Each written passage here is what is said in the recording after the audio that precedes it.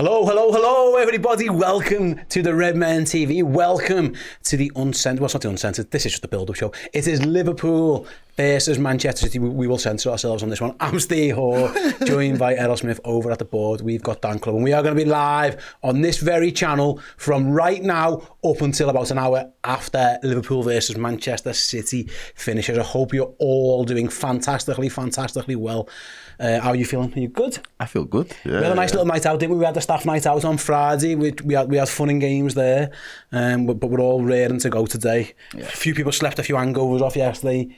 Not naming names, but Chris. Basically. But yeah, we're all back ready to go. I'm glad this one was a Sunday game because we all had a good night on Friday, that is for sure. Before we start to watch, you can see it right now to my right hand side, the QR code for Dr. Cynic. Dr. Cynic is sponsoring all of our shows here on Redmen over the course of the season, and especially these watch-alongs. So if you want to get yourselves the best hair transplant or techniques in the world, I would say, go over to emrecynic.com. You can scan the QR code. There's a link in the description. And there's actually a Black Friday discount on there as well for everybody, up to €1,000 off. So get yourselves involved. And like I ever scroll down, if it's good enough for Rivaldo, then it's probably good enough for you as well, isn't it? So yeah, thanks very much to Dr. Cynic. Get yourselves involved. Some of the best hair and dental treatment plans around over in Istanbul. So go to Turkey, have a nice little jolly holiday, and come back with a nice new haircut or a nice new set of lashes. Glow up. Jobs are good, and a little Christmas present.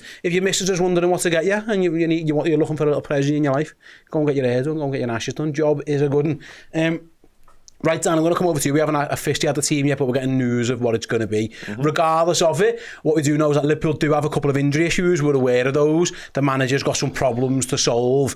Luckily, we know he's got Trent Alexander-Arnold back. He confirmed that himself. But the squad is starting to creak a little bit now in terms of numbers. You're getting to that point where you're okay-ish, but you're not too far away from a bit of a crisis here. No, absolutely not. And it's creaking at the worst possible time as well, really. It was all looking quite good sort of a week or so ago, because we're getting sort of positive news around some of the absentees. Obviously, Harvey Elliott came back into the fold. We knew we weren't a million miles away from Alisson. Diogo Jota and Federico Chiesa had similar sort of timelines as well. So I thought, okay, keep this particular bunch fit, the players that were playing, the players that were sort of making it to the bench, and then we'll welcome them back into the fold as well, and life will be great forever after. But hasn't quite worked out that way, obviously, because football is football. Losing Conor Bradley midweek after what was an exceptional performance from him is a major blow. It would have given Arne Slot a major headache, and Trent Alexander-Arnold could well have come back in for this one anyway, because generational talent, vice-captain, once-in-a-lifetime type footballer, but Conor Bradley certainly did himself no harm in his cause. And of course, Ibou Konaté is the major one, because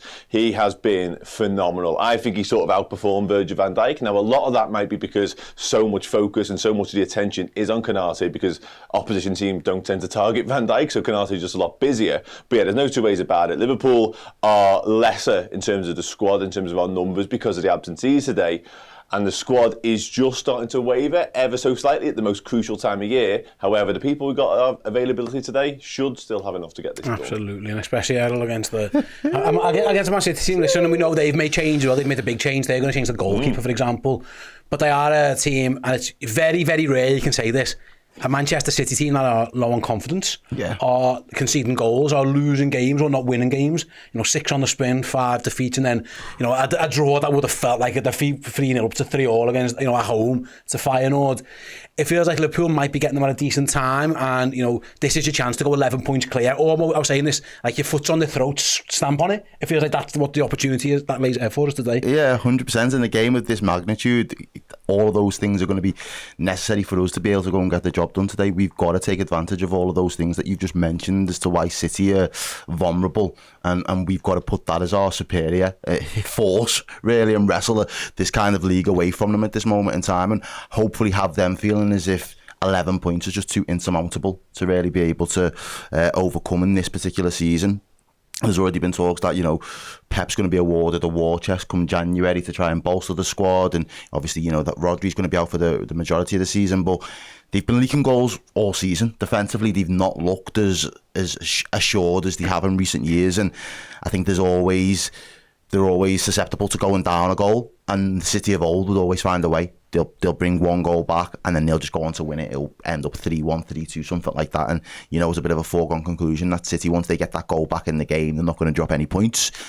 at this moment in time. I feel like the way that we play our games, we don't have to kill them off in the first half an hour to feel as though we're going to get the job done. We can play the long game in this over the course of this 90 minutes and really just stretch them, tire them out. We've seen it midweek with Madrid. I mean, you were sat here and about 17 minutes in, we was looking at you thinking, they're done. Yep. Like the legs are completely gone, and don't get me wrong, the game kind of flipped on a couple of moments in that second half, but you could just visibly see that both our team were fresher and fitter, and their team just looked like they didn't have the legs. So if we can kind of emulate that performance today with a City that are low on confidence, I think that might just zap them in the last little bit that they've got, to be honest. Yeah, absolutely. If you can get 11 points, obviously it'll be 9 points clear of Arsenal and probably Chelsea by the time they're winning 2-0 at this moment in time. But yeah, a significant gap on everybody if Liverpool can get this job done today. Dan, the team news is out. It is kind of what we expected, I suppose, earlier today. But do you want to just run everyone through Liverpool 11 and bench that are going to be tasked with 3 points? Yeah, absolutely. Yeah, one slight change to what the bench could have been, but I'll talk about that in a moment. To begin with, Kevin Keller obviously continues in goal. No sign of Alisson Becker back in the matchday squad as of yet. Trent Alexander-Arnold, as already mentioned, comes in at right back. Joey Gomez deputises for Ibu Konate. Virgil van Dijk, the skipper, of course. Andy Robbo continues at left back with no Kostas Tsimikas. Midfield three of Alexis McAllister, Ryan Gravenberch and Dom Szoboszlai, which leaves us a front three, an interesting one, of Mohamed Salah, of course, Louis Diaz to lead the line, probably as sort of that false nine type thing, and Cody Gakpo. The experiment of Gakpo in the nine seems to be a thing of the past now. Yaros, Tyler Morton, Joel Kwanzaa, Darwin Núñez, Harvey Elliott, Curtis Jones, Wataru Endo and Trey Naoni back on the bench despite playing yesterday for the under-21s. Yeah, absolutely. Liverpool's bench is starting to look a little bit thin, but the manager had a couple of decisions in terms of senior players. I'll start with midfield then. He's left out Curtis Jones, he's gone for Szoboszlai again. So Szoboszlai didn't play in midweek. We were summarising the manager saving his energy for this one, but that midfield did so well and Curtis did so well. Now he's got some very good options there. Actually, he's got 5 good options when you include Harvey Elliott. He's still working his way back from injury, but yeah, the manager's gone Szoboszlai over Jones. Would you have done the same? Yeah, well, we said that on Wednesday. I mean, he was going. It was a bit of a foregone conclusion that was going to be the way around that it was going to be. And, you know, I take the point. I think Jones playing as well as he did on Wednesday, the manager might have thought, could have rolled the dice and go again with you. But with what we've already mentioned, with the injury starting to stack up a little bit, he's probably thought, you know what, let's not overdo it. Let's get a lad who is fit, fresh. He's able to just slot straight back in, and hopefully that extra energy and intensity in that midfield is what, because I said to you on Wednesday, that's going to be the big difference in this game versus the one in the midweek. Being able to overrun Manchester City in midfield right now seems to be something that a lot of teams have cottoned on to. And that's where they're getting exposed. So I say they're not.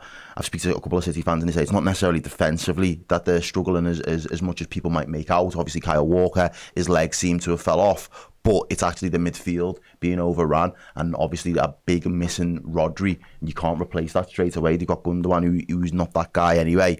You know, good to come in for a couple of weeks to cover, but to be the guy that they're going to rely on for the course of a whole season, I just don't think that was ever in their planning.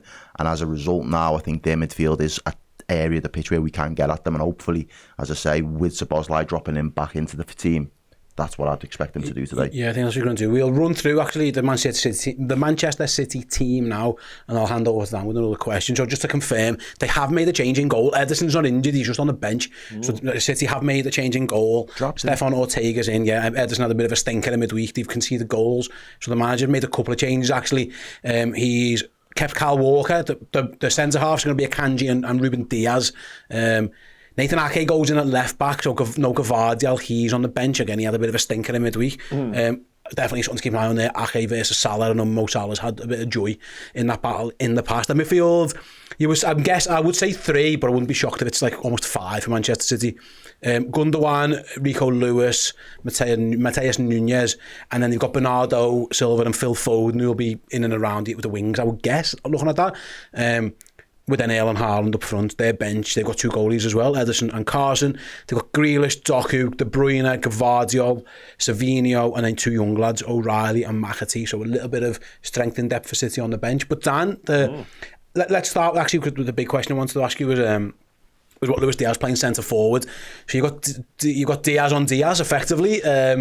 Why do you think our manager has chosen our Diaz up front over Darwin? Yeah, well, we've seen him do it recently, obviously, the Bayer Leverkusen game. And he came out post-match and told the entire world as to the rationale and the problems that he caused to Jonathan Tah. Jonathan Tah liked playing against sort of an out-and-out centre-forward, sort of an old-school one. Luis Diaz gives defenders a different headache, gives them something else to think about. I can only imagine he's identified something similar in the Man City backline that will cause them problems today, give them a headache. And also, it's fair to say that as much as Darwin Núñez has been good, I thought he's a real nuisance, particularly first half in the week against Real Madrid. I thought he played really well, actually. He hasn't exactly been banging the goals in. I think our three in-form forwards right now probably are these three. So we've got all three of them on the pitch at the same time, and that is the way with which to do that in terms of that lineup. I mentioned earlier on, the Gakpo 9 thing seems to be a forgotten thing of the past now. It never truly worked, even though it was in its infancy under Jurgen Klopp and Pep Linders. I don't think we're going to see it ever again. And Diaz, second half hat-trick in Europe, playing that position, so does suggest that he doesn't mind it, he quite likes it, he's certainly got confidence in doing it. But again, I think it will sort of allow us to play a different type of way. It will allow Luis Diaz to get different joy against different types of defenders through the middle. I wouldn't be shocked if they did sort of interchange a little bit, him and Gakpo, because we've seen last season Diaz a lot of joy against Kyle Walker, absolutely ran rings round him for a little bit, took him on a walk at one point. So it's going to be an interesting battle, it's going to be an interesting sort of way of playing, but clearly, and we won't know until we see it, Arne Slot feels like there's a weakness in Man City's defensive line, and it might be just the fact that Rodri isn't there picking up and doing the job of two men, basically. He clearly feels like Luis Diaz can exploit something in that Man City defence. It's interesting as well, Errol, because looking at Pep's team, he's gone Silva and Foden. He's left like his well, I don't know, wingers, his proper wingers on his bench. It feels like it's a very narrow Man City team. I mean, there's a world, actually, that could be a back five. He could easily play Rico Lewis as a full-back and took Nathan Ake in, but it feels like City are going to be really narrow here because he's left Doku, Grealish and Savino all on his bench. He's gone Foden and Bernardo Silva. It feels like he's going to try and make this Pep a very compact game.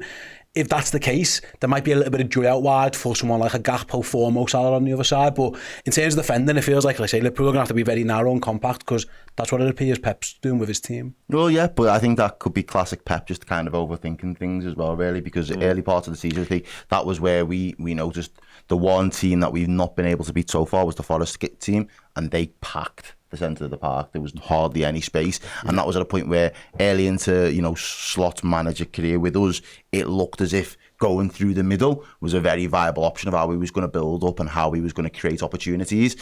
Forest kind of dispelled that straight away, and it's not to say that we haven't gone back to that. I think we've built on that, but we've expanded now. We've started to be able to get Salah into the games more. It's not necessarily just becoming output from Salah. His game in midweek, again, we thought he played quite well as well in terms of his overall contribution, how he was running up and down the wing, what he was actually able to offer in terms of his defensive work rate for us as well. I think he felt like there was a game to be, if I'm going to take the game by the scruff of the neck, I've got to be that person to do it. So I think we're in a much more fortunate position that we've got players that are capable of doing that. But again, make no mistake about it, the opportunities for the likes of Trent and Robertson to really make that pitch wide and obviously get some crosses in and use the likes of Gakpo, who's a tall guy, he gets on the score sheet in the middle of the week, him as a target towards that back post, crashing it in. That could be another weapon for us, and I think it's dangerous if City just think that we're just kind of one-dimensional and everything's going to come through the middle of the park, because I can almost guarantee there will be goals that will come from all areas of the pitch if Liverpool are on it today. Yeah, absolutely. Yeah, you're not wrong, mate. Rachel's in the stadium. I'm in the stadium as we speak. I'm very nervous. Calm down, Rachel. It'll be fine. Just sing your heart out. Just sing your heart out. That's what you got to do. And the Reds will hopefully take care of business. Dan, one more question before we've got a prize draw. Just to let you know, every month our Redmen Plus Club Legends are put into a prize draw to win signed Liverpool merchandise. The November prize draw I will do in a moment. It's for a signed Jan Molby shirt. Throughout the course of December, like we always do, we give away 25 prizes to our Legends subscribers over on Redmen Plus. We'll do the first of those draws just before kick-off. That is for a signed Bruce Grobbelaar t-shirt. One of our Bruce Grobbelaar t-shirts, the man himself popped into the studio a few weeks ago, signed it. Jobs are good, and so we'll be giving that away shortly. But yeah, stick around. If you are one of our Legends subscribers, we will be doing that draw in a few moments. Dan, there's a little bit of a... forget the goalkeeper for now. In terms of Liverpool's back four, there's a little bit of running it back here. A lot, Gomez and Van Dijk partnered by by Andy Robertson and Trent Alexander-Arnold. It's Liverpool's league winning back four, really. Given we think Ibu Konate is out for a little while, we're going to be seeing a lot of this one. Liverpool are running it back. One thing we know, all four of these lads are hugely experienced in big games. Actually, that might do quite well for Liverpool. Listen, we would have played Ibu Konate and he's been fantastic, of course.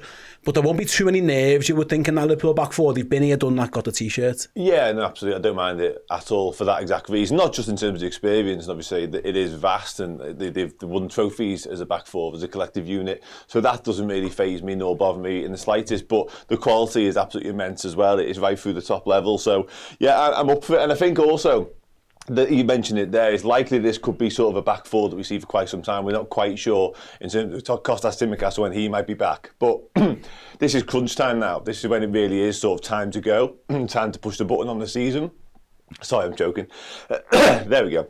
Do you want to come back to me? Do you need a drink? No, okay. Therefore, no, go to you. Go to you. Yeah, go on. I'll take over. Dan's having a moment. Dan, your mic's on. You might want to turn your mic off while you're choking in the corner. Me and Errol will man the floor for a little bit. In fact, what we'll do while Dan recovers from, he might need CPR. Go on, Dan, off you go. We're going to do our prize draw for our monthly legend subscriber. Here's the prize. Get it out. Don't die, Dan, don't choke. That's a bad omen. This is a signed Jan Molby Liverpool retro shirt from the actually 85-86 FA Cup winners and league champions. So yeah, double winners. We are going to do the draw for this prize now from our Redmen legend. So all the names are loaded onto the wheel right now. Can you get it, Joe? There we go. I will spin this wheel. Whoever's name comes up, Jan Molby signed shirt is on its way to you. Well done. Congratulations. Go, bing. Redimus Prime. So not only it's clearly a Transformers username. Good username, by the way. I don't mind that as a username. Congratulations, Mr. or Mrs. Redimus Prime. I'm going to guess Mr. though. That shirt is on its way to you. Like I say, every single day in December there will be a prize draw. Loads of amazing prizes. We start with the Bruce Grobbelaar signed T-shirt. It ends around, so on Boxing Day we will be giving away a signed David Fairclough Super Sub shirt, and the best prize I think that you could probably give away, actually, at this moment in time, a Liverpool shirt signed by probably the most important man in the history of Liverpool, or one of, the King, Kenny Dalglish. We are giving that away. So yeah, redmenplus.com. Join us as a legend subscriber. Get loads of perks, content, loads and loads of extra stuff, and you'll be in 25 draws. The first of which we'll do, like I say, after the Watchalong. Dan, are you alive? I'm alive. Okay. Just getting choked up thinking about harking back to that back four and all the joy. Is that what it was? You were getting emotional. You shouldn't have come to me on that one. That was smooth. Great transition. I'll tee you back up with another question. Let's hope that and get ready with some CPR if indeed you need it as well. Andy Robbo. There's been a lot of spoken about him. Now he has to play. Kostas is out. He's given 2 penalties away in 2 games. Yep. We can't ignore that fact. One of them dubious, one of them less dubious, I would guess. Any concerns there? It looks like from their team, maybe Bernardo Silva, so it's a different type of winger he's going up against. It could be Phil Foden, we don't know. But any concerns about Robbo's form? We haven't got no other options, because again, given Gomez has to play at centre-back. But any concerns about Robbo at the moment? Not massively, if I'm being really, really honest. I know a lot of people sort of earlier on the season, prior to 1 or 2 performances, that where he's really sort of come back to the form and looked back to his old self. And I know the last 2, he hasn't exactly been outstanding. I actually think sort of outside of those 2 incidents that you mentioned, he has played well and he has sort of influenced the game in a positive way. So I'm not overly concerned. And again, to come back to my point earlier on that you may or may not have heard because I was literally dying on screen, is that the experience that he's got, as well as the inside of the back line, they should relish a game like this. This should be exactly the sort of game that they want to feature in. I remember going right back to the start of the season when obviously Andy Robertson was trying to get himself up to fitness, and the pre-season doubleheader, he actually played in the second game behind closed doors with no fans, and it was kind of viewed as the lesser game. He was fuming about that fact. He doesn't want to be sort of the understudy. He doesn't want to play second fiddle to anybody. So the fact that he's been ousted a little bit and his nose put out of joint ever so slightly by Kostas Tsimikas should do his head in. Therefore, when he's got the opportunity to shine and play well in games like this, he should really want to and really come out fighting. Absolutely, yeah, you're right, and fingers crossed he does that. Anthony asked a question, actually, when was the draw for the Zoe's Place donations? We did do the draw for the Zoe's Place donations, Anthony. It's all over our social media, basically. There were 6 or 7 draws we had to do, so we did it on the social media. I've emailed everyone who won, but if you want to go and check it, it's on there somewhere. Yeah, so thank you everyone, by the way, to who helped donate to the Zoe's Play stuff. It was very, very calm. We just couldn't have done 6 of those draws live. There's been too much admin messing around. You've been bored watching it all. So we have done those. Couple of super chats. I mean, the first one is from one of the more interesting usernames we've had. It's a €2.49 super chat from the 7-inch Destroyer. Okay. Who says good luck today, bash that plastic. It's a bit of an oxymoron. I'm not sure. I mean, mate, I don't know. Can you destroy something with something that's 7 inches? I suppose it depends on the other element of it, but yeah, okay. 7 inch round. Maybe, I don't know, but if you can destroy something with 7 inches, it says good luck today, bash that. I mean, you can bash something, apparently, bash that plastic club. So you can get plastic clubs that are 7-inch destroyers, I suppose. Could you? Move on. I'd be moving on. Oh, he's a killer. If you're looking to get your missus, or indeed your boyfriend something for Christmas, you might be able to get him a 7-inch club basher. That's what they call plastic club basher.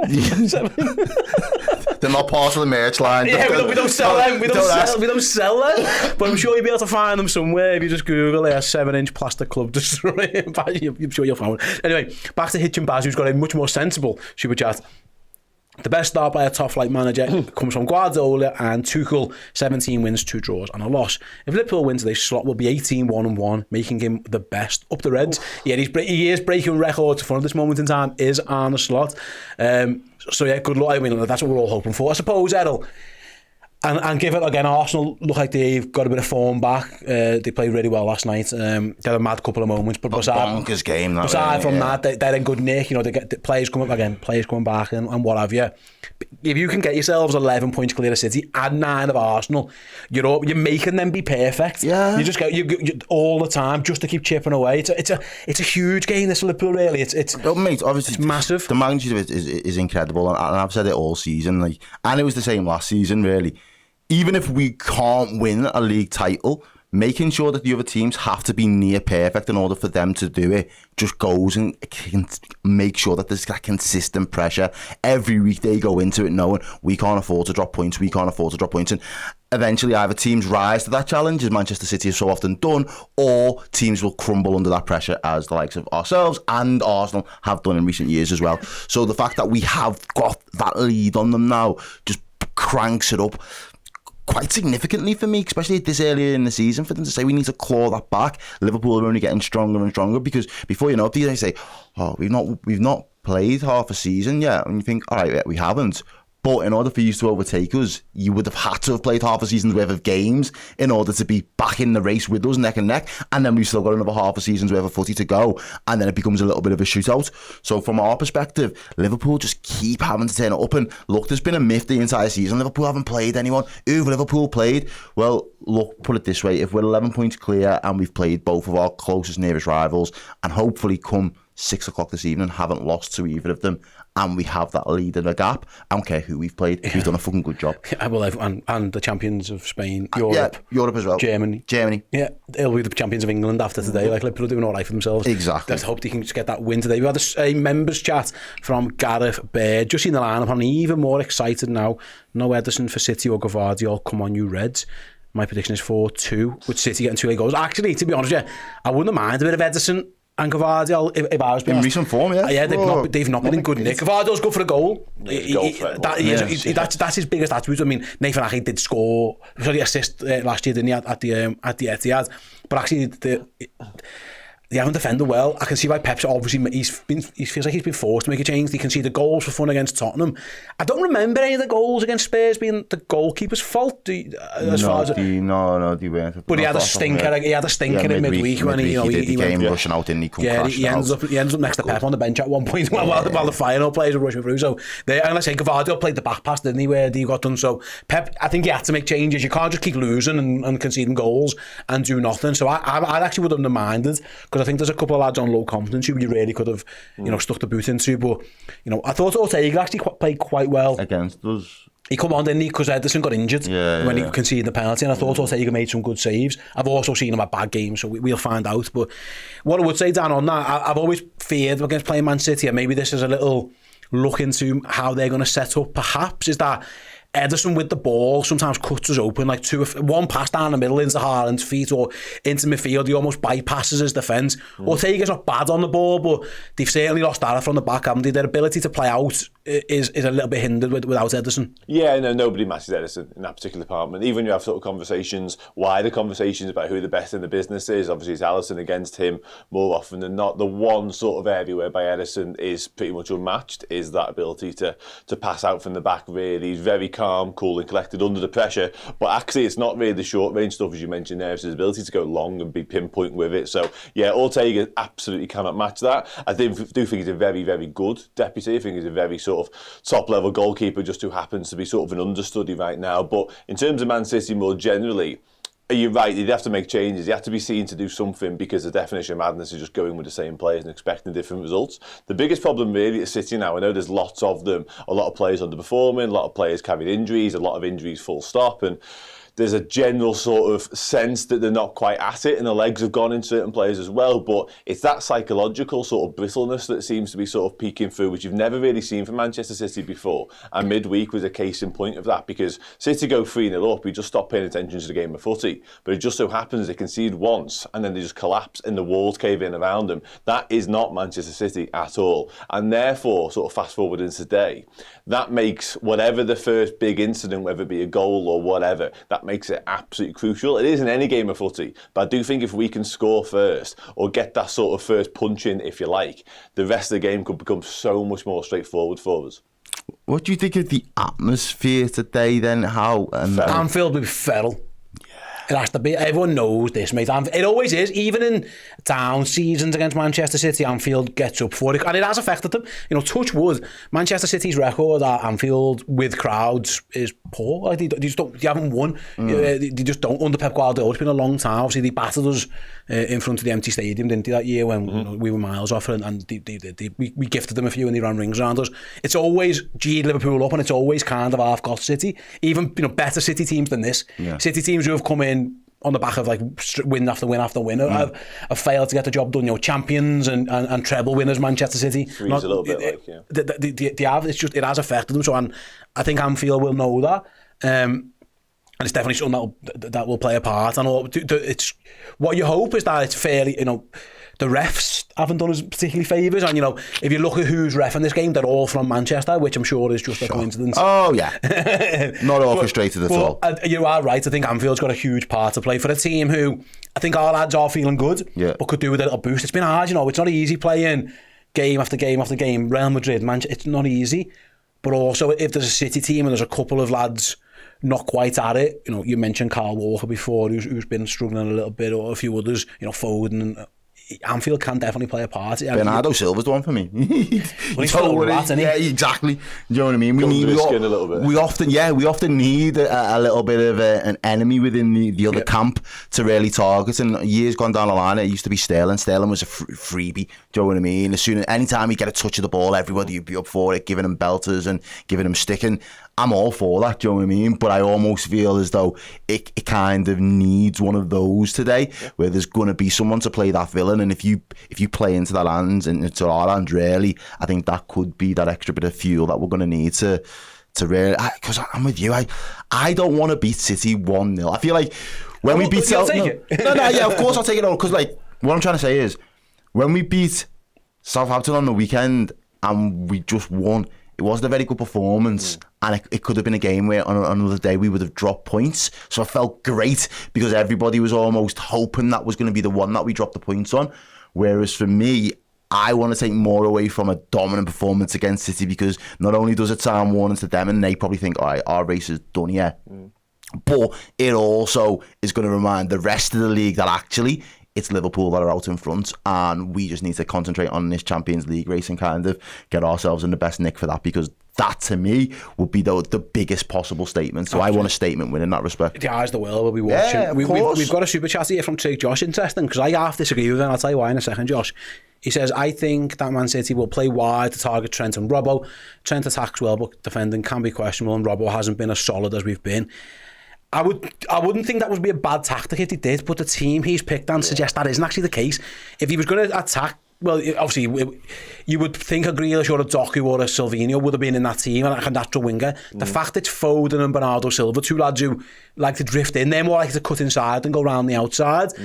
Maybe they're looking at the channels in between fullback and defender. I'm trying to figure out what Pep's game plan is here. No, I'm with you, mate, in sort of in your take and your understanding of it. Obviously, we won't know until the actual game kicks off and we see exactly what it looks like. It wouldn't shock me, as Errol hinted at earlier, if Pep has sort of overthunk it and done something a little bit crazy, a little bit outside the box, despite having probably a session or two to really concentrate on it post-Feyenoord. But yeah, I don't think it is going to be sort of a plan of attack to go wide and look to get the fullbacks, because I think Foden and Bernardo are both sort of the inverted type that will look to come in field a bit more. I actually think they've been picked more to double up and help out the midfield and to get back and be more bodies and be more numbers in there to stop us having sort of the superiority and the complete dominance in that department, which of course can sort of go a long way to win the game of footy. It wouldn't shock me in the slightest if Haaland cut a lonely figure and was a bit isolated up top, because those lads were a little bit deeper, trying to make sure that City could actually get possession and actually sort of get a stranglehold in the game. Absolutely, yeah. I think it would make sense. I think it's Bordio fan. I'm apologies for pronouncing. Oh, he's constantly sounding far too cocky again. We never learn. I'll be honest with you, pal. We're not playing. We're here. We're sound. Don't worry about us. I mean, if the players are feeling overconfident and cocky, then that's a problem. Then I'm a bit worried. I mean, I reckon me and Errol would do a job, and Dan would certainly do a job. He'd get about the pitch, but I don't think they'd want us playing. No, I think they've got this. And I think they've got it. And I think if we were playing, we wouldn't be this confident. Yeah, at the same time, yeah, 100%. No, but I take the point. But even as a fan at this moment in time, the confidence should be with Liverpool. You can't be confident when you're top of the leagues. Leagues, yeah, plural, top of both leagues, you're domestic and on the continent, and then add to that, you're coming up against a team that are the defending, league holders, but are a shadow of themselves. They are not at the same level. It's them that haven't got the confidence. So, on another day, this might just seem like we're just bigging up our team, but no, we're actually just calling a spade a spade. This is where the current state of play is. Liverpool are that team to beat. Liverpool are the best team in Europe, not only on paper, but actually putting the performances in as well on the pitch. So I think we've got to be our biggest hype men at this moment in time. Like I say, we're not counting any chickens, but we are. If you're not going to be confident now, you'll literally never be confident in a football team. Well, I remember Jude Bellingham just called us the best team in Europe. Well, we are. But again, I remember when we were. It must have been It must have been coming into that November when everything just seemed to fall away for us a couple of seasons back, and Arsenal. That was the first year that Arsenal really went on a mad run to begin with. You thought, it's Arsenal, City that are going to be a bit of a title race, and you could just see we was miles off it. But we mustn't have been more than 11 points adrift from those teams at the time. And you're talking October coming into November. But we knew it. As Liverpool fans, we could smell in ourselves, we ain't going to put a title race, we're not going to compete for this title this season. It's done. The sooner we can get one of those other two teams to feel like how we felt at that, and I think City are the closest to that point. They have to be at the moment. City all feel like they've got to be the closest to that point. So they're coming up against us. We've got to be the one that adds that final nail in the coffin. And that's why I said before, a little 1-0, you might think, we just had an off day and it's been a bad patch, but we can come back. If we absolutely wipe the floor with them, they're going to think every other team that they're going to come up against, they're going to wipe the floor with as well. Yeah, absolutely. And fingers crossed Liverpool can get the job done today. Just let you guys know what's going to happen, like I say, here on Redmen for the next couple of hours. In a moment, me and Errol will step aside.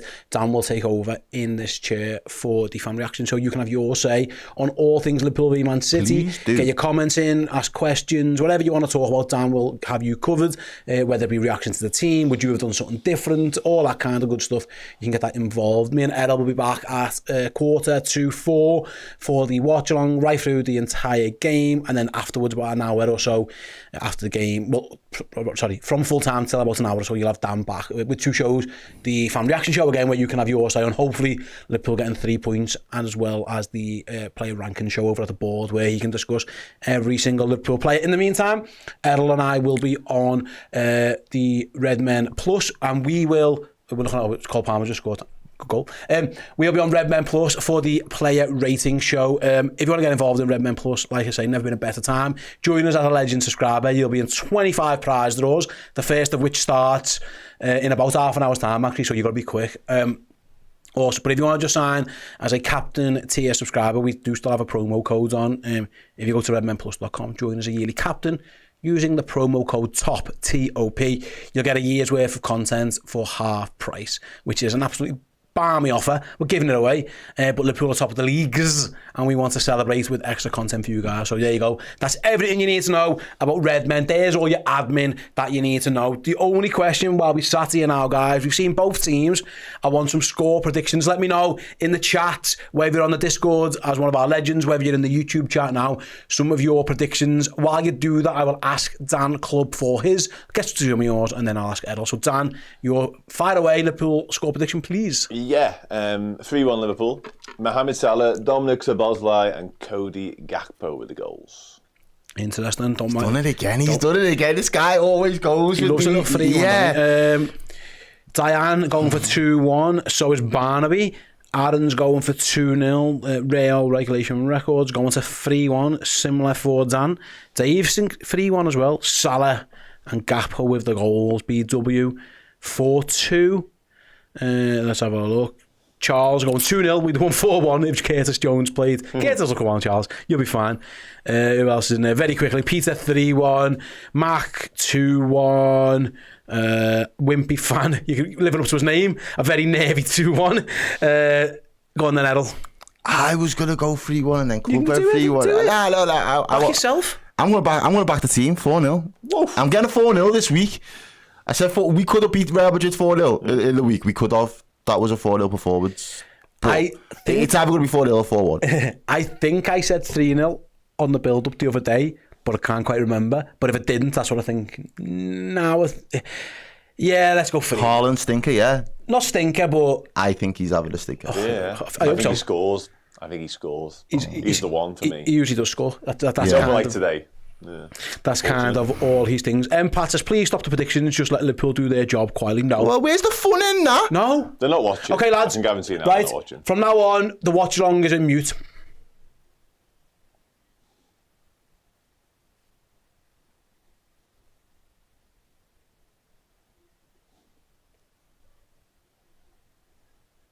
Nah. Well, that was shit. There's your show. Right then.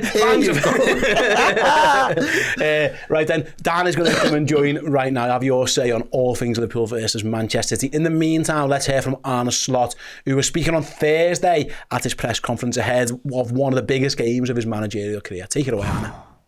Obviously, you're 8 points clear at the minute.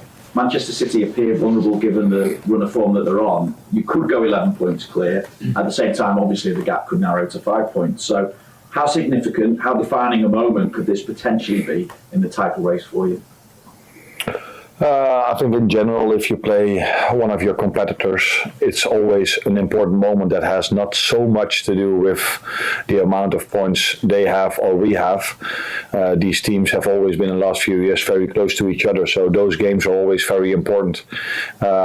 Just like the ones against Arsenal, just like the ones against Chelsea. But those ones are only important if you win against all the other teams. So that makes it that almost every game is very important to win. For them, but also for us.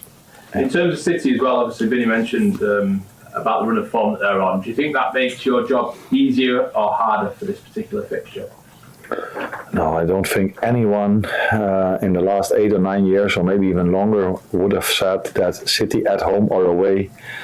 The word easy never comes up to my mind if I think about City.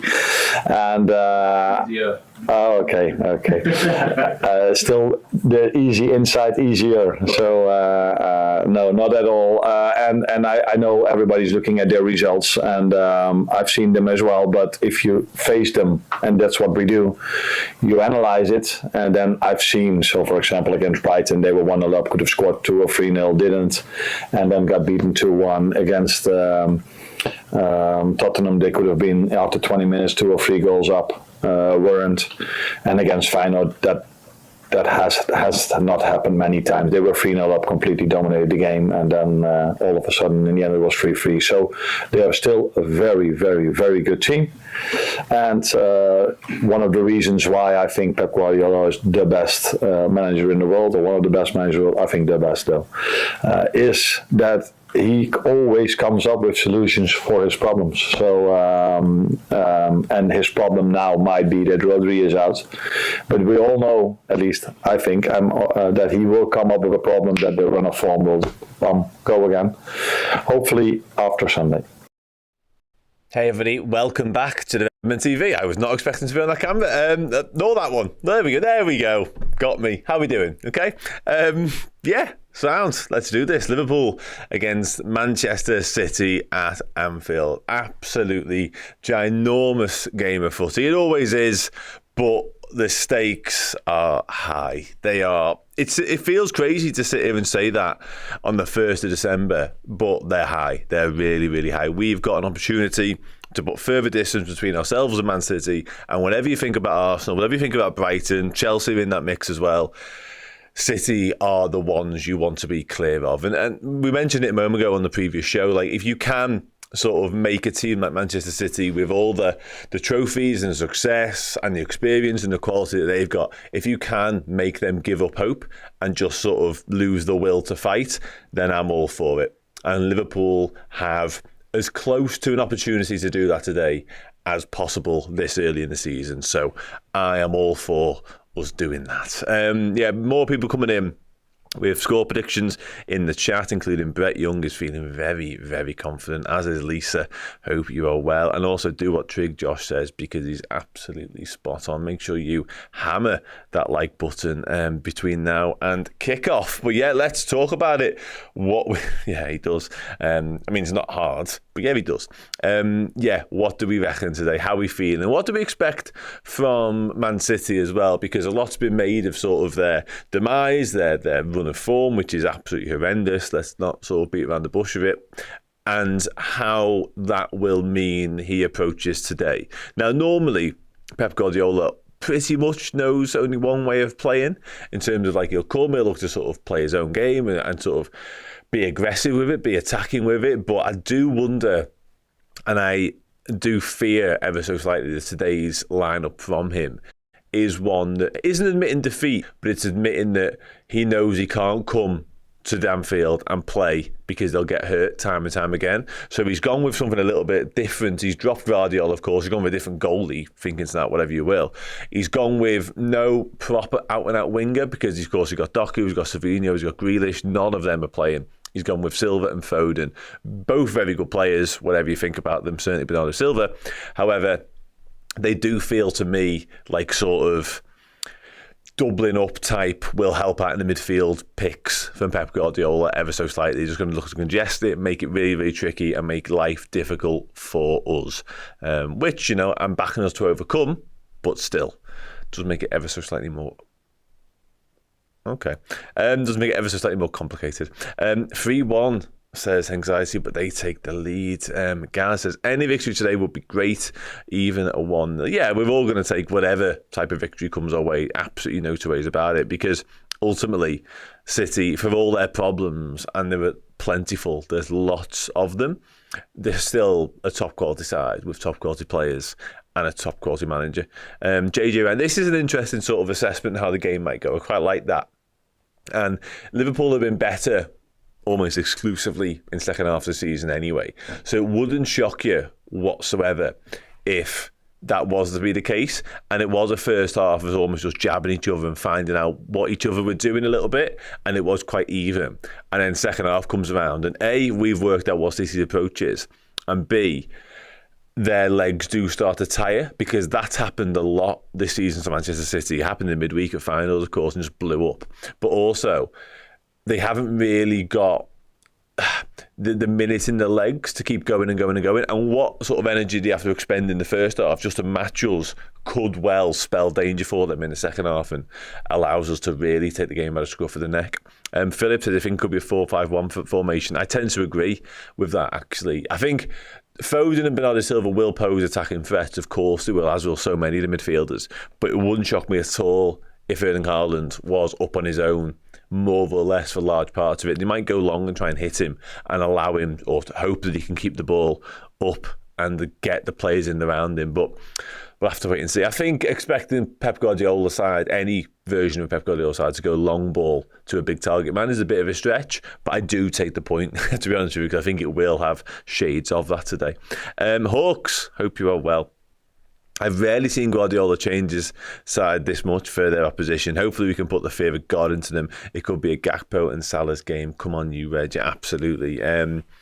Guardiola's got a tendency for doing mad things, but it's normally like one tweak here or there, and it's actually not always personnel. Sometimes it's just the formation or the system or whatever, but he's made personnel changes today. And listen, that could be because of their run of form, which is absolutely wretched, or it could be the fact they're coming to Anfield, they're playing top of the league, they're playing Liverpool, and that gets in his head weeks in advance anyway. We all remember that clip, was it the Amazon Prime all or nothing thing that they do? And it's Pep Guardiola, I think I'm right in saying it's at Goodison Park at like half time, talking about that game, and all he's focusing on is the fact they play Liverpool in like a fortnight. So it wouldn't surprise anybody if his sole focus and his sole attention for quite some time now has been on the fact that he's coming to Anfield at some point. And it wouldn't surprise anybody given how much City have took their eye off the ball full stop recently, because they are not the Man City of old by any stretch of imagination. Pat asks, why are Liverpool still continuing to use the 4-3-3 even though we get outmanned in midfield?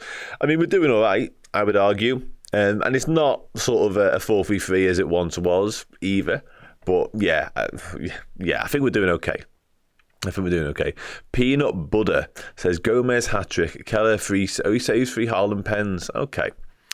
Hopefully Diaz thrives again. And yeah, the Diaz in the 9 thing is going to be an interesting watch once again. It didn't really, I don't think it worked necessarily in the first half against Bayer Leverkusen, but I was left with egg on my face come the second half because it worked and then some. Obviously, absolutely dismantling Bayer Leverkusen. He gets a hat-trick. He's very much at the heart of it. But it came out after the game that Arne Slot did that to sort of target Jonathan Tah, because he knew he struggled against centre-forwards that weren't an out-and-out centre-forward. They weren't like a target man. They weren't a proper running-behind-you type. Clearly, Luis Diaz is that once again. And it'd be interesting to see who Diaz targets in this instance and who Arne Slot has identified as the weak link in that back line for Diaz to get at. It's going to be fascinating. And also, I made the point earlier on the front line in particular, that is the most in-form front line we have this season with Gakpo, Diaz and Salah. It could just be a case of getting them free on the pitch. And to go a little bit further in that sort of analysis, Darwin Núñez from the bench is a frightening proposition if required and the game is opening up, but the game needs a bit of impetus or the game needs some extra pace, whatever. Darwin Núñez from the bench could be a real sort of ace up your sleeve for Liverpool today. So yeah, I'm perfectly fine with the starting lineup and sort of the makeup of that front three personally. Sylvie Ray thinks they are going to have a mad game. Charlie says, like, I know we will win. The oatmeal's already made. Is oatmeal something you do when you win games of footy? Big one. Sound. Hoping for a vintage performance in the back line. Yeah, it is a bit of a throwback back line. A lot of people in the chat going for Joe Gomez to score. I'm not thinking that's any sort of well thought out process or just sort of by the definition of the fact he's never scored before. It's bound to happen at some point, but it feels like every time I sit here more and more people are saying Joe Gomez, today is the day. Listen, I'm here for it if it is, by the way. It'd be a shame if he was to score today and Raheem Sterling wasn't still at City, because I would have paid a lot of money to see Joe Gomez score the winner against Man City and celebrating Raheem Sterling's face. A lot of money for that, and I haven't got loads of money, far from it in fact, but still most things I own would have gone on that. Andy App says, good afternoon all, who's ready for 90 minutes of heart pounding, blood rushing, anxiety fueled football? No. No, I'd like it to be a lot calmer than all the things you've just said, but I know that's not going to be the case. It's going to be far from the case. It's going to be nuts because it's Liverpool. And Liverpool Man City games down the years have a tendency to be exactly that. We had the 4-3 from a few years ago. We had that the 1920 season when we dismantled them. The Champions League game was wild. Yeah, I know what I would like, and it's none of the things you just said. However, yeah, it's almost bound to be all those things because it's fucking Liverpool Football Club. Quadbod, this is going to be as tight as a duck's arse stance. 1-0, probably an own goal. Listen, who would you like it to be if it's an own goal, Quadbod? Do enlighten me. on that. I'm not asked ultimately how we win. I'd love, Errol said before, he wants to sort of put a statement out there and sort of win in style a little bit to show that are we not just a certain amount of points ahead? And by the way, the whole not played anyone myth will be properly dispelled after today. Certainly if we do win or even avoid defeat. However, I'm all for the putting a statement victory together and really showing the rest of the league that it's not just an X amount of points gap, it's the fact that we are just better than everybody else. On board with that completely.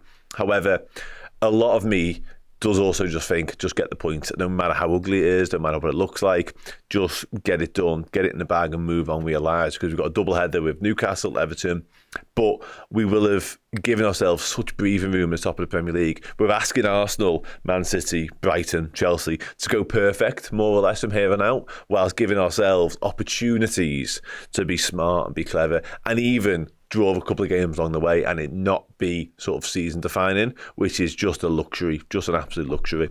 Trig Josh is back. The shot that Gomez was set for outside the 18-yard box still hasn't landed. It should be entering lunar orbit soon. Yeah, I mean, the main problem, there's a lot of problems with Joe Gomez and the fact that he hasn't scored goals. Technically, obviously his shooting prowess is one of them, and probably the main one, actually. But I do think it's the fact he doesn't go up for everything as well. Like, he goes up for corners on occasions, but even when he was sort of a regular in the side, it wasn't necessarily him that was the goal threat. It was always Virgil van Dijk or Alisson Becker when he went up for them. But yeah, I don't know. I've given up hope on him ever scoring a goal. Let's put that way. I actually wonder whether the best chance of him scoring might actually come from a penalty. And it might be in a game that we've already won or something a bit like that, just to get that problem off his back. And also, you know, I'm not going to delve into this now. I'd rather delve into this from Hardy's David. However, there is the slim possibility that, like, come the end of the season, because it was much talked about in the summer, Joe Gomez moves on from Liverpool. So we're running out of road a little bit for him to actually break his duck. A lot of duck chat today. And the app wants Gomez to bag the winner anyway. But yeah, this kind of, I get it. And also this from Odin as well. I suggested this earlier on. I think the first goal today is absolutely huge, like monumentally huge, just because it is anyway in any game, regardless of the opposition, and certainly one of this magnitude and certainly one of this calibre, and especially with Anfield behind us as well. Anfield's going to be fucking at it from whistle one. It'll probably be at it now, to be honest with you, half an hour before kick-off. But I think that first goal today, with City being so fragile and so concerned about their inability to find any sort of semblance of form, a score early today inside Anfield, you will put the fear of God into them, and they will start wondering what's going on, and they'll start looking around at one each other. They're looking over to Pep at the bench and going, what do we do? I'm not sure he'll have the answer, because Anfield's known to sort of break Pep Guardiola before now as well. I honestly believe if we score first, and in particular early, the possibilities are endless from there on out. I'm not suggesting it's going to be 4, 5, 6-0, anything stupid like that, but there is scope for us to really dominate this game of footy, properly dominate it. If we score only one, it's going to be a Joey G from the bastard. Listen, I mean, and again, I think he's got it in his locker. It sounds so stupid to say because we've never seen it, but no one can convince me that Joe Gomez isn't a technically gifted footballer. He's not like, you know, Steven Gerrard, Jabi Alonso levels of technically gifted, or Thiago for that matter. However, he's a good footballer with a good passing range, and he's technically very assured on the ball. So there isn't a lot of things stopping him hitting the ball cleanly enough to find the top corner at some point. I don't think he's tried it often. He tried it a lot more last year, and he hasn't played much this year, so yeah, we'll wait and see. No chance of us dominating the game in the conventional sense, because City, it's an interesting conversation, actually, because generally speaking, you would agree and suggest that City will dominate the ball in any game of football. And Liverpool haven't been overly possession heavy, actually. It's been an interesting sort of misnomer when it comes to the Reds, because I'll answer this because he's asked about 15 times. I'll deal with that in a second. It's been an interesting sort of, because use the buzzword control so much, you almost assume automatically that means Liverpool are dictating terms in every single game that we play, and the possession is very much in our favour. It hasn't been the case necessarily. Actually, it's been weighted for our opponents once or twice, even in our wins. The controls tends to have been more the fact we're not allowing opposition to have big chances against us. But yeah, with City today, a team that are notorious for having lots of the ball, so much so that sometimes you almost need a second one so you can actually get a kick. Not necessarily when it comes to Liverpool, but teams. And it's going to be interesting today to see whether City can do that and whether we allow them to do that and whether we want them to do that a little bit and hit them on the counter in transitions. Time will tell. Husnain, let's do it. Do I think Salah will get a contract extension or will he go to Saudi? I don't think he'll go to Saudi. I think he's more or less said that already, hasn't he? A few people mentioned that in the chat. I don't think he's going anywhere like that, to be honest with you. I think if he is to leave, he will stay in Europe somewhere and play at the absolute pinnacle of elite football, which the Saudi Pro League isn't. As for the contract extension, Jesus Christ. No. Yes, let's be more hopeful. Yes, I think he will. My main concern with the contract, to address that point really, really quickly, is the fact that I don't see a world whereby we get Trent and Salah tied down. I think that's a major issue we've got and a major stumbling block for one of them. I don't know which one it is yet, but I don't see them both staying. And I don't like that, personally. I think Van Dijk will. I don't really have many major concerns about that. But I'd want all three of them to stay, by the way, just so it's on the record. However, I think we've got a big headache when it comes to tying, in particular, Salah and Trent down, just because of the finances involved in both of them. But yeah, that's my take on it anyway. We all hope they all stay. I don't think you'll find a Liverpool fan that doesn't want all three of them to stay, because why wouldn't you? The three of them are most important players, captain, vice-captain, most pivotal, most influential output player we've had this decade. So, of course, you want them to stay. Of course, we all do. And Salah continues to prove that he's phenomenal. But yeah, it's a conversation for another day. We are 25 minutes away from taking on Manchester City with a chance to go 11 points clear of them. Sorry, there's a lot going on in the chat. City have to win the game at all costs. That's another interesting take. I do wonder what their approach will be and how gung-ho they'll be in trying to win it. Because let's just say 70 minutes in, and it's on a knife edge, it's 1-1. Who blinks first, really, in that instance? Do City go, a draw's not enough here, we're going to have to go hell for leather to try to win it? I'm not convinced they do. And from our point of view, I'm certainly not convinced we do. I don't think our game plan necessarily changes, regardless. Obviously, if we go behind, then it will. We'll have to break glass early. But, yeah, I think we'll make normal substitutions, like maybe a Darwin Núñez, Curtis Jones, possibly a Harvey Elliott if he's up to speed. But I don't think we'll make changes to really sort of change the direction of travel if it was a draw, personally. Because I don't think it's the end of the world. As much as I want to win, and as much as I'd love to sort of kick O'Malley down a little bit, Man City, I don't think a draw is a catastrophe here. The only problem with what I'm saying there is the fact that you want to take 4 points from City and Arsenal home and away. Draw today at Anfield means you'd have to beat them at the Etihad, maybe. Certainly if the league concertina's up a little bit and gets tighter. But as it stands right now, that isn't the case. Diane doesn't want any of them to go after Klopp going last season. Not ready for that. No, we don't want any of them to go. Not yet. Quad Bod, listen, I've been living in somewhat of a dream world whereby we have this sort of grandiose announcement ready for Virgil van Dijk in particular, and it's next to a Christmas tree, and it's all very similar to where he signed. At this point, no, I don't give a shit how they do it, honestly. The Arne Slot's press conference got moved the other day, and that got me excited about the fact that one of them was going to get unveiled the day after. Never happened. Turns out his family were over and he wanted to spend more time with them, which is fine. By the way, I don't begrudge him that, whatever. But when anything sort of untoward and slightly out of the ordinary happens, there is that little bit of me that goes, maybe. Like, even that Trent sort of photo video the other week when he was in West Derby at his old club doing some filming, you were like, okay, what's this mean? Absolutely nothing. Doesn't mean a thing. Yeah. Let's just hope and pray together, shall we? Let's get back to the game. I'm only here for 5 more minutes. Let's talk about the game a bit more. MK says, not going to lie, a wounded animal with a point to prove is scary. Just focus, Reds, please. Yeah, absolutely it is. Yeah, we've been in that situation numerous occasions down the years. And even against Man City a couple of years ago, when we were way off the pace, we weren't the team that we once were. Things were conspiring against us a little bit. It felt like we weren't at it at all, really. We found a way to win this game. Obviously, it was Mo Salah turning João Cancelo, and the rest is history.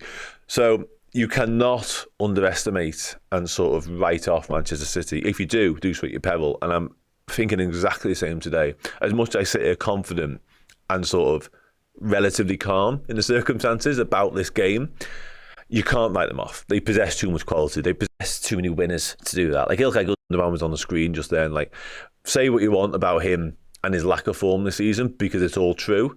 It's still Ilkay Gundogan. Like, he has moments in him. Like, Erling Haaland's got moments in him. Kevin De Bruyne off the bench. Phil Foden. Like, the list is endless.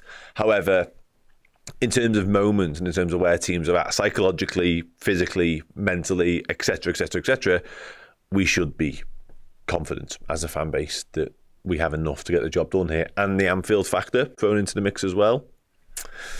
Feels like a perfect storm to me. And on that, who do I think is scoring? Asked a fellow Dan. I said Mohamed Salah, Dom Szoboszlai and Cody Gakpo. And I'm sticking to me guns on that one. I don't even want to try and think about the officials. Everything anybody ever says about referees and the officials is right. Absolutely right. Certainly if it's a negative, because they're terrible. But I feel like I expend so much energy caring about them, too much energy.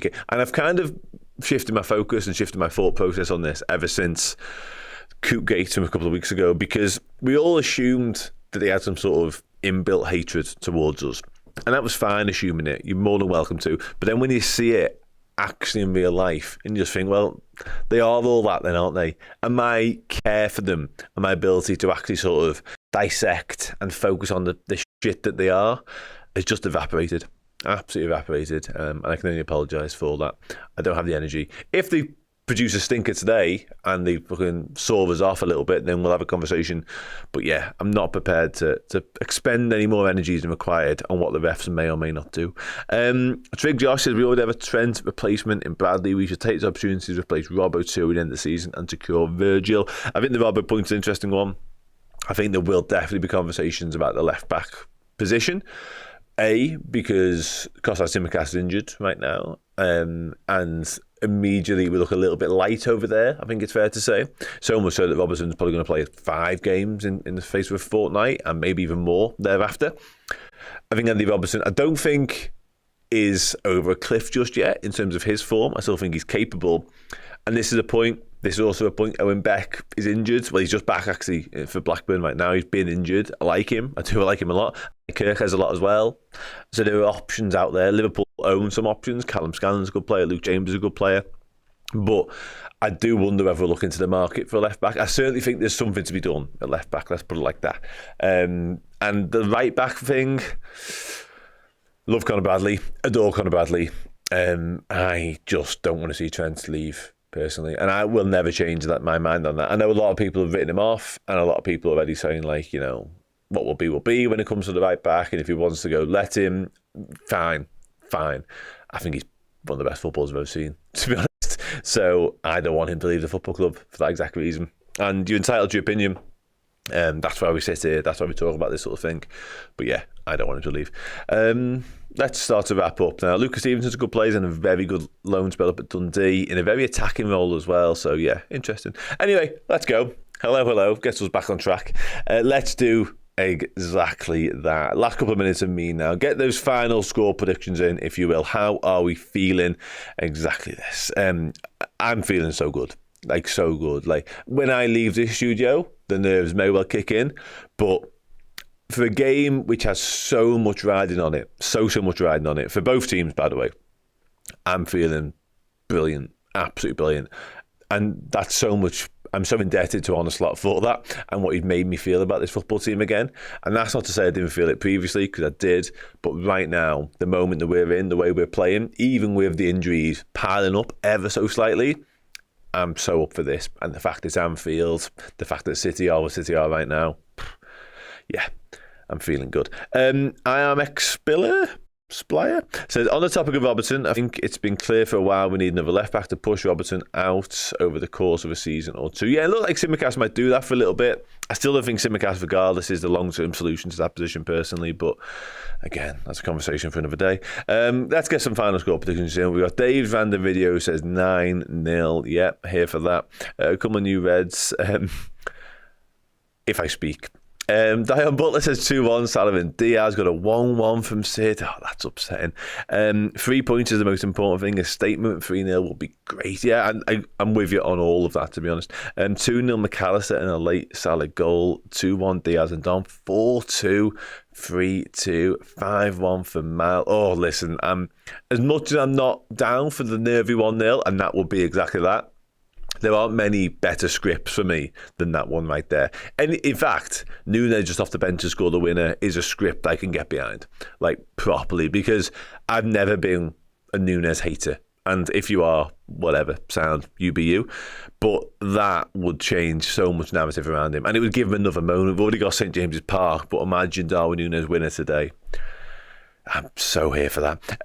Real Revolution Records says 3-1 LFC. God, I've had loads more in, so it's updated. Jesus Christ. 3-1, 3-0, McAllister and Gakpo 2. We just need to win. Quadbot says, again, I'm here for that.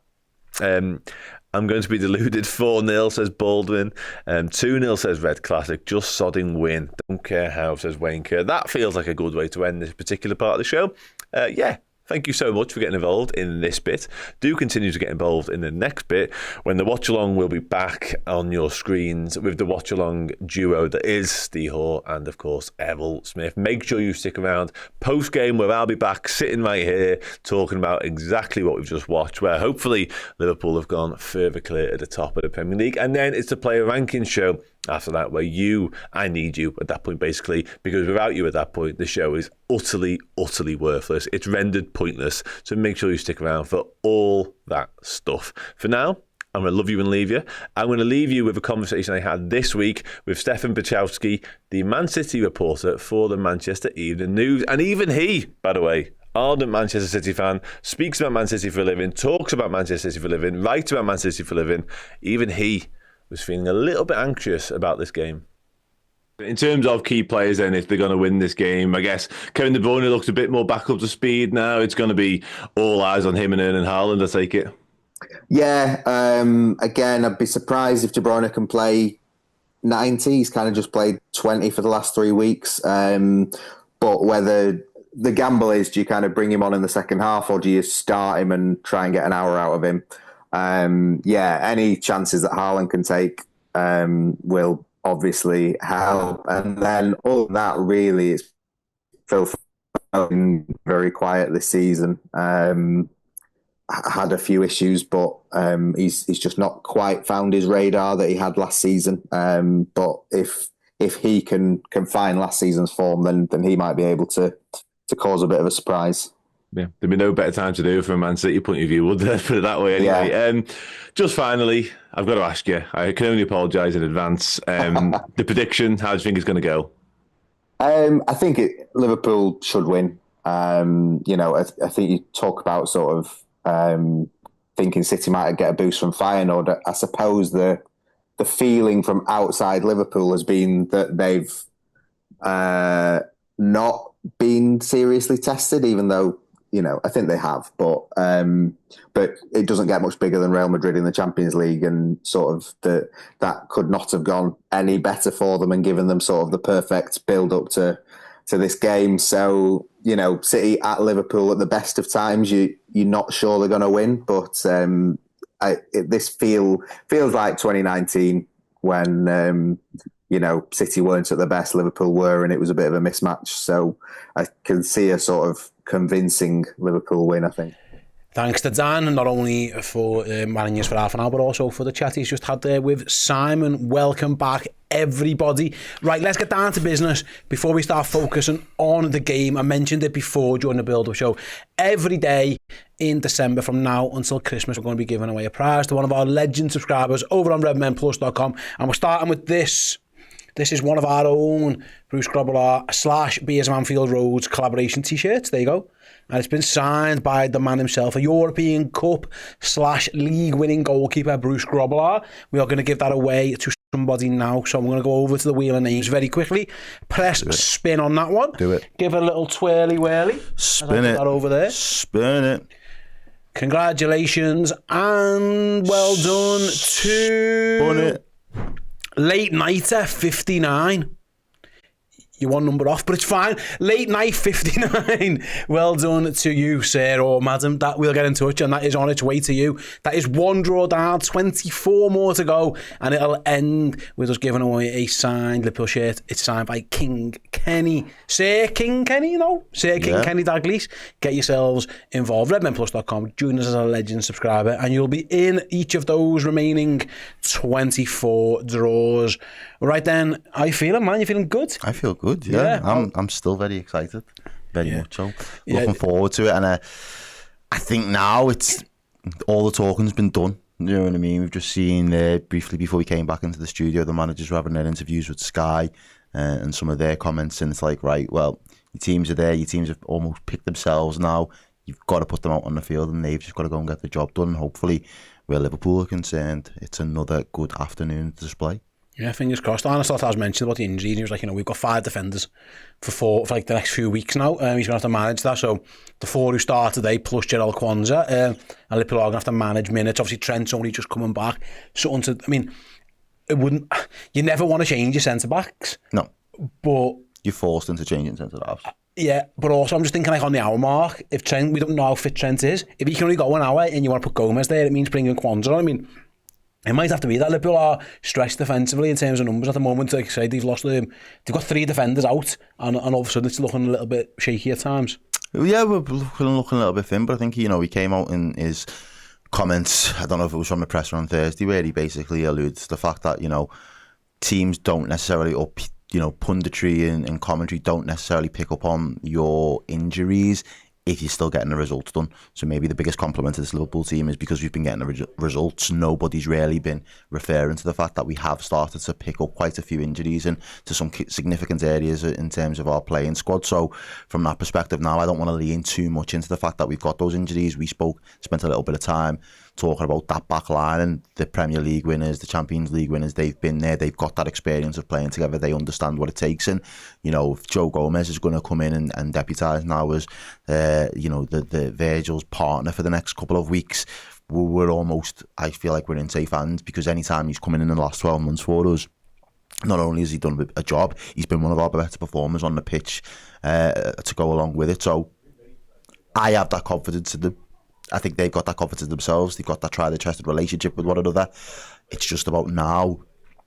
And again, you don't want to play Ipswich with this back line and think, it's a little bit dodgy. We want to be tested against the best possible team and see if we can hold our own against Manchester City. Think of the confidence boost it gives you when you are going into that tough fixture run over the Christmas period. Absolutely, mate. And Joe Gomez, I was standing when he came on against Brighton. If Liverpool can get that type of performance out of him again, they'd be delighted. Congratulations, by the way, Carl, who just won the t-shirt late in that. That's Carl. He's watching the show right now, so congratulations, Carl. Big up, Carl. I'll give you an email in the week, mate, and we'll get that posted to you. Well done. Thank you very much for being one of our legend subscribers. There you go. Brucey Grobbelaar signed t-shirts on its way to you. Good one, that. Really good prize to start off the year. If you can win something signed by a European Cup winning goalkeeper, not a bad place to start. We've got loads of signed items to come out through the month as well. We've got t-shirts, we've got mugs, we've got posters, we've got sweaters like the ones that me and Errol are wearing right now. I like this. Yeah, you look smart, you look good. You've gone best midfield in the world. I've paid homage to my bald friend Arne with his one as well. Yeah. It's beginning to look a slot like Christmas, which it is. It really is. It really is. It's the thing right now. It writes itself. Yeah, we're giving them away. We're giving loads away as well. By the way, if you want to buy one of these, go to redmenmerch.com. Get yourselves one. I think there's a Black Friday sale on as well, 20% off. So go and get yourselves a little bit of a bargain. Interesting, because I was looking at their team, Errol, and actually because of the fluidity of Manchester City, we always just presume Pep Guardiola 4-3-3 is what it kind of is. There's a chance it's 3 at the back. He could easily play Nathan Ake as a centre back with Walker and Lewis at full back. He could even ask Kyle Walker to tuck in. There's the option of like a 4-4-2 almost, with Gundogan and Núñez in the middle. You can put Lewis and Silva out wide, like Haaland and Foden. He's changed his goalie. He said before something had to change. Like it might take Liverpool a while. I noticed against Southampton they weren't sure what Southampton were going to do, and then you see Arne Slot going to the back five. Yeah. There is a world here moments before kick-off he was on it, weren't he? There's a world here where Pep has done something different, and it isn't just the usual City, because the usual City have been conceding 2 goals a game on average for, nobody's conceded more since I think the end of October. October, I think it was. Yeah, it's crazy really. Pep might have done something different here. We'll find out in a bit. And I think probably one of the trump cards Pep does have to his disposal at the moment is making Slot guess and second guess what he normally would do, and what's kind of been the archetype for City over the years in that 4-4-3 as you mentioned. I think one of the benefits that feeds into for our perspective, and you mentioned the Southampton game there, even though that he was quick to identify there was a back five, it still took us a little bit of time to figure out how Southampton were going to approach that in terms of that first half, and I think that's something that Slot's been able to do quite a number of times so far this season. It might not necessarily be drawing to substitutes coming back to the game after half time, but it's how he tinkers with it in terms of what he identifies in that first 45 minutes and where the areas on the pitch that Liverpool need to vastly improve if we're going to get the results done. So from that perspective, I look at it and think to myself, do you know what? I've got confidence that even if in the first half an hour Slot's a little bit bamboozled by Pep's tactics and what Pep's tried to do, Slot's proven up until now that he's found more often than not a way to still wrestle away the points from the other team and obviously bank them for Liverpool in Liverpool's favour. So from that perspective, I'm just hoping we can kind of continue. If City do come out and be the City that we have seen them be for large parts so far this season, then I think it will be something that the team will be able to work out very, very early on. And hopefully, as I say, if we sense blood at any point in time and we go for that bit of that weakness, and I'm like you, mate, if we can go for that jugular and just kill them off, I think it could be a bit of a bruising today for Manchester City. Yeah, fingers crossed it is. Like I say, they must be like even champions who win everything and treble winners and all kinds, serial winners and quality footballers, some of the best footballers the Premier League's ever seen. Even they will get affected by 5 losses and a draw in which you were 3-0 up. It just has to. There's no way you walk in here feeling $1 million and it's up to Liverpool and it's up to Anfield to pile that onto them, and fingers crossed that is what they can do. Both teams are making their way out onto the Anfield pitch now. So there's roughly 3 minutes or so left until kickoff. So we're going to take a quick break, during which me and Errol, the Dream Team, we're going to ask you to do what we always ask you to do. Hit that like button. Number 1. Then I need to know from you whereabouts in the world you're watching, what time is it right now, and your score prediction. Let us know all those things once you've clicked the like button, and we'll be back with the full watch along of Liverpool versus Manchester City in about a minute or so. Let's go.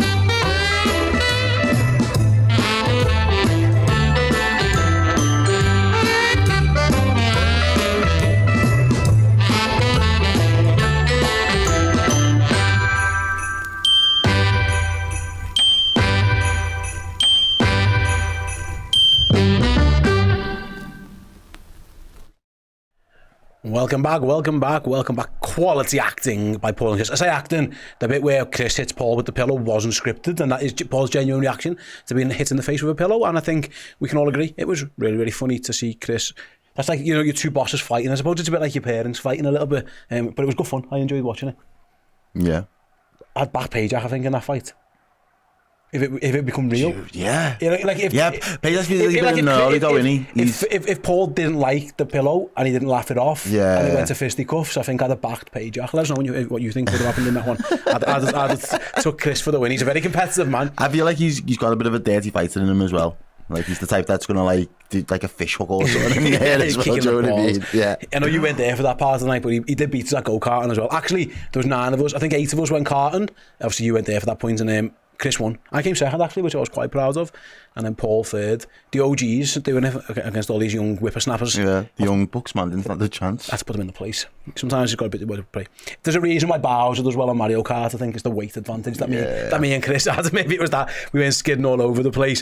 Now, David, back to your predictions, where you are, all that kind of stuff. Tom is in Raleigh, North Carolina. I'm fired up for a 3-1. Inferno Gaming, I'm watching in Sydney at 3 a.m. Kudos to you, sir, or madam. I think it'll be 3-1 to us. Chris is watching in Vegas at 8 a.m. Is that 8 a.m. you've been to bed, Chris, or 8 a.m. you've stayed up? I hope it's the latter. Vegas. Yeah.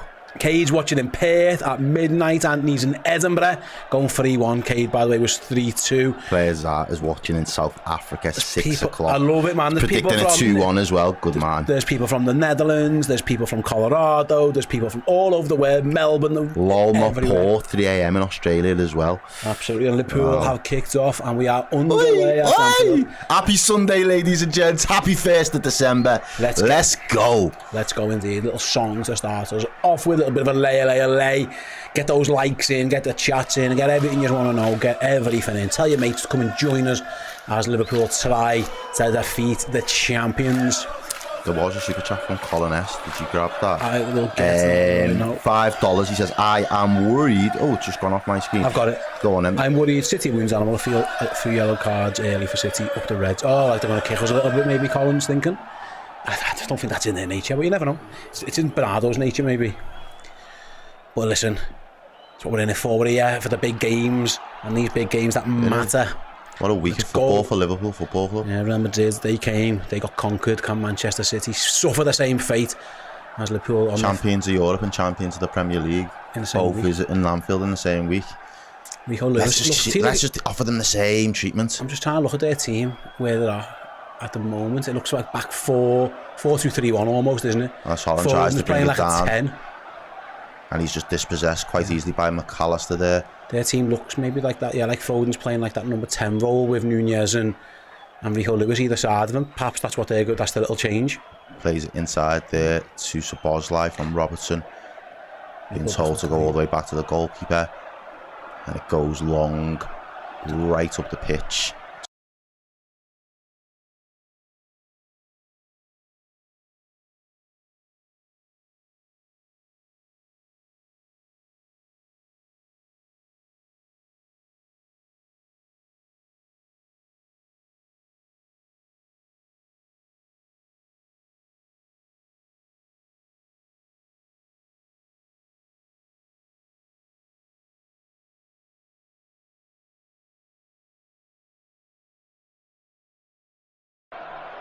We're back. Don't know what happened there. Joe Preston. No, you didn't miss much. You missed the Liverpool put the ball out goal kick to Manchester City that they've just taken. Oh, he showed too much of the ball there to Salah. Who didn't put 50p in the meter or something? What happened there? Trent does well. We're back anyway. And Szoboszlai on the ball, facing towards his own goal, plays it back to Joe Gomez. He gets a few touches of the ball as well. It does feel like a throwback seeing them two line up next to each other, doesn't it? Yeah. The OGs, just no alley behind them, otherwise it'd be the back four that won the title. Instead we've got Covey and Kelleher. Here's Trent, nice to see him back. We need them back. Always give the ball away. Oh, what's that? Thankfully Bernardo Silva didn't do much with it. I don't know what he tried there. It's a goal kick to Liverpool anyway. Just the camera pans to Ederson, sat on the bench. People are trying to guess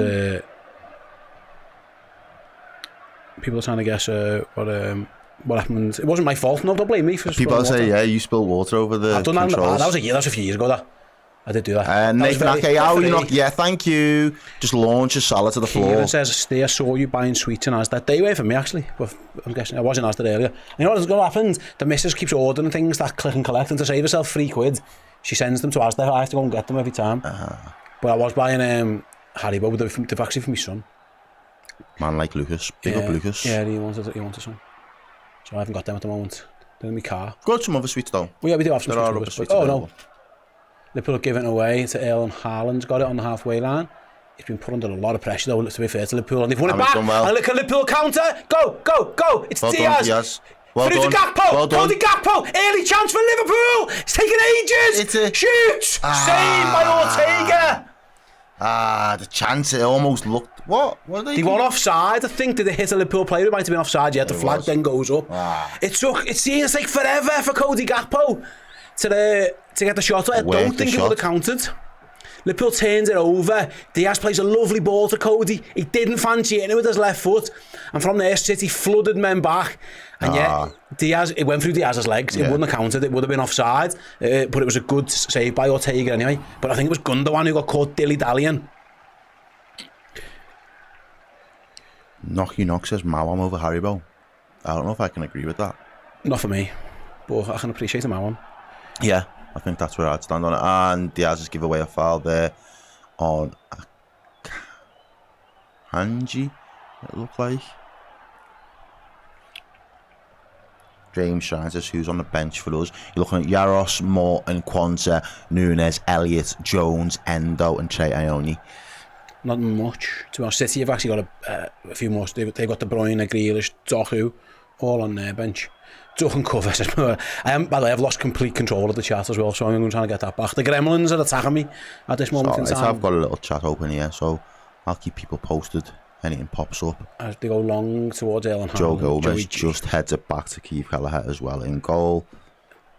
This Yeah, people in the chat agree. Haribo is the king. Absolutely. Yeah, MC says the benches are very mismatched. got to do with these lot. Liverpool go long again, and I think Diaz might There's two get of them. that. Might get there first. Diaz probably should have just carried on his run, to be honest Diaz with should you. have got that one. In the He end, should have. Diaz comes across, but he concedes a throw-in. I think Lucho, Salah should have left that for Lucho. I might have to go Lucho when I'm saying Diaz, because I can't be going Diaz and Diaz. I will get confused. Though we had that on midweek as well, didn't we? Yeah, they had it, up front, yeah. Here's Szoboszlai, right-hand side. Goes for a low drive and cross. Liverpool, Lucho Diaz goes down, but not given. And Ortega mops it up. But Liverpool started brightly on the front foot. Very fluid, yes. I've seen in the chat there, Liverpool look fluid, yeah, you're right. That was Szoboszlai found himself That right playing hand on side. that right-hand side. Right then, Ortega at his feet. What's he going to be like? We know this is where Ederson usually excels. Motor Ali's wanting an early goal, please. It would be nice. It would be nice, I just don't know if it's going to be. City are trying to knock the ball around. And They they give it away again. And it's the Gravenberch, and he strides forward into the box. Shot at goal is saved, and it was Szoboszlai. Too close to his body, just couldn't didn't catch really it. open it up, It was could he? a difficult technique. That was a Kanji who lost it. And City yeah, don't look very sure of themselves at the moment. easy. Unlike them. It's Crossbow with the super chat. Thanks, mate. He says, going 2-1 to Liverpool. I hope Gomez has a good game. I hope everyone has a good game. But you are right. Liverpool would like Joey G to play well. Sounds like the atmosphere in Anfield is, as you said, sounding feral. It always will be. Needed. Here's Gundogan. Nunez out left.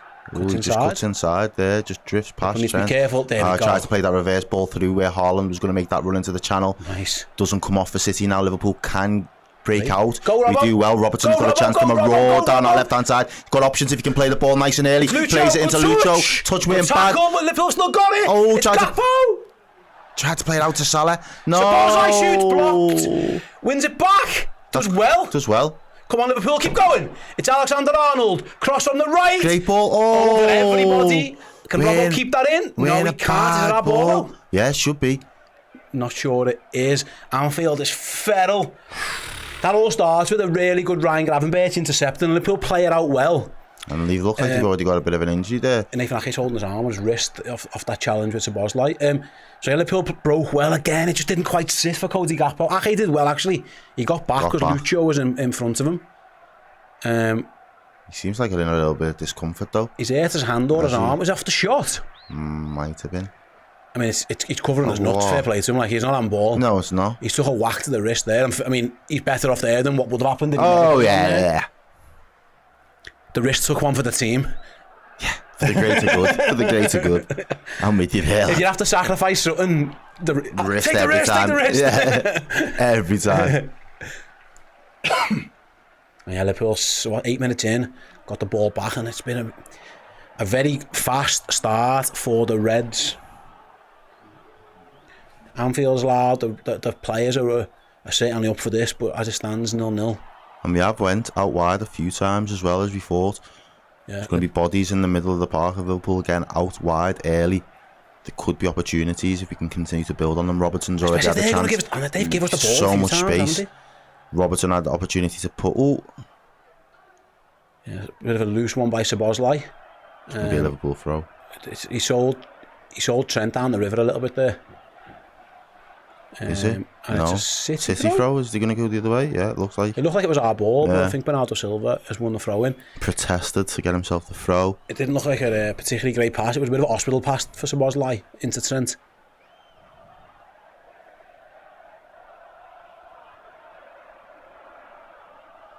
Trent webs it forward this time.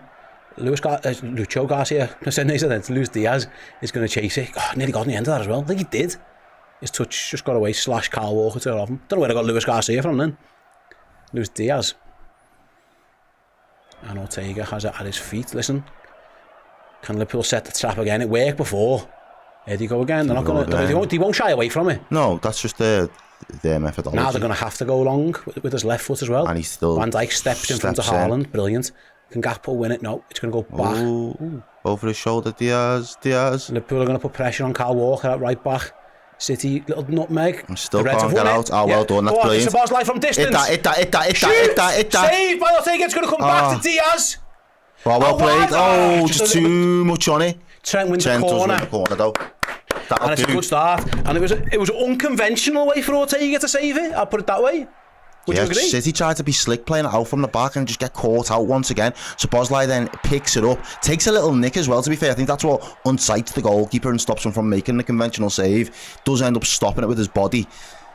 And then Liverpool end up winning the corner. It's McAllister that's going to take it though. That's interesting, isn't it? It is. It's usually one of the fullbacks who takes the corners. This time Liverpool have changed it. It's Alexis McAllister. And he goes short. And Liverpool got something lined up. Szoboszlai, back to McAllister. Back to Szoboszlai. Now it's going to go in. Back post. Van Dijk header! Yes! Oh, you son bitch! Oh, it was so close. It was such a well-worked move for Liverpool. And it hits the post. Oh, and Virgil van Dijk centimetres away. What we all would have wanted, that early goal.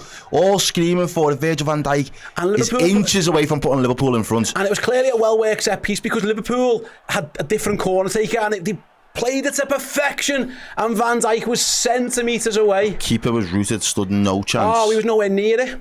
And there's a ball being sprayed out to Salah there. There's a chance he should get that as well. He does. Now he's 1v1 there. Salah up against the Kanji. Salah goes for goal! Yes! Is he outside? Yes! Cody Gakpo! That's it! And Liverpool get the goal that they more than deserve. He salutes the court. We'll check the offsides in a minute, but for now, Cody Gakpo scores, and it's no more than Liverpool deserve. It's been a dominant 11 minutes. They just hit the post. They don't let it bother them, and Cody Gakpo, as cool and as calm as you like, taps in the back post, and it was wonderful from Salah, and it was wonderful, and the City heads are floored. This is the City we've seen all season so far, ladies and gentlemen. Belly, they look there. They all look dejected as Cody Gakpo taps home. Talk us through this, Steve. What are we doing? It's Trent that plays that whoop, that long ball, diagonal, right across over to Mohamed Salah. What a pass. Salah threw it. Akanji just stands him up and then just drops inside a little bit. He's onside. He's onside. It's a great ball. What a ball that is. Bends it around that deep back line from Manchester City. Just bends it towards the back post. Ortega gets nowhere near it. And Cody Gakpo's got a tap in at the back post, ladies and gents. That's a pass. He's picked him out, hasn't he? Yeah. At first, I thought he was shooting. No. Salah gets his heads up. Arne Slot spins like he does. Curtis Jones in the background. We are cooking. And Liverpool are off again. Have another go at him, Mo. This time Akanji puts it into the stands, and it was no more than he deserved. No, best possible start, and now Phil Foden's holding his knee.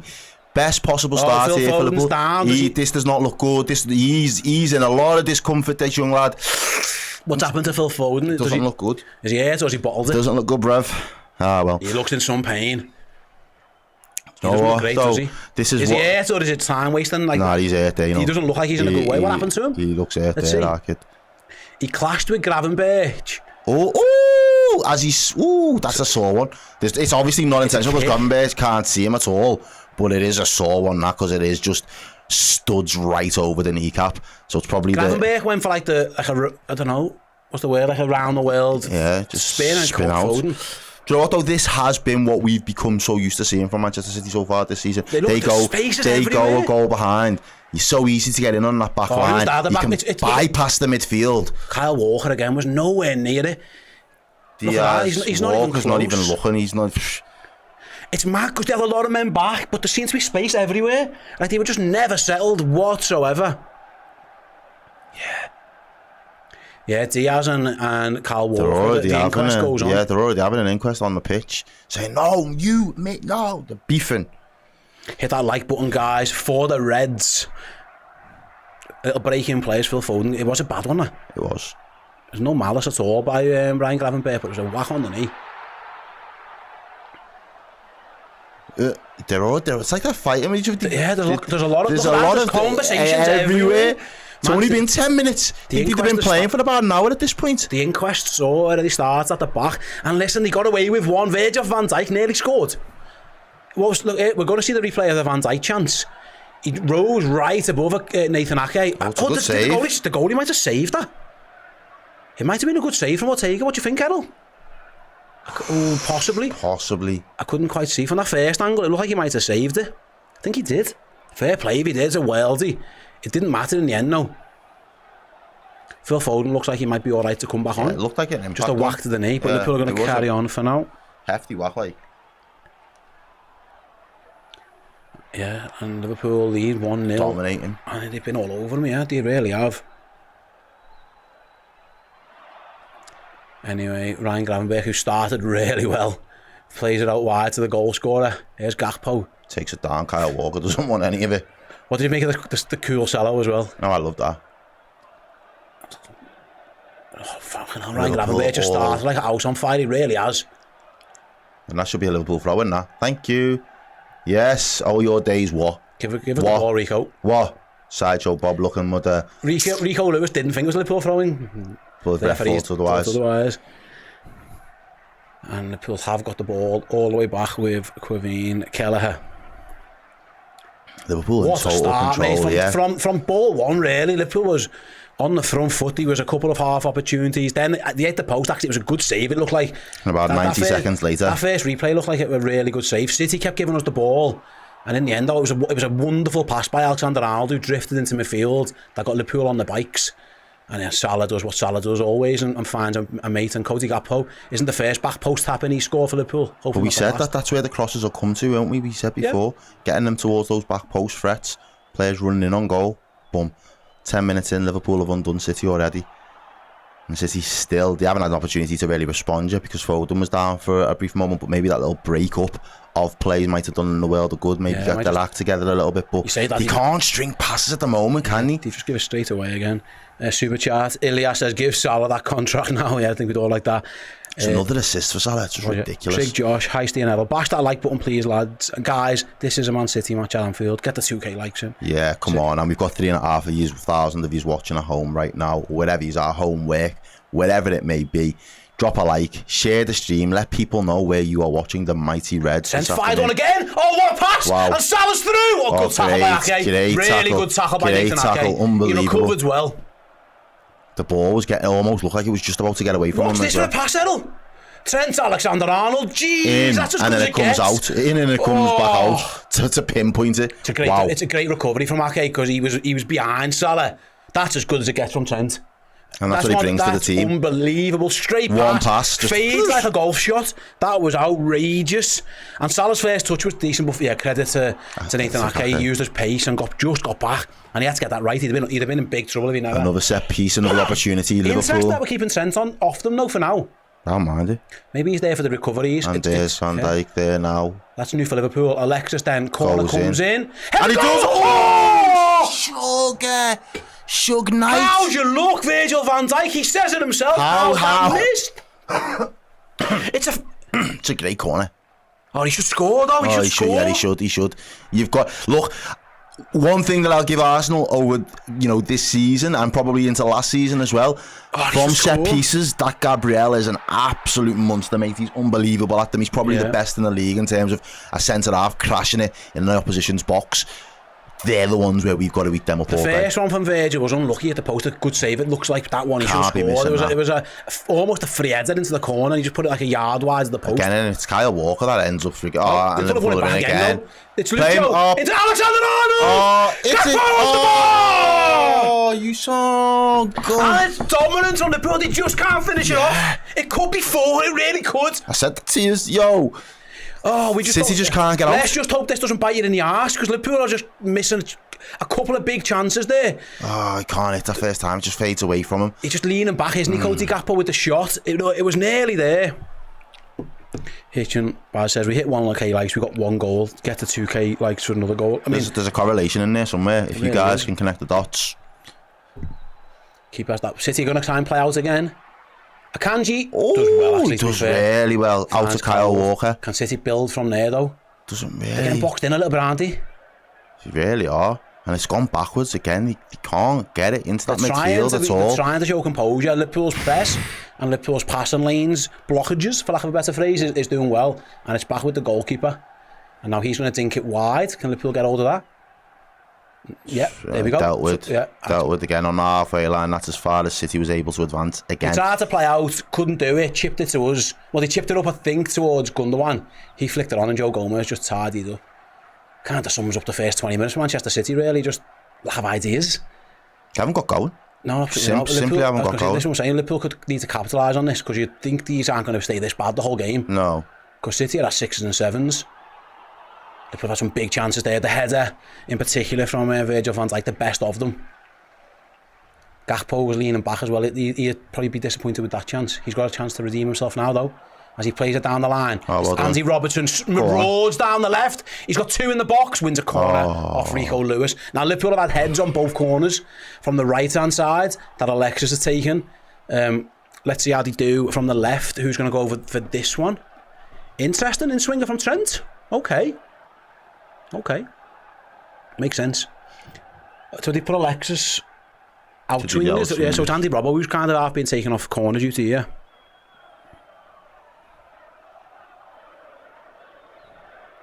Virgil's got 2 headers so far. Shaking his head. He's still shaking his head as he's walking into the box. He should have scored the last one.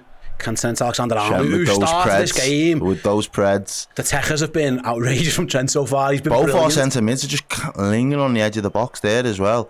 But it does go into the box. Post. It's a little bit... It's pinballing about. Can someone get hold of it? No. Cleared by City. Only as far as Trent, though. He's going to get another chance. Go on. And he fires that one way too much on that one. Goal kick. You got the execution of that one all wrong. Got the first one too short, the second one too long, the third one next time will be perfect. And yeah, Manchester City, Pep Guardiola he doesn't look like he knows what's going on really. Well, I thought it would have been a tense and cagey first opening 25 half an hour. It's been dominant. Just need to get that second goal to make up for it. Andres with the super chat says the out ball towards the corner flag and runs into the back post is such a masterclass. The transitions like Klopp's intensity with Slot's intent. I get you. Oh yeah. Listen, it's not. I say out ball. It's just getting Mo Salah on the ball, isn't it? Trent's got some defending to do against Nunez. Does well. Needs to get rid of it now though. Gives it to his goalie. Yeah, he'll be fine. There you go. Kicks it clear. Good defending. Good tracking back by Trent. Gakpo just can't keep it in now. I think Trent was trying to thigh that back to Kelleher so he could pick it up. Yeah, but I don't know. And it just didn't get there. No. So in the end, you have to deal with it.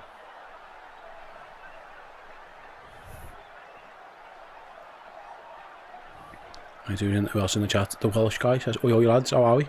I mean, this is great. I'm having a good time, mate. I'm relaxing and snacking all at the same time. Get some songs on. Living the dream. City with Diaz. The first chance they've had some possession, really. He's trying to find a pass out. Ake's going to be put under a bit of pressure. Where's he going to go? They won't shy away from trying to play it out, will they? Gundogan goes back to Ortega. Diaz when you've been doing a system for the best part of 6-7 years, they won't panic. Consistently, then not necessarily even panic, but they're just programmed to do it. What are they doing? They've lost it again. Oh. Liverpool have won it back. Penalty! Not given. No, Wasn't. No. I just saw Gakpo go Go down down and and you- instinctively shouted it. Wasn't given. Don't think it even was one. And City are out now. They got away with that. They were playing all kinds of mad This is passes. the first but they're out. time now they're able to transition Some into the defending. final third. Yeah, Trent's got some defending Nunes. to do. Nunes. Trent Trent does well, really well. brilliant, Trent does yes. really well. Doesn't buy it at all. And runs away with it. And wins a foul. I thought he got the ball there. I thought he did a little bit, but That was excellent by... Oh, and he's booked him as well. we'll take it. So Nunes playing like a left wing role, tried to beat Alexander-Arnold. Trent took it off him. I thought he got the ball, to be honest. I didn't think it was a foul. I mean, Trent just stood up and went, I'll have that. I'll have that. Nice one. Ran away from him. It's from behind, though, innit? I think that's the... Oh, yeah, I it's don't a think he got the foul. ball. I don't think he did get the ball, No, actually. it's a foul. Let's see. Who got the touch? No, it's a foul. He did, but He gets kicked the him man first. He gets the man first. He didn't get the ball at all. Goes through him to get the ball, Yeah. like. Well done, Trent. Matthias Nunez goes into the book. 24 minutes gone. Jamin says, I agree. They can't let them have a sliver of anything. Let's say, put it away. That was mad. They got away with that one because Kyle Walker... Gundogan played like a crossfield ball across his own box. Walker nodded it down. Liverpool got it back. I think it was McAllister, but then it just kind of broke kindly for City. But yeah, they just don't look the same at the moment, these. And yeah, we could do with taking advantage. Ooh. Salah's done well. He's getting fouled, surely. Surely that's a foul, that. I held hold of his shirt. Nope, ref said let play play on. on. No foul given. And there goes Haaland, first chance for him. Up against Virgil van Dijk. Van Dijk Does wins that well, duel. lovely. Oh, Gomez, a little Yeah. bit casual. Liverpool tried to play out and got stuck. That needed to go, I think. And City have got the ball in our attacking third with a bit of sustained possession for the first time properly, really. But they might be able to play a few passes. Which is, I'm guessing, they still know how to do this. Van Dijk will take confidence from that, won't he? Like first one-on-one with Haaland and he took it off him pretty easily, actually. City have had to come all the way back to Diaz. Brilliant, Liverpool. Diaz is going to press the goalkeeper. City, go and press him. Keep pressing and then down. City, the chase is on for Diaz. Liverpool, I won't give them a second. The Manchester City are knocking it about and Liverpool's press is going and it's still going. It's back with the goalie. He just has to kick it long. And they just about get away with it. They just about done away with it and then Gravenberch commits the foul. yeah. Excellent pressure from Liverpool. Pressure's really good there because we just rushed City. Just didn't give them the time to get set at all.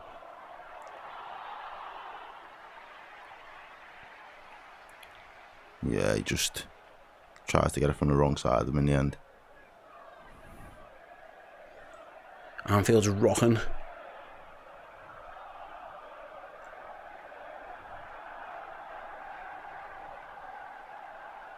City's seen a bit more of the ball at the moment, but again, Eddie come again with Foden. Szoboszlai's going to chase him. Foden continues to carry it, and he's into the edge of the Liverpool box, and he twists and turns, and he plays it wide, but loses out. The Gakpo getting back to do his defensive duties. He can't get out. Liverpool just haven't got out at the minute. We could just do it clear. I think we could just do a kick him on away.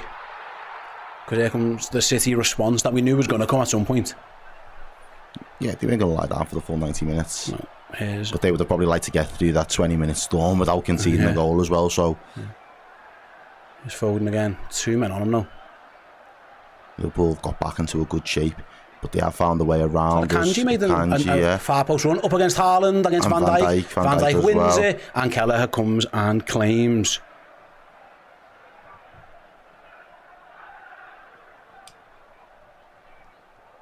The Viking, man. The Viking cyborg. Good defending from Liverpool, yeah. Kelleher's on the ball at the moment. No real press from City yet, though. Gives them an opportunity to go long. It goes into that channel towards Salah, but it's Ake that comes away with it this time. Yes. Oh, does well. Play him. He's onside. You can't put your hand up, but you're not going to get it. Here's Salah up against Ake. Salah goes back post again, looking for Cody Gakpo. Nods it back across goal, straight to Ortega. Yeah, there was nobody there. We had a super chat I think I missed before while all that was going on. From Jacob says Guardiola's going to need a scratching post by the end. He's had a good go at his nose, hasn't he? Yeah.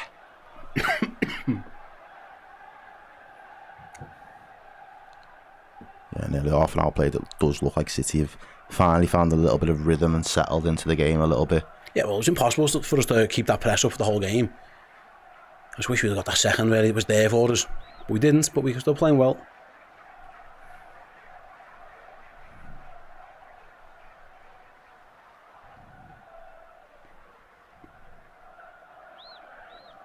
Right then, Nathan Ake throw in just in front of Arne Slot. 28 minutes gone. Bah. been a good Liverpool performance. City are seen a bit more of the ball in the last 5-10 minutes. You haven't really threatened Kevin Keller yet, though. Bernardo Silva's picking up the ball. I mean, I know he's capable of making those runs from deep, but... See how far Van Dijk went with Rico Lewis then? Followed him onto the halfway line to try and win that. Very, very front-footed from Virgil. City are going to go for the big switch to Nunes, and he's chested it down well, but Trent's took off him as well. Read it again. Give it away, sloppy. Yeah, give it to Gundogan. He tried to find Gravenberch. Yeah, He was a little bit sloppy from Trent. Wasn't even close to Gravenberch really, though.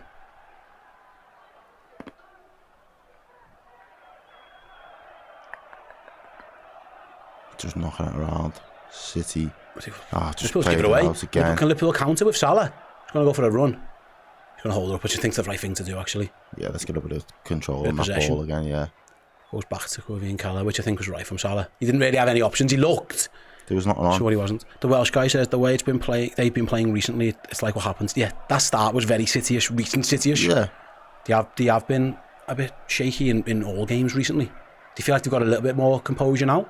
But Cody Gakpo's just won it off Kyle Walker. Throw into Liverpool. He's played into McAllister. I think Liverpool's tempo, again, it's hard to play at that such tempo for so long. I don't think it's the worst thing for them to try and keep the nice feet there by McAllister. He just skinned Bernardo Silva, and he's still going. That's Anti-Robbo now. Oh, City just won it back. Gravenberch wins it again. Yes, really boys. Done really well. He's been excellent. One more. It's Alexander-Arnold, edge of the box. Shoot, blocked. Oh. Keeper fully went for that. I think Salah wanted the pass. Didn't he? Yeah, he's not happy with it either. Salah wasn't happy with Trent there. He wanted the pass. I think he probably should have passed it as well. Akanji shouting at Foden. He's shouting him, he's just getting blanked. Salah wasn't happy with Trent there. See the little wave of the arm? I think he had every right as well. That's where the goal come from. It was nice from Gravenberch again though on the challenge, wasn't it? He's doing well there with that. First in. Doesn't give them a second on the ball. Yeah, City not really pressing here. Liverpool just knocking the ball around. And City sit in shape, so Liverpool are going to go long over the top to Gakpo. Good touch. What a touch that is. Yeah, really good. Guys, he needs help though. He's got two on him. Plays it inside to Diaz. He's got Robbo to his left. No, he's going to come the other way. Switch to a good ball to Trent. Great ball. Liverpool going to just recycle it a little bit. Move City about again. Yeah, draw them out. We're winning. That's fine. That's fine. We can have that. Can you make a mistake?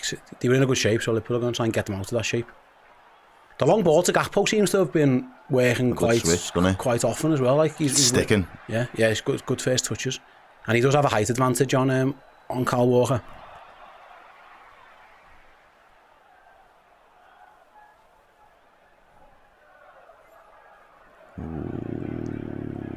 Just about getting away with it. Liverpool. Turns. Hey! Got a yellow card then. Got to. It's gotta be. It's gotta be.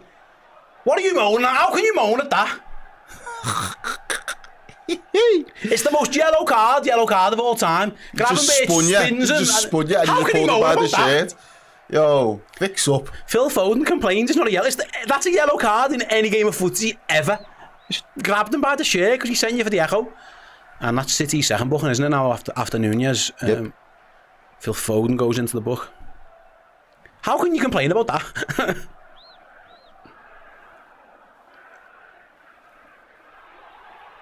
Liverpool go long again. It's definitely a tactic. And it's Salah, and he is going to get there first, ahead of Nathan Ake. Decent ball, that as well. Oh, Ake jumped in on Salah. Corner for Liverpool. Going to be another corner. That diagonal ball is on every time, innit?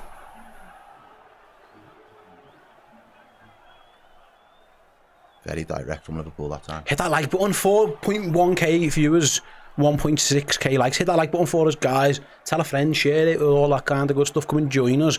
Now, Liverpool from the last two corners from this side, they've sprung Virgil van Dijk. He had the post slide. I think, again, I could go back to it. I think Ortega made a good save. And then Van Dijk missed one that he really should have scored.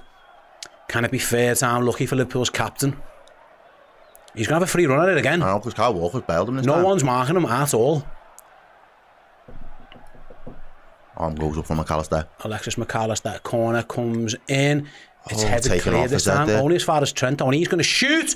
Oh, I thought that could do. Oh, and it was was just wide. How close was that? Ortega was stranded. He was not getting there. Good touch. Oh, so close. Does he even hit the post? Where did it hit? Yeah, Just skims the post. Ortega was not getting that. He was rooted to the spot. Liverpool might have found something with Alexis taking corners here. He's been good. All the deliveries so far have been good on that side. And City play off on the back again. Although they do go long now. Shent both put the after bear aside, but and he's going to get a free kick as well. Nunes is kicking off. Be careful, you. You're on a yellow. Liverpool are going to take it fast anyway, and Gravenberch is going to stride forward and leave it to Mo Salah. Gomez was turning the afterburners on then, didn't he? Trent looked like he had it in control anyway, but Joe Gomez just came and boxed it off just to be sure. He is quick, Joe Gomez. You forget that. His recovery pace. Lightning. One of us, yeah. Oh, get away with it. Van Dijk. Liverpool get away with it. And I played the next one too. Yeah. This is good again. Well in the end. Szoboszlai on the overlap. Give him it. There he is. He's going to get it. Goes back to Robertson. Come on, Reds. Let's make them pay. Let's get into these. Lovely. Well done. Lovely to Gakpo. Gakpo's into the box. Still going. Go. Just cleared by City. They're not out yet, though. He just ran out of room almost, Cody Gakpo, didn't he? That's gone, nah. Ref, that's gone. No, didn't go out. Liverpool won it back, though. Liverpool thought he had the corner. Didn't quite get it. Probably should have done. Gakpo just kept running there and no one tackled him. I think he was dead. He couldn't have, really. I think he was going to try and get far. Like, sloppy in midfield there by McAllister. Gives the ball away. Yeah, be careful on the turnover now. Chance for City. Gravenberch gets back. He's going to get a yellow for that. Pretty sure he'll get a yellow for that. Took one for his mate there, didn't he? Alexis McAllister gives it away. Gravenberch on the chase back, fouls Gundogan. And it all come from a poor pass from McAllister, really. Yeah, he barges back. Stops the counter. Always going to get a card for that. Took one for the team and for his mate. Had to be done. No, yeah, it's a booking all day. But it's a set piece from City. What's Kyle Walker moaning about?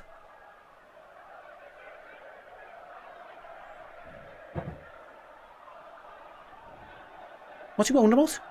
He booked him?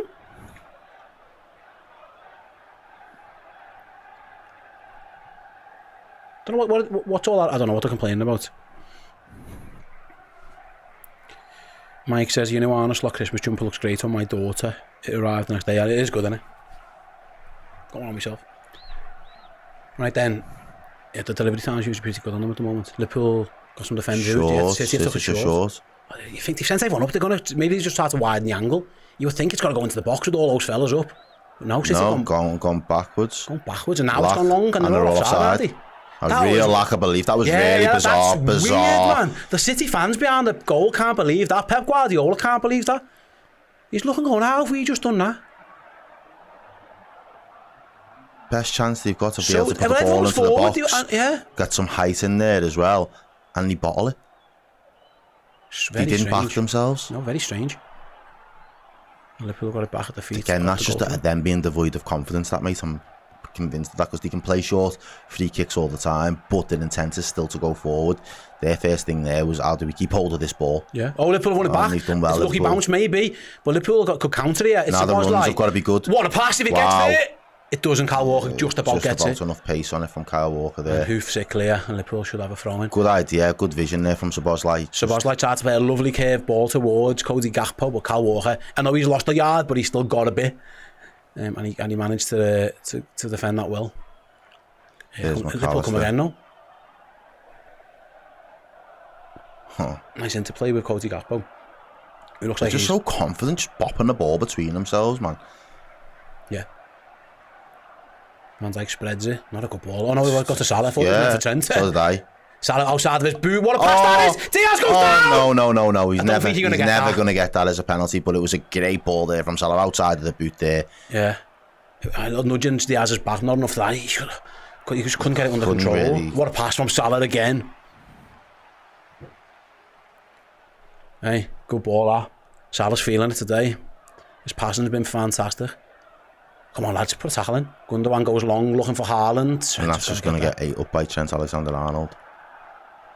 And he deals with it. He pumps it back up the pitch into the back of Salah. But again, as usual, Salah doesn't get a foul because it's not the done thing. However, Bernardo Silva comes over. Salah thought he was fouled. He didn't get it. As Nathan Ake barged into him.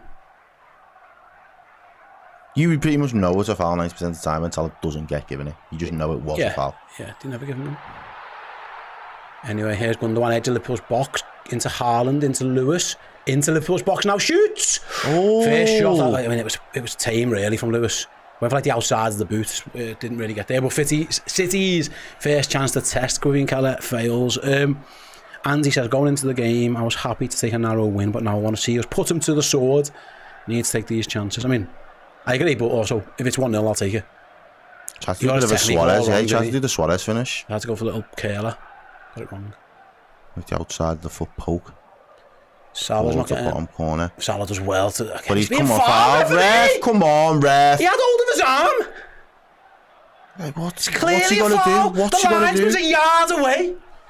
What's he got to do? And here comes City now, another break with Haaland. He's going to run at Liverpool's box and Joe Gomez takes it off him. He's it up instead this time. Yeah, the excellent. Lucky bounce goes back to Manchester City. Gundogan right hand side. Well, he just whipped one in. No. Don't seem like the type of team who are doing that.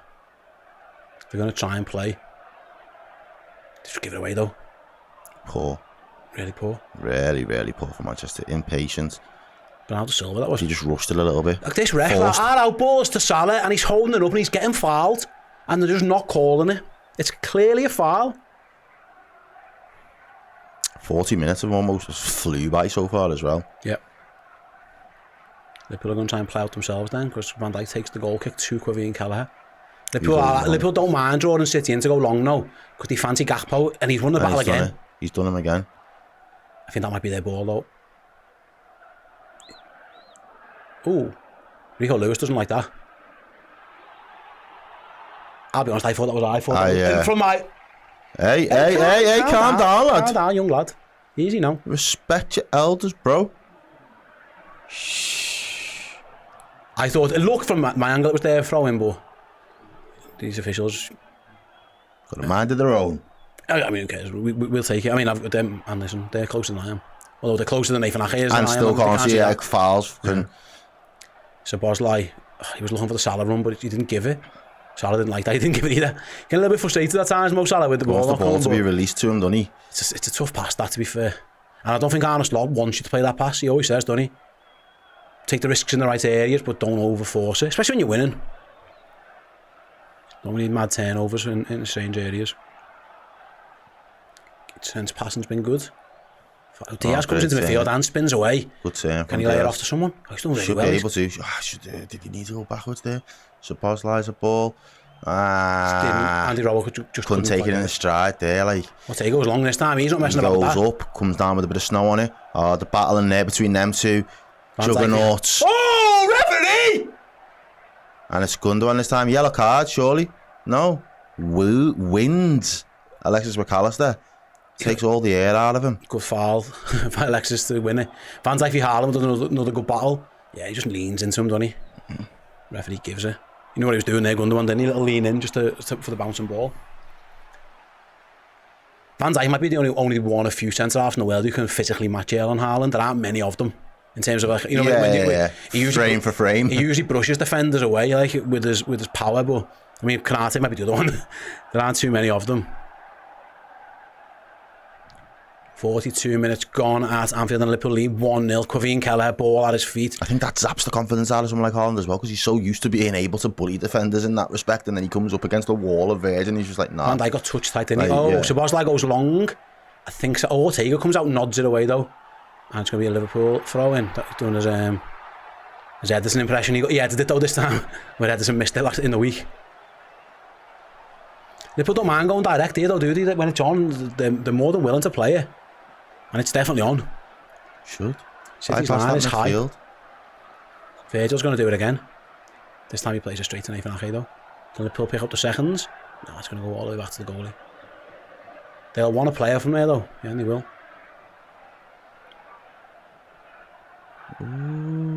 Ortega's just kicked it straight away to Liverpool, really. It's gone out. Don't know what he was trying to do there. He swears at someone. Was he expecting his left back to be there, maybe? I don't know, he probably just annoyed at himself with that. Haaland had a pretty thankless task these first 40 odd minutes. He hasn't seen much of it, has he? There's Gakpo, then can Liverpool get that second that he probably deserve? Oh, be careful. They've won it back though, to be Won fair. it back, done enough. Play it back out. Nice. Little 1-2 from Szoboszlai and Trent. Ball inside, too ambitious. And City We're should in get on the that. same page there, Salah and Trent. He was never going to get that. But City are going to be penned in. Gundogan just whacks it straight at Trent Alexander-Arnold. Oh, Salah's hurt himself there. He's fuming, Salah. He is absolutely fuming. He's saying he's been stamped on. Boot come off, he must have been fouled. Salah's No foul given, and City are playing on. Salah's fuming. How's your boot come off if you're not fouled?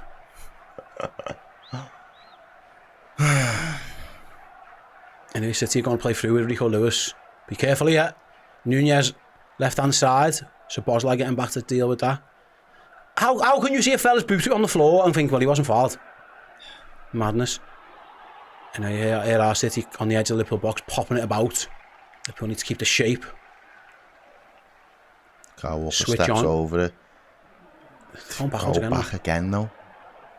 They just don't seem to have that confidence at the minute to really run at Liverpool or try and get in behind them. No. They're not knocking it about and just bopping it past us or anything like that at the moment. It's all happening in front of Liverpool, which really plays into our hands, and I'm not complaining, but thinking these opportunities, can Liverpool just rob the ball back and just spring a counter? That's what they'd be hoping. City with a bit of sustained pressure, but not really going anywhere, so they're going forced backwards. But you know that they have got quality in the team. Here's Bernardo Silva running across looking for a pass, gives it to Nunez. Hasn't been able to You can have beat a little Trent go at so Trent far. again, isn't he? Trent's done Cross well. comes in this time, heads it's- up and away by Gravenberch. Gakpo gets the second, just couldn't quite get rid of it. Diaz might. And ball, no. Oh, that's a foul. We'll play on, no. Lucho, big switch. It's always going to be on. Just Didn't quite didn't get get it Salah. right. Just didn't get it right. I'll tell you what, Cody Gakpo's still down here. City are playing on, no. Diaz There wins we it go. back. Go on. Go on. Salah on side, we'll find out. Liverpool are playing on without Gakpo still down, but Salah's in the box. Plays it across corner. Do you want the offside? Not given. Not given. Oh. Is he going to go and book that lad for smashing into Cody Gakpo? Probably not. No. I'd suggest. It was a bad foul, that. Yeah, he is going to book him as well. It was a Kanji who just took him out. Yeah, thank you. Thank you. Yeah.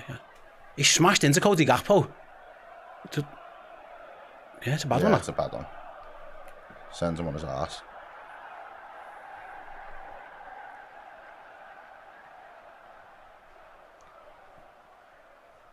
Right, then we're into 3 minutes of added time, one of which is already gone. Liverpool with a corner kick. Alexis' delivery's been good so far. He's found Virgil's head a couple of times. Liverpool's fifth corner. 4 of them, I think, from this side, if I'm right in saying. Come on. Oh, they're gone short again. To do that short one again. Out to him, back out to him. Back. Ball's late to the box. Oh, they're planning something up. It's a shot. Our corner, though. Did that take No. I thought that took a deflection. Liverpool worked it for Trent to have a shot, but it goes high into the cop. I get it, he's great, and I understand trying to do it, but when you've had success putting on Virgil's head, I think you don't need to overcomplicate that. I think City have had 3 yellows now. Foden, Nunez, Akanji, is that right? We've had 1 with Gravenberch.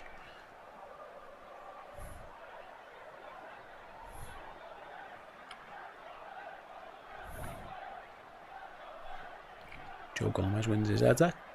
Play, throw into City, just a minute ago. And I don't think City will mind if half time comes sooner rather than later. Like they throw back to that to Ortega. No, I think so. I want to know how we can get that 20-minute period out of us again, though, as well. City go long this time now. Joe Gomez wins it. Can we win the seconds? Yes, Gravenberch, and he spins away. Lovely. And Foden can't stop him because he's been booked. That was gorgeous by Ryan Gravenberch. Done really well. Foden was he thought about pulling him back and then realised I'm on a booking, so didn't. Right then, just 30 seconds to go. Can Liverpool launch one more attack down the left? As Cody Gakpo's got it. Come on. One more push. Is there anything? They're trying. Lucho out wide. Who's he going to pass it to? He's looking for someone. Yeah, I think. Nah, that's us done, isn't it? Unless Virgil goes long here. No, I think. Looks like Liverpool are content with the half-time whistle as they pack it round the back. Being 1-0 up. And that'll do. Half-time whistle goes. And it's Liverpool 1, Manchester City 0. Cody Gakpo's goal separating the two sides. And it's been a pretty dominant performance, really. The only disappointment really is that we haven't put it to bed, because there's been chances. But I'd say, Liverpool scored in the 12th minute. And if I know City have had a bit more of the ball from there on, but they haven't really tested Keller. They've had one shot, which was Rico Lewis with a speculative, like it's hard to go for, like you said, the outside of Luis Suarez like finish. Liverpool had 10 shots already. Again, the only disappointment is that it's only 1-0. Yeah, from our perspective. We've been great. Certainly, yeah. I think we've been better on the ball. I think we've moved it better. We've looked more threatening in their final third as well. As you mentioned then, obviously, opportunity, set pieces, big factor potentially for Liverpool this afternoon with the McAllister coming and taking, and we've identified we can do things a little bit differently. The delivery's been good over on our right hand side as well. They're just very unlucky with the first one. And he saves that, doesn't he? Yeah, I think he does. I think he gets a fingertip to it, and I think he'll be disappointed that he hasn't done better with the second. I think he needs to hit the target there if I'm being very critical. And I only base that on, at the moment, the fact that Arsenal really do have a great he knows he should have scored. It's a free header. Yeah, and there's that. I think the other ones, like say, Gakpo's leaning back, Trent has a couple of... it's really the Van Dijk one was the big disappointment there, because he'd back himself to score that, and he should have scored it. Really, it was a free header. But what's interesting, like I say, Liverpool are looking dangerous from set plays as well. It's been, like I say, if I bring the stats up, the stats kind of tell the tale of the tape, really. Liverpool 10 shots, 4 of which have been on target. City just a 1 shot with 0 of them on target. Like I say, that was from Rico Lewis. Possession is 54-46 for Liverpool, and at some points it felt more than that. City kind of got back into it. They haven't, like I say, Kevin Keller's had to claim a couple of balls, but he hasn't had to make a save. No, he hasn't. Started quiet first half. Yeah, and I think the keeper has been much busier, but yeah, we haven't really tested them either too much. I think we could probably do a little better, and that's what I was saying to you before we kicked off. Slot won't mind spending half an hour just figuring out what the City team are doing and where that we can kind of expose them and hurt them coming back out from the break. And the fact that we've already got 1 goal in it as well to the advantage is probably just going to help that, because there's a couple of guys in the comments there before, put them to the sword now.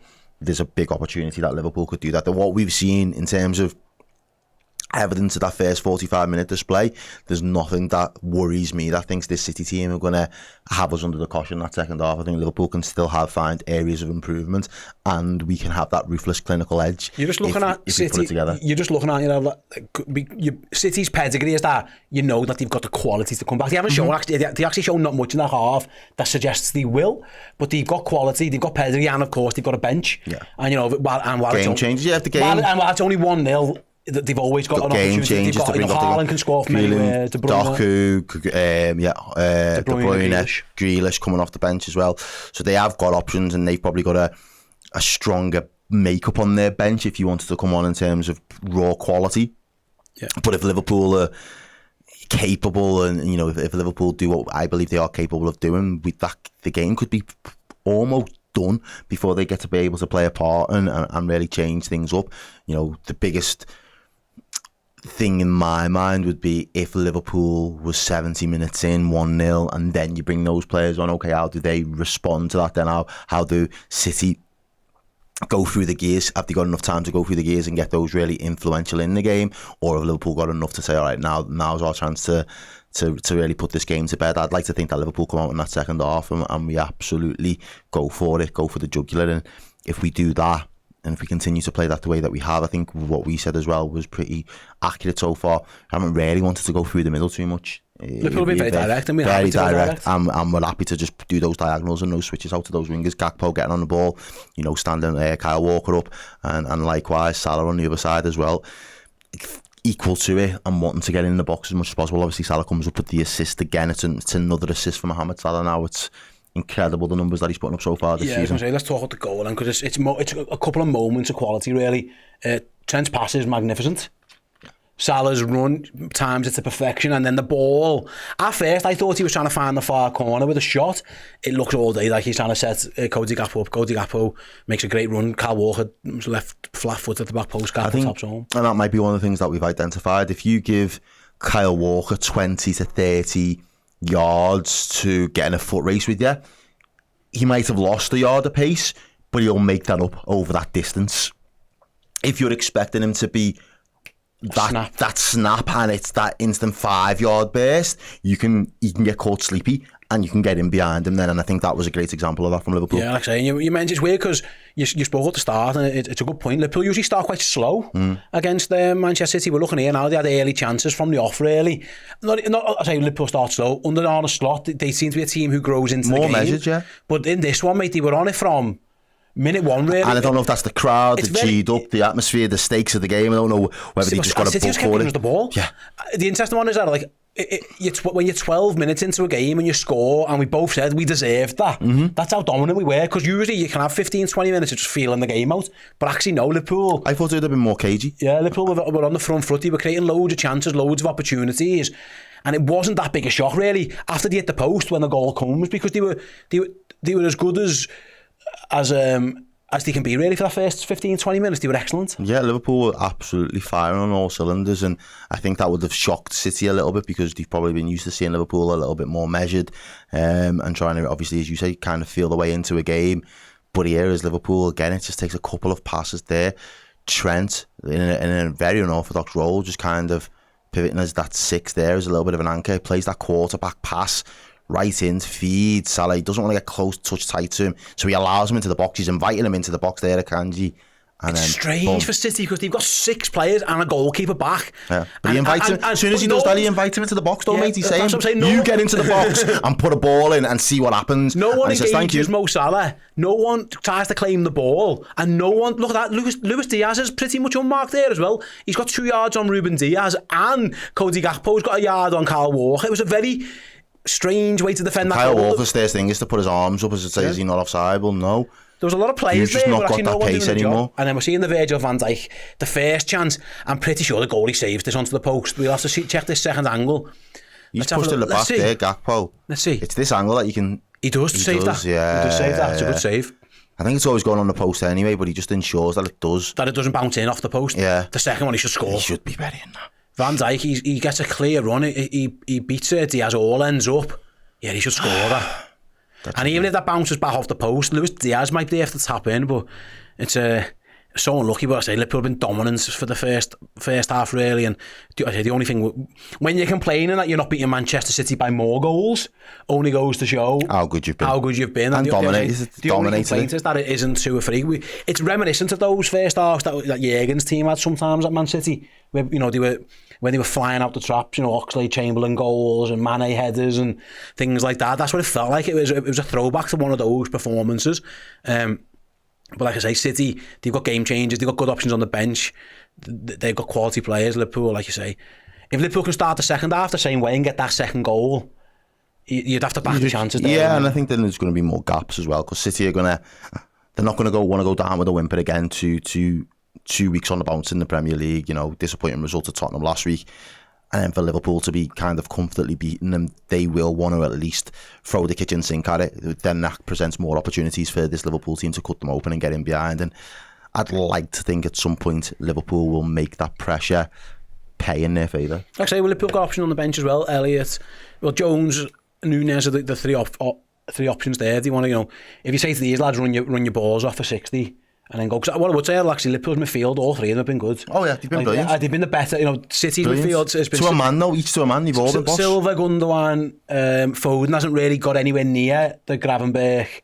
McAllister, Szoboszlai trio. Gravenberch glides something different, by the way. The only blemish on it, like I say, was when McAllister played the poor pass and it led to Gravenberch getting booked. But other than that, the 3 of them have been miles ahead, you know what I mean? And like Ilkay Gundogan's head's been on a bit of a swivel at times. Liverpool have been relentless. It really has been good, but like I say, there is options there if one of them does feel a bit tired or whatever to go to his bench. Like, I think Curtis Jones would flourish with that amount of space if he's given it as well. At some point, Pep will take Gundogan off and put Doku or Grealish on, and he'll ask Matheus Nunes to go centre mid. He will do that at some point. He'll want De Bruyne on there as well. And he absolutely will look to his bench at some point, no doubt about it. But yeah, so far so good for Liverpool. It's been magnificent. Right then, first of all, first job, we are 60 likes away from 2k. Can we get them now, please? I don't ask you for much. Just press don't. Press the thumb. It takes you a second to press that thumb. Press that thumb. Second of all, let us know. We're going to go to a break in a moment. Should Liverpool do anything differently? Are you expecting City to do something? I wouldn't be shocked if Pep, he's got a couple of lads on bookings. He can't be happy with what he's seen. Is he willing? Is he ready to do something different as well? We'll find out. In the meantime, me and Ed are going to go and take a quick break. So yeah, we'll be back with the second half of the watch along in about 2.5 minutes. Hey, coming up, we've got week 1 of our incredible festive giveaway for all of our Redmen Plus Legend tier subscribers. This week, we're going to be giving away a signed Bruce Grobbelaar t-shirt, 4 of these incredible knitted Redmen TV jumpers. We've got a Merwolves Robbie Fowler t-shirt and a signed Michael Owen print. That's just this week. Sign up, get your name in the draw each and every day with a chance to win. And don't forget, at Christmas itself, it is this bad boy, the main prize, a Liverpool shirt signed by the King, Mr. Sir Kenny Dalglish himself. So head to redmenplus.com, sign up or upgrade to Legend tier status now.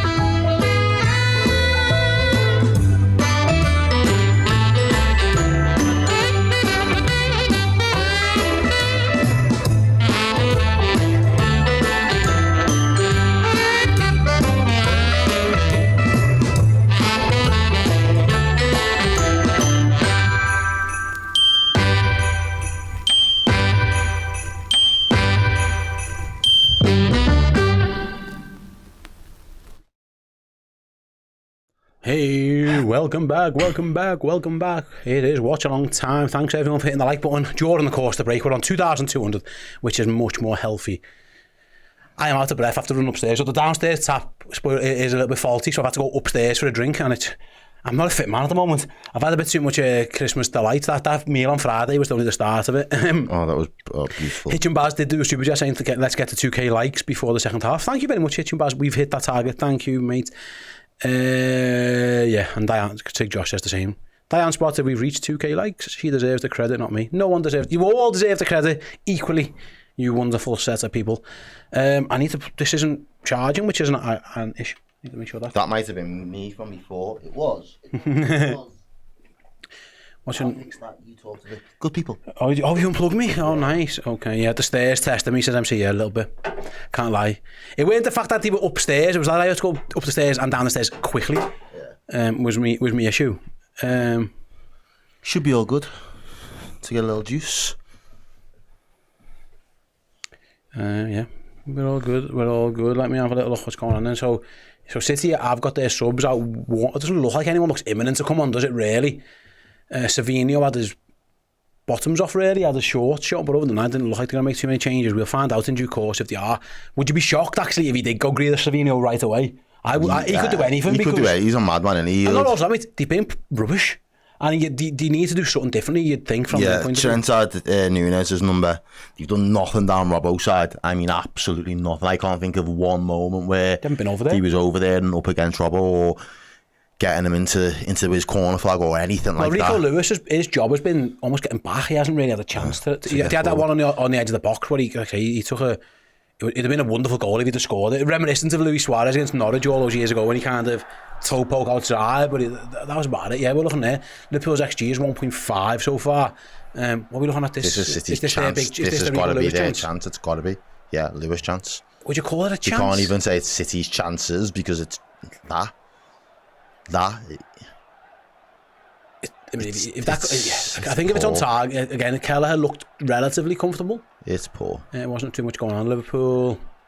Let's have a look. I mean, no changes for the Reds. Unsurprisingly, really, they all come back out for the warm up. Little kung fu session for Liverpool. Little sprint. Have a little go with that, boys. What do you think Slot will have identified in that first 45? I think he will encourage that diagonal every time. For Salah, yeah. Gakpo's winning it off Walker, and if he's not, it's a 50-50 where you can pick up seconds. And Salah, during the time, he's stopping him really if he fouls him. Yeah. So I think the manager will encourage those diagonals. And of course, like you say, you've just got to make sure you're switched on, because Manchester City are so good.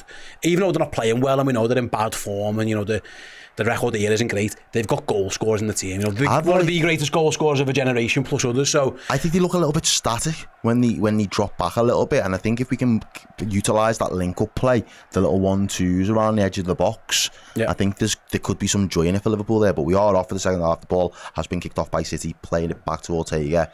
He launches the ball forward into that channel there, and City come away with the ball.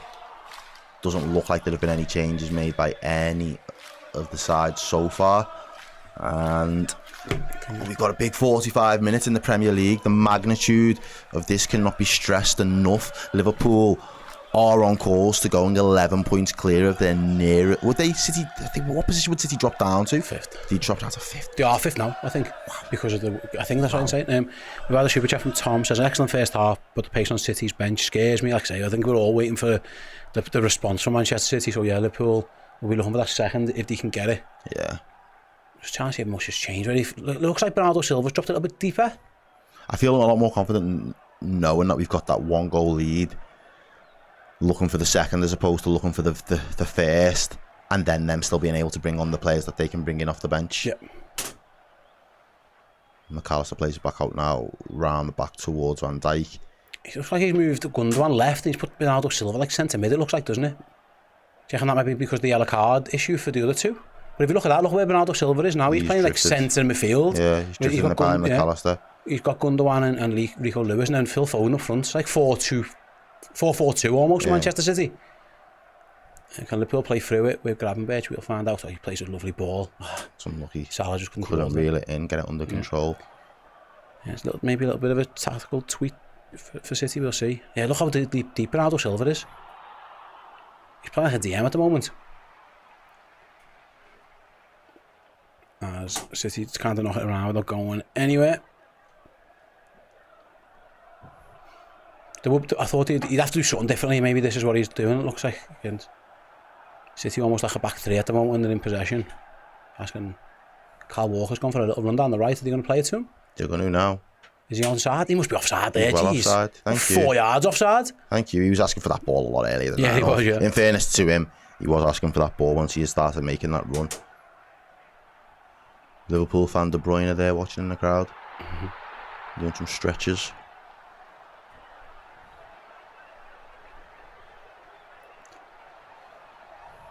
Liverpool with the ball at the goalkeeper's feet. Errol and Dan's going to try and put him under pressure, so Kelleher's going to go long, which I don't think is the worst idea. Kyle Walker comes away with it. Can Liverpool win the second? Yes, Andy Robbo and Virgil van Dijk. Not enough. Just about, yeah. Throw into City. So far, so good for Liverpool. Forcing Man City all the way back to their own goalkeeper. Love to see Diaz come to life in the second half. Yeah, he's been alright, but he just hasn't seen too much of it, has he? I think that's symptomatic of being. He's almost playing like I say, he's playing centre forward to an extent, but he's happy to drift anywhere. City go long, but Kyle Walker not on the same page, and Virgil van Dijk can web it away. Well, City are doing a better job of keeping hold of the ball here, though. I would say that. And they win a free kick for a foul by McAllister. Yeah, say Josh says City will be 5th. I think you're right, Josh. I think they already are. Just because of what happened. Because Arsenal, Brighton and Chelsea all He started the second half in 5th. Well, Brighton drew actually, didn't he? Oh, Trent's give it away. And can City capitalise with Rico? No, they're going backwards, but they get plenty of men forward, I'll say that. There's a lot of Manchester City blue in front of the Kop. I say City did turn us round as well. I didn't mention that in the first half. It was the one that toss. They've got a lot of men forward, haven't they? But they're being very patient. Which they usually are, you know what I mean? We know they can do this as well. Liverpool just need to keep their shape and be tight. It goes to the byline. Is that a City corner? First corner. Yeah, Alexis McAllister concedes Liverpool's first. Manchester City's first corner, takes it off Phil Foden. Colin says De Bruyne will come on, try and force it, and it won't work. Well, fingers crossed. He doesn't work out.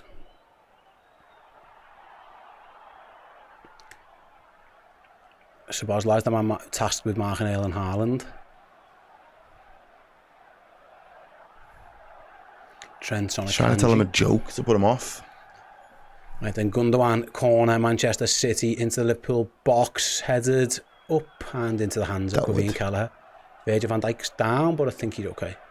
I think Akanji got a flick on that, but it was nowhere near threatening enough. And Liverpool looked to counter with Andy Robbo. He's trying to find Cody Gakpo. What a ball! Cody Gakpo! Oh, massive opportunity. And it's Mateus Nunes, I think. Did he save that? What a pass by Robertson. What a ball. Look at Robbo, we can't believe it. That is an unbelievable pass. And it was Robbo so close. Just pulling out 18, 19 vibes. What a ball, what a run. It's a great ball, that, you know. Is it the defender or the goalie? I couldn't quite see from that angle. Between the two of them. Nunes celebrated like it was him. I think it is him, yeah, it was. Him, that's why he's celebrating. It was the defender who got back, and it was Mateus Nunes who got back. Liverpool have another corner. Wow. What a pass. Liverpool have played some great passes so far in this game. And Andy Robbo comes over and has a little wave of Arne Slot. What a pass. What a touch. Gakpo did nothing wrong, to be fair. No. He took the shot early. It was just good defending by Mateus Nunes. Right then, Van Dijk's in there, trying to get free again. As the ball near post, Fred again! Oh, it's Van Dijk again! It's Van Dijk again! And it goes over. And he got too much on that one. He's just looking for a little flick on. It's a good ball by Trent. He gets too much on it, doesn't he? He does. And it goes over the bar. As he attacks that near post. Just gets in front of the defender. Yeah, glances it you're trying to get that to the back post, aren't you? Yeah. Verge could have had a hattie. Yeah. Could have had a hat-trick. I think that was the hardest of the 3 chances. Yeah. But he flicking it back towards goal. Hitchin Baz says Liverpool's defence has been outstanding. I'm not going to jinx it with the Haaland stuff just yet, but they have. And then Colin says City will be shopping for cheap fouls. But they wouldn't mind some free kicks just to slow the game down. But to be fair, I think the rest have been alright. There's been a couple on Salah that I think he's got wrong, but for the most part, he's been alright for now. But there's always time to change that. Here comes City on the attack again, and there's Kyle Walker up against Virgil van Dijk. Early ball in, Van Dijk blocks it. Excellent from Liverpool's captain. And Robbo kicks it as far as he can, trying to launch a counter. Doesn't get there though. And Diaz gives away a foul. The ref's going to play advantage. Yeah, City are playing on. City have done just that. Nunes now Trent again. Back in a more favoured position. He was back towards his own goal last time. We were speaking about him. Oh, be careful there. Cross from Ake. Headed up by Gravenberch. Corner for City. Corner. Yeah. City's having a little bit more joy around the box without really kicking too much, but they've been in there a few times. Maybe Liverpool trying to hit the counter attack too quick there.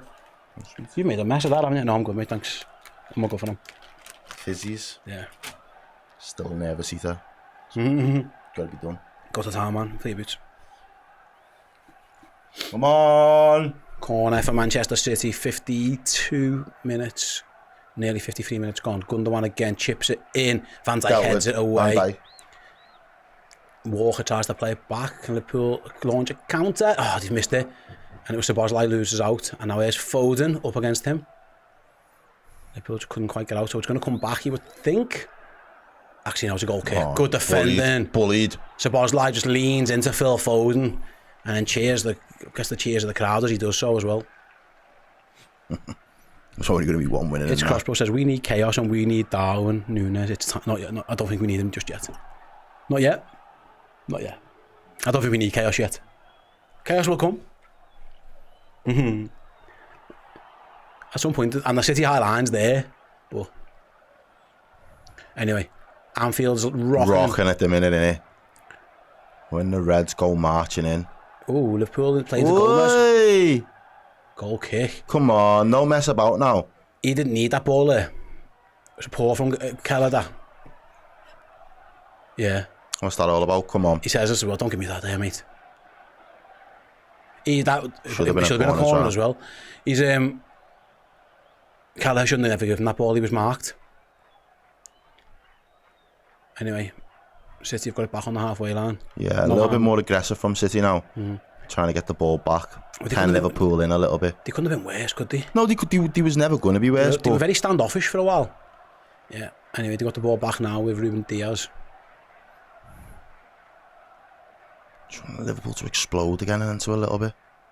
See, passing to the final third, it's been completely the other end of the spectrum there. It's all one-way traffic from City. City are the ones that are progressing the ball into the final third a lot easier. Ran through Liverpool's midfield there, Bernardo Silva. Still on a run, still got it there. Plays off Rico Lewis. Kyle Walker's there doing the overlap on the outside. Cross into the box. Bernardo Silva takes a touch. Gets it across. Goal! And it goes over the bar. Liverpool defended just about. Was the offside there? I don't know. But it was a good burst by Bernardo Silva. He carried it too far, really. That's the danger with him running from deep, because he can just goes past players. There was no offside. He overran it, really, didn't he? He's trying to find Nunez at the back post. Anfield knows that Liverpool might need a little bit of encouragement. It's been a decent response from Manchester City, actually. Last 5 minutes or so. 10 minutes. They've started the second half well.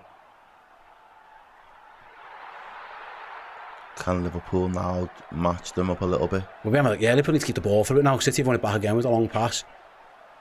Oh, go on. It's Salah! Go on. It's Mo Salah! He's one-on-one with Ortega! Finish it. Oh, why has he missed? Why has he missed? What are you doing? Just fucking pass the ball and be 2-0 up. Oh, it's a big chance. Could he have passed it? I mean, I think it was Szoboszlai running next to him. You'd put your house on Mo Salah scoring this. Oh, he just gets it all wrong. Oh, Mo. Who am I to question Mo Salah but me, mate? Oh, it's a bad miss. Straight into the Manchester City fans. It was a horrendous by Manchester City to give it to Salah. He's through. Gift. It was almost a gift, mate. He nearly got a gift from the gods and Mo Salah put it over the bar. And Manchester City come again. And Liverpool he lived to fight another day. Liverpool have had chances. I hope that we... Oh, they've done it again? No, they haven't this time. Ruben Diaz just clears it. City are still not confident passing around their own back line. Shaky, man. They're shaky. Liverpool needs to get a foot on this ball and start moving it. And who's offside? My man there, Liverpool ball. Terrible. He should never have been caught offside there. But Liverpool needs to wake up here in the second half now. And now, Pep's going to draw for the subs. He goes for the wingers. He wants Savinho. He wants Doku on the pitch. He's seen enough, hasn't he? He has. Don't blame him. Nunez off. That could have been it. Kill the game. You put your house on him as well. You don't like that was the finish. Go round, like poke, like curl it round him. You just got too much lift on it. Yeah, Gundogan goes off. Looks dead on his feet as well. Get two lads on yellows as well. I think I'm right in saying, I'm not sure, but yeah, Doku comes on, and I think it was Silvinho. So City are gonna have a bit more threat out wide. So they're gonna move Foden more central. It's gonna be a 3 of Silva, Foden. Probably Rico Lewis as well. Yeah, it is. Foden being the highest one up Doku there. will go on the left, and Savinho on that right. Savinho on the right hand side for City. As Kelleher kicks it long. Oh, it's a big opportunity for Liverpool from Salah. Here goes Gakpo up against Walker. Can he keep it in? Oh, he just can't keep it in. Overstretches a little bit. Needs to get back on the pitch. Liverpool need to regain a little bit of control here for me, if I'm being honest, Steve. Yeah, they haven't really done it. Although they are looking to spring the counter, and it worked. Yeah. And it worked, and it came to the man who you'd want it to come to. Just didn't finish it. And City are still only 1 goal down. With changes afoot. Doku's first attempt runs past, drifts inside, plays it out to Kyle Walker. He wants to play in Savinho. So Pep's gone to his bench. I wonder how long until Arne goes to his. For now, Savinho's first real touch. He's looking to release Erling Haaland, Virgil van Dijk headers, Alexis McAllister clears. Good by Virgil. Webbed it. Oh, can Liverpool recover a loose ball? I think Doku should get there first and does. Be careful, Ryan. No yellows. Oh, he's still around to play. What are you complaining for? What's he moaning about? You just kicked out. These are moany, whiny little bitches, aren't they, Manchester City? Not half. A little bit loose. Passes got to be better than that. Got to take care of the ball in the middle of the park. Doku chops and it's going to be a inside. fucking free kick. Szoboszlai gives it away. Let's play a song. Oi, 4.5 hours. We haven't wasted any time. We didn't even get a chance to set ourselves. Here's Foden on the edge of the box, looking for a shot. Oh, well done. Gravenberch half took it off him, but didn't, so it's back to Doku. Be careful, Liverpool. Edge of the box. Oh, be careful. Haaland shot blocked. We really just turned them into trouble, just gifted them a chance. Get up. Come on, Liverpool, we've got to be a little bit better. Get out. It's Doku again. The pressure's on Liverpool now. Doku shot blocked. It's bouncing around. It could go anywhere. Liverpool need to get at this ball away. Gravenberch gets it and takes a touch, which is good. And Salah plays into Szoboszlai. Ref, get out the way. Ref, get out the way. Fucking blocking him. Liverpool go long, just trying to get out. Just trying to get out. Can they get the second ball off Salah though? No, they'll take the throw, which is the right cause. Liverpool penned in a little bit there. It was all a bit pinball-y. And Doku's definitely causing issues there. He carried the ball. It's a little bit rough and tumble, but it's certainly effective. Liverpool are flying by the seat of the pants. We need to get a stranglehold of this game, an hour played. Liverpool do have the goal advantage, but City have had the better of it in this second half. We've had the best opportunity, haven't we? That could have been handball. It wasn't. The ref saying, get on with it. Come on, boys. We've had the best opportunity in the second half. Yeah, I agree. And there's Liverpool a chance to come away with it now. Diaz. He's got no one there with him. He's got nobody there. Oh, well done. Lucho just holds it up for a little bit. And wins a throw-in. Good play by Luis Diaz. And he's asking the crowd to get into it. Get up for it. Come on. Right then. 60 minutes gone. It's been a better Manchester City in the second half. It couldn't have been worse. They were really poor. But the best chance has fallen to Liverpool. Didn't get taken by Mo Salah. Liverpool be hoping they don't regret them. Here's Gomez then. Liverpool find a way out. The switch is still on if they can find it. The City press is coming a bit better now, so Diaz comes deep to collect it. And knocks it off to McAllister. He dummies it, goes on to Gravenberch. And he can carry it forward. And he can go. And he can find Szoboszlai. And he can find Salah. It's a bit too long. It was a little bit behind him, wasn't it? Salah into the box, up against Ake. Back to Szoboszlai. He dinks it in. Cleared by Ruben Diaz. Not far, though. And Szoboszlai couldn't get there. Can he get the second ball? Jumped too early. He's done well there. Cross back into the box. It's all a bit scrambly from City. Oh, it's going to be a goal kick. Better from Liverpool. Better. Slot's keenly looking on. I wonder if he fancies a change at some point. Bernardo Silva again, so deep. Picking up the ball there, plays it back off to Diaz. Plays in Kanji. They're going to go long, looking for Haaland. One straight ball over the top. Van Dijk. That was brilliant. Eyes on the ball. Fantastic just takes it off his toe. That was awesome. And Liverpool are going to repay the favour, but Gomez can't get his pass right. There was space there as well. It was brilliant from Van Dijk. Yeah, where he just reeled that away from Errol and Haaland. They tried to do that direct pass. They haven't done a lot of that. But he's just watching it. Read it so well. Brilliant. Calm as you like. The song says it. Hey. I think I've got it. You know, if you're going to miss your big opportunities in the opposition's box, make sure you are absolutely flawless when it comes to doing your own defensive duties. So far, he has been. He's been brilliant for us today, Virgil van Dijk. And City go all the way back. It's a Kanji. Liverpool just needs to get a bit more. There's Liverpool. I mean, to get hold of it really. They might get it now. Yes. Turnover time. 4 on 4. Can Salah find his pass? He carries on going. He's still going. He's tugged back though. He shoots wide. Oh, it's a goal kick, yeah. He didn't have many options there. He was getting fouled there as well. He pulled the shirt.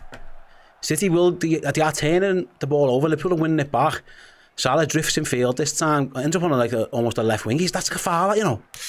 He should pull that back for a free kick. Watch this by Silva. Look at that. Tugs him there. I know Salah gets the shot away, but he's clearly off balance by the time he takes it. If you're going to miss, at least he webs into the Man City fans, I suppose. Nah, this is becoming more of the cagey affair that I was expecting. Just wasn't expecting it in the second half. Knocky says City will hopefully soon get desperate, and that's where they'll get exposed, and we can exploit. Hopefully, like I said, they have given us it a couple of times. Liverpool haven't taken advantage, Joe. A couple of opportunities there with City turned it over in the middle of the park. Here's Nathan Ake. He's going to try and find Haaland early again and can't. He tries to reel it in this time ahead of Van Dijk. Doesn't get anything on the ball. No purchase, no problem. Liverpool can go again. Just taking our time ever so. Ball's at Van Dijk's feet. Kelleher's feet. He'll try and find Salah, won't he? Goes long. Doesn't get there. Second ball. We need to time, get Reds. the second ball. We need to attack. We need to be aggressive. He has slipped. Salah's going to try and win it back. Doesn't. Doesn't. Here goes Doku's done well, and he's done really well. Well done, excellent. That'll do us. Can Liverpool play out? No, Trent's a little bit lax, man. Come on, bro. Let's fix up here, boys. Here's Doku again. Don't give him... well done, Trent. Tap ball, isn't Well done, Trent. No. Done better second He time looks round. knackered already. He's already just come on. Holding his knees and that. He's been on the pitch for 5 minutes. Throw into Manchester City. 64 minutes gone. I feel it's gone by in a flash. But I feel like this last 20 could drag. Unless Haaland in the box, back to goal. City are going to still trying to work an angle down their left, trying to find the pass. And they'll be patient, you know that they will be patient. They've been here, done this before. First real chance for Savino, and it's up against Cody Gakpo actually, isn't he, even against Andy Robbo. Goes backwards. I thought he'd have had to go with Gakpo there, wouldn't you? When you think he'd fancy that battle. He didn't. Didn't want any of it. Didn't want to entertain it. The Anfield crowd trying to raise Liverpool's spirits, energy, concentration levels. As Savino cuts inside, does runs well, straight into McAllister though. Can Liverpool launch the counter again? Can they get it? Oh, no, another poor pass out. He won it back though. Goes to Bosley. Does well actually. Finds Diaz. He does well. He holds it up. He's getting fouled surely. No, Gakpo keeps hold of it. Does really well. Yeah, finds Alexander-Arnold. He finds Mo Salah just a bit wide. Salah back to Alexander-Arnold. Saved again. Luis Diaz chips it. Shoots blocked. Liverpool can't get a ball. Handball. Offside. Offside against someone in the end. Who's offside? Was it the first move that was offside? So would it not have counted after all that? Let's see. Who was offside? Salah. Yeah, he was. Yeah. Salah was off. Would have all been for nothing. City were scrambling, weren't they? And you know what? Rico Lewis' hands were up. It could have been handballer. But the offside flag was rightly up. See, that's what we can do. If we can just counter them, hit them on the counter like that. Yeah. Expose them, but we've got to be clinical. We've got to... The passes have got to be perfect. Yeah. You've got to have your defensive mind switched on. We've got the ability. We've definitely got the ability to do it. Got it in the locker this season, showing anything. Defensively, we can be sound. Can we just be that ruthless when it comes to being on the other? Kanji starts forward and finds Lewis, and City have got a bit of space in the middle, and McAllister does well again. Trent's going long again. He's done a decent passes. He's going to come out and clear that one now. He does. That'll do. Just clears it into the stands. Liverpool's game plan now is obvious. They're not sitting back, but they are looking to be defend in shape and spring the counter. Arne Slot's going to his bench. It's chaos. Chaos is about to enter the game. It's Núñez and I think Curtis Jones coming on. I'm nervous now. As the ball is back with all that gusto is gone. No more bravado. Liverpool need to be on their game. As Gomez plays a good ball into Diaz, really good. And Diaz loses out. He's not foul, though. No foul, no. Sound ref. Diaz right wanted then. the foul, didn't give me. Yesterday, we'll crack on. Mm-hmm.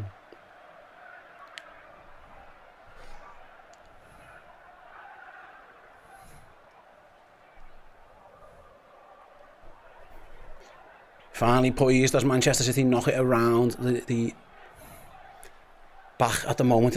Well, they're about a third into Liverpool's half, really. Here goes Doku against Alexander-Arnold again. Trent. He got so lucky there. He won it, and then the ricochet favoured Doku. He's going to try and win a corner. Trent doesn't give him it. Does it well again, Trent. He spun him. He's past Alexander-Arnold now. Doku's into the box, fires it across. Virgil reads it so well.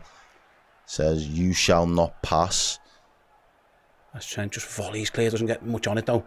So does really well. Gravenberch just holds on to really it. well. Now go on, play him, Brad! Here's Gakpo. Overlap from Roberts, he's not going to use it. Gakpo's going to shoot straight at the keeper. I think he should have used the overlap there. So yeah. Liverpool have started to play a little bit now though. We're starting to get that rhythm.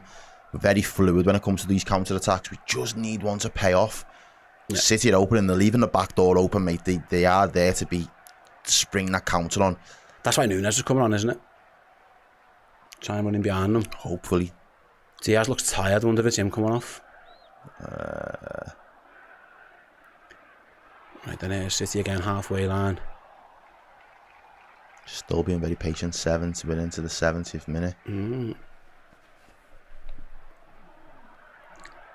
going to have to engage Ruben Diaz. He's just walking forwards. Here's Savinho up against Robertson. Goes past Robertson as well. He's going to cross it. Van Dijk again. And Robertson just webs it away. Lifts it up. Can Diaz keep hold of that one? He's blatantly fouled. Told no again. What? Right through the back of him. It was Diaz on Diaz crime. Diaz crime. It was. Here's Doku up against Alexander-Arnold again and gets to the byline and runs out of play. No. Playing on. He kept it in apparently. Allegedly kept in. Okay. Silva to Ake into Doku. Liverpool need to be so careful here. Trent takes it off. Trent does well when it matters most. Trent's dealt with it. Clips it out. Plays it out to Mo. Diaz just needed to try and reel that in. Take a touch. Get it under control. He doesn't. He allows Kanji to nick the ball back off him. And again, the ball just turns back round and Liverpool are getting bodies behind the ball again. Yeah, Liverpool are going to bring Gerald Kwanzaa on, apparently, according to the chat. I haven't heard the commentary. That'd be for Gomez. That'd be for Trent, wouldn't it? But Gomez, Trent's only first game back. Big one. Here's a Kanji switch of play. Savinho then. Beat Robbo before. Can he try and do it again? No. He's not going to try just yet. 2 of them over there. He's doubled up. He's been doubled up. Shouldn't give him the options. Shouldn't give him the space in. He thinks it in. And Joe Gomez deals with it. Beats Erling Haaland to the header. Oh, go on. Szoboszlai's chasing a lost cause. Brilliant. Well done, Pushes them all the way back. Forces them back towards their own goalkeeper. Really good. Everyone's saying Anfield is absolutely bouncing, and it should be.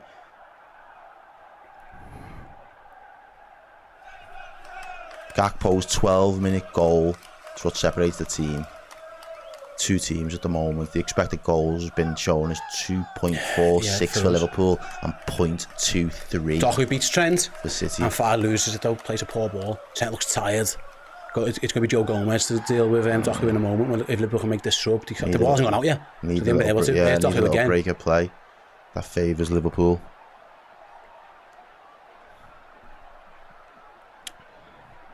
Alright then.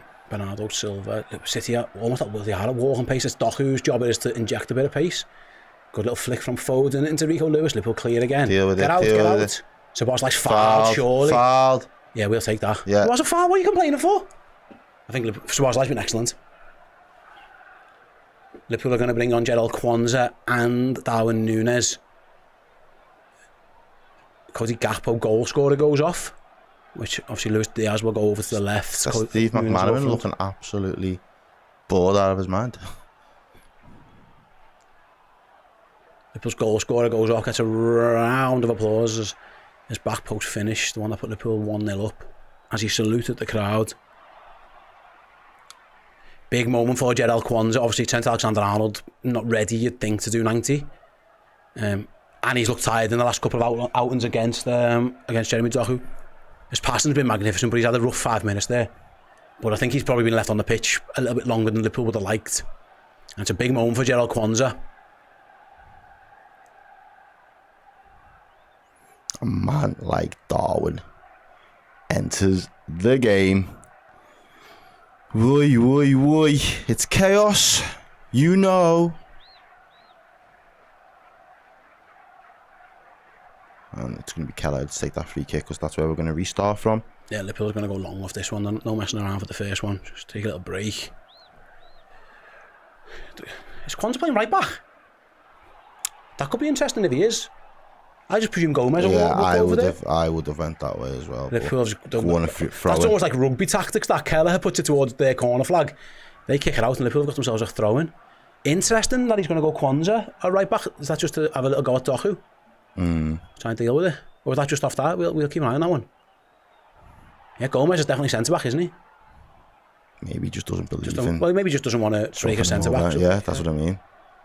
Right, then here's Virgil van Dijk on the ball, going to stride forward as well. Well, he might as well. Yeah, and he's going to play Darwin Núñez in, and Núñez cuts inside and pulls it across goal. Oh, Van Dijk, he was trying to feed him back as his captain. Yeah, stay up. Here's Luis Diaz up against Savinho, cuts inside, crosses back post, headed clear by Ruben Diaz. Ref gets in the way. What are you doing? And City just hoof it clear. Be careful, Joe. What's he doing? McAllister was going to win that ball, wasn't he? Yeah. The ref just stood all right. day though. The ref just stood on him and marked him out the game. What about rat behaviour? Liverpool have it at the back with Joe Gomez. 74 minutes played. Gerald Kwanzaa's a right back and he's going to have a little run as well. Go on, Gerald. He's still going as well. Go on, Gerald. Win a throw. Does brilliant. Oh, he does excellent. Marauding right back from Gerald Kwanzaa. He does excellent there.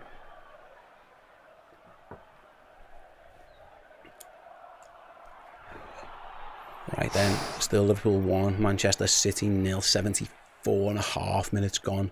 And Liverpool with a bit of control possession. At the moment, as Virgil van Dijk just slows things down. Trying to draw Man City out. The long ball will come at some point, you would think. Kwanzaa thought about going long, then he couldn't find it, so it's gone back to Kevin Keller, which is fine.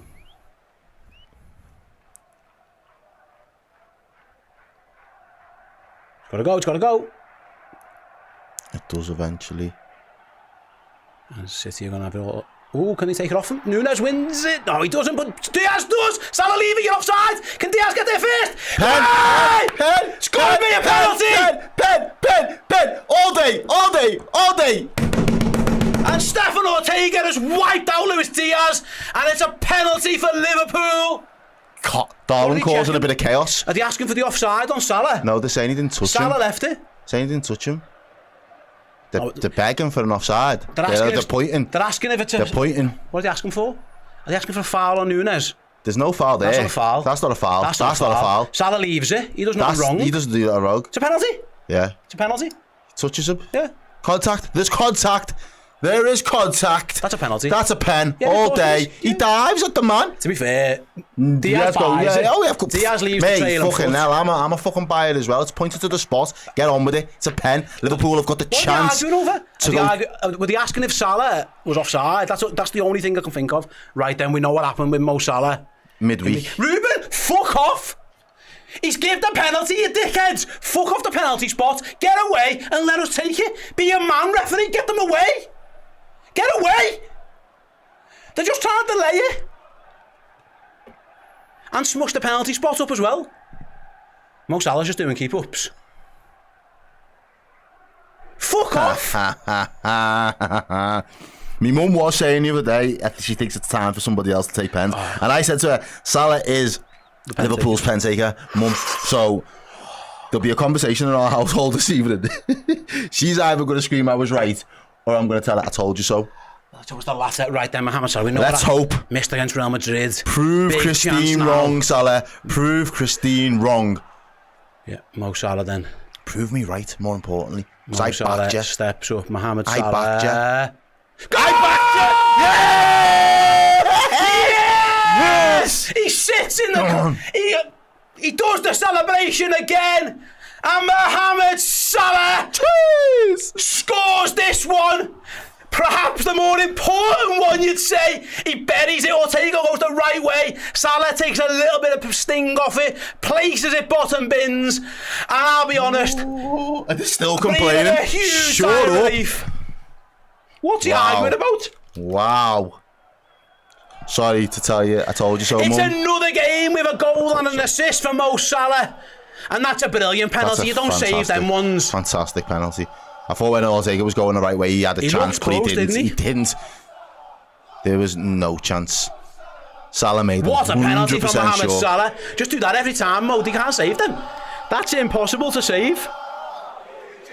And that's Liverpool 2-0 up with the best part of probably about 15 minutes left to play in this game, ladies and gents. That's a great penalty because the goalie dived the right way and he's fucking massive.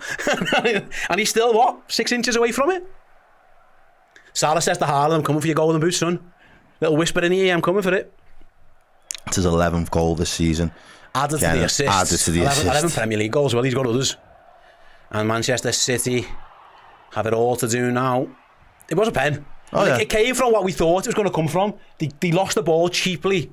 Liverpool pounced. Diaz was clever. He won the penalty. He left his foot trailing, but it's definitely a pen. City have gone to the bench again. They brought De Bruyne on. And Jack Grealish. They've taken Rico Lewis and Phil Foden off. It's gone for experience. For They've gone for experience now over the youth. The exuberance of youth has been hooked after not really displaying. Christine, I never ever go against you, but I'm so glad you were wrong, darling. I love you to bits. Here comes City on the attack then. Oh, leaves a foot in. Get over there. Is that going to go out? Yes! Yes, and you can't keep it in. Even Jeremy Doku hasn't got the pace to keep that one in. He's fuming. And he's hobbling, it looks like. Colo Toure there on the bench. Oh, God, I'm hot. Metaphorically and physically. Yeah, you are. Hot subject. The City fans look gutted. Pep looks like he knows. He looks half resigned to it, yeah.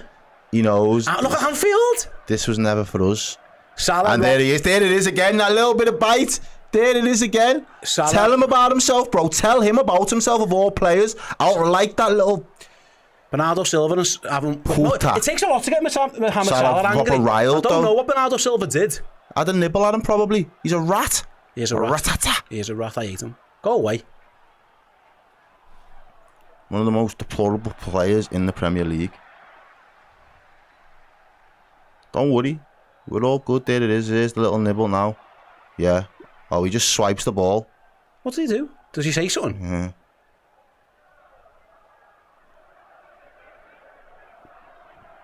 I'm not sure, but Salah's fuming. It takes a lot to get Mohamed Salah angry. He's not happy, but and to be fair, if anyone can piss it off, Bernardo Silva's that man. We have had a few super chats, guys. I will get to those in a moment.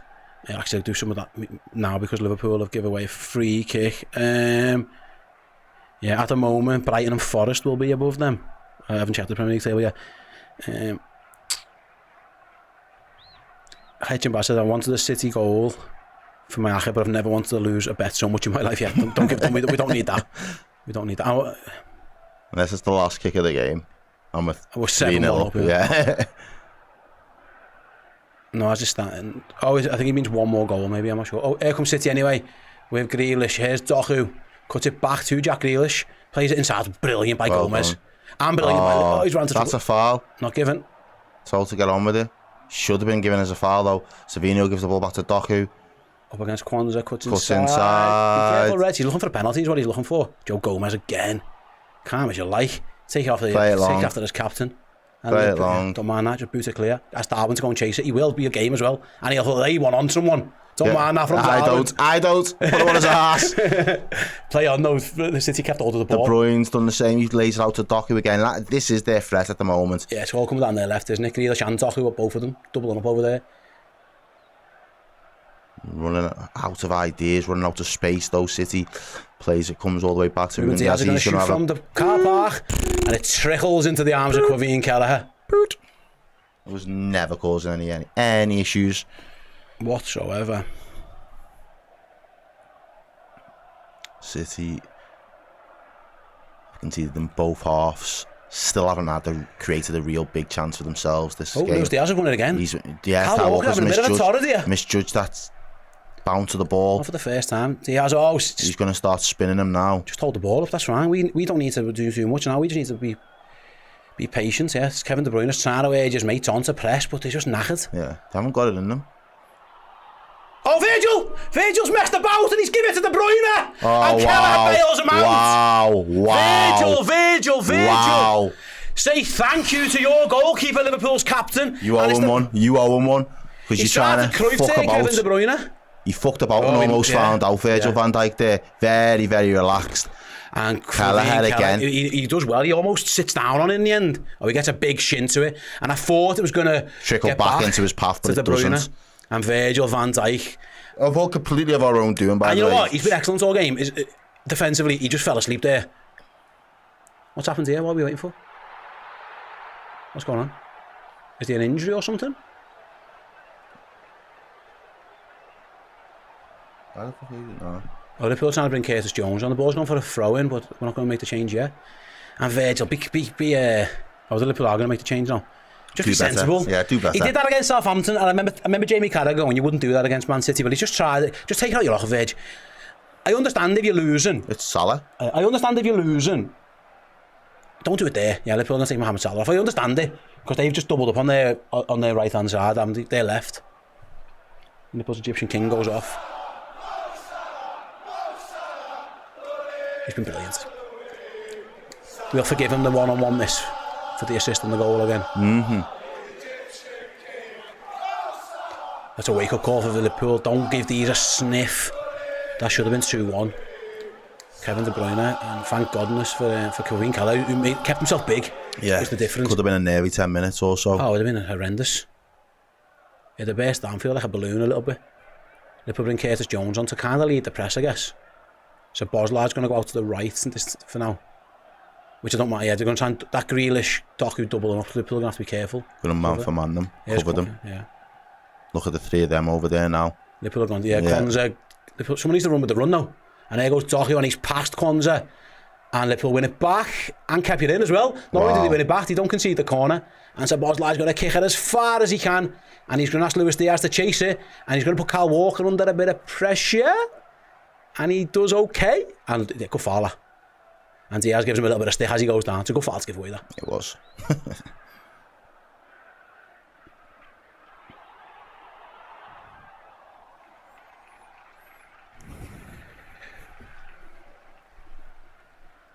I've seen your super chat, Mr. Josh, and I will come back to that at 90 minutes. Because the sentiment is there, but it's not in the bag yet. I'm not jinxing that one yet. Here's Kevin De Bruyne. Finds Doku again. He's they're just looking for him all the time. This time Alexis. Oh, he's offside anyway. Yeah, but he's running out of ideas. He's running out of ideas. Mm-hmm. I've seen my mate just sent me a video from the cop there of them saying Ireland's #1 to Kevin Keller. Yeah.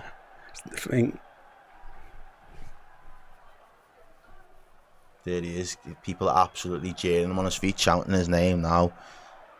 What a run of games he's had for us since he's come in Alisson's absence, by the way. He has been absolutely phenomenal. Were they singing for Kelleher there? Yeah, it looked like. Let's get some Ireland flags in the chat there for our guy in goal, ladies and gents, if you don't mind. Show some love. We've asked, Radio Boys asked for a song, absolutely. For Kelleher. Top of the league. You know what I feel sorry for at the moment? Pep's nose. Yeah. 86 minutes gone at Anfield then, still 2-0 to Liverpool. Manchester in a must-win City. game as well. Liverpool have come out to win with the intent to win the game. And there are those Irish flags and the Lucky Charms as well. Get them in there. The 4-leaf clovers. Keller bringing us the look of the Irish. Look and skill, wasn't just look. Great goalkeeping. Here's Savinio though. Manchester City are not going to give up, but they're going to give it away. Can Liverpool put it to bed with a third? Go on. Diaz and Walker in a foot race. Diaz gets there first. Little nudge by Walker. Just win the throw in, Louis. Hey, don't do nothing too mad. Yeah, he's just going to keep the ball. Little no-looker. To Robertson, across. I didn't get there. And City might be able to break. Well done. Yes, boy. Alexis just takes it off Kevin De Bruyne. And he finds Szoboszlai. And he's going to shoot. No, he's going to keep hold of it. Yes, Dom. Good game management from Dom Szoboszlai. Just keeps hold of the ball. There was nothing on. Gerald Kwanzaa wins a throw-in. It's our ball, It's our ball. What are you playing at? That was good by Szoboszlai. Because the rash thing to do would be take a speculative shot. Yeah, just swing a foot at it. They're giving Pep stick and he's giving it the 6 back.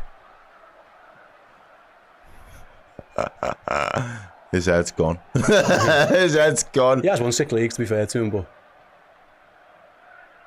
Saturday singing, I don't know what to sing to him. As McAllister plays a little back heel, loses out.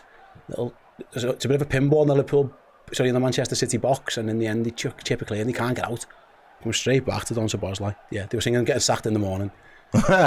So Pep just gives it the 6 fingers. I'm fine. If I made them, I'm going to get taken off him. Hopefully, most of them for the.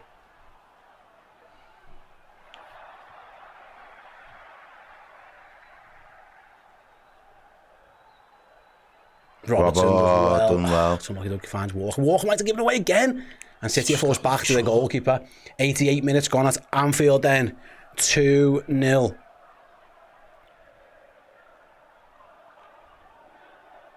Don't mind that one. Andy Robbo just... Oh no, it's Curtis Jones, sorry. I don't think he meant it on Jack Grealish, but gives it away. I thought someone would give Bernardo one. Because he deserves one. Don't think you'd see any complaints from me if that I was would the just case. smash them now. As long as they didn't get sent off, I'd be alright with it. Here's a Ruben Diaz though. City aren't giving up the ghost. Why would they? The season rests upon this. Oh, well done by Arne. Robbo shuts the back door, says nope.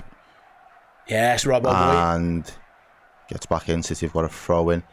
Come to an 89th minute played. And a very blunt display from City. It has been, yeah. They put one back off them again. Can Curtis Jones spring a counter now? He's going to just play, which is the right Play it move. into that space. Quan's going to be asked to maraud that right. Go on, Gerald. Go on, Gerald. Play it in. Nice. Sabozlai lies into the box. Keeping hold of it again. That'll do ya. Yeah. He's been excellent, you know. Don't do nothing crazy. I've been so impressed with Sabozlai. He's been fantastic. Liverpool wrapped him in cotton wool against Real Madrid. For this purpose. And he's been excellent. To run the Curtis is taking the piss midfield. now. To run the midfield. Yeah. It's not a bad ball out. Fantastic.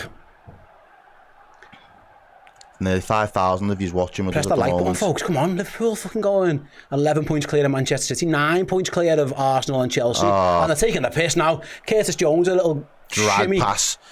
Oh, and someone just needs to lay one on someone. There we go. There it They put is. it back, and then in the box with Jones, and he's shot, and it's saved. And it's a corner kick for Liverpool. And Manchester City got caught out again. Been like What that are they all doing? afternoon. It's Kyle Walker. Oh my God. Nunes does so well there, by the way. Listen, I hate writing any team off. Okay. But these remind me of us when our legs fell off a couple of years ago. Just haven't got it. And listen, they've, like Pep's just said, 6 league titles, they have Champions of Europe, they've done everything. But it just feels at this moment in time, and listen, it can always change, something can happen, they can get someone back, but you can't just be this bad because you lose Rodri, you know what I mean? I understand, it has Stones is out as well, but they've been like this all season pretty much, they haven't been great. He never got going, that was the problem, he never got going by the time Rodri got injured. And so they've struggled to adapt with them not having him because they was waiting to get up to full speed and bring him in. He hadn't played a lot of minutes up until that injury either. So they was kind of relying on, we can have a slow start, let's just get everybody up to speed and then we'll go for it. And then they lose one of their major components. They've just not been able to adapt ever since. So Bosley there about to take the corner, an in-swing and it goes in now. Goes in. Oh. Who's it going to fall out to the edge of the box? Will McAllister shoot? No, you shouldn't have to. Just keep hold of it. It's Gravenberch to Jones. Injuries won't become a talking point again. That's a foul, I was going to say. Right, a couple of super chats. Strick Josh says something's going to be done about Kelleher's contract. We need to ensure that he has more games when Alisson comes back. I don't want him to leave. Yeah, Liverpool have got themselves in a good position with the goalies. They've got 3 excellent ones. The future will play itself out. What we can say for now is, if Liverpool do go on to win something this year, Covey and Kelleher will more than deserve medals. Oh, not half. Kieran with the super chat. Sorry, with the members chat for 50 months. Thanks, Kieran. You're a legend, mate. I love you. Up the Reds. What a game. Thanks for the show, lads. Thanks to you, man. I'm still not going to. I know there's only a minute and a half left, but I don't want to read Josh's chat out here. Still, if they score now, I will. Josh, I promise. There's Gravenberch running through them all. It's going to fall out to Robertson. Deflection. That could have went anyway. Yes, Harvey Elliott has been brought into the action. I forgot to mention before I was reading the chat, Harvey Elliott did come on. It was nice to see him back as well. Oh, McAllister moves his body well, plays a ball through. He's offside, Nunes, but just bury it. He doesn't. He's offside anyway. It makes no difference. It was Luis Diaz, by the way, who went off. William says, stay humble, boys. Yeah. We're chill. Right then, just 2 minutes gone. Can you see now where the confidence came from? Can you see now why we was confident in the build-up? As Erling Haaland forgot he was even on the pitch. It's the most touches he's had in succession. Right then, here's Jeremy Doku. Jason says, I thought we hadn't played anyone yet. Here's Doku cutting inside again. He's been dangerous, to be fair. And he's played it into Bernardo Silva, and Virgil van Dijk shuts the ball. And that's a little weird. And screens! Come on to the top. Is that a goal kick or a corner kick?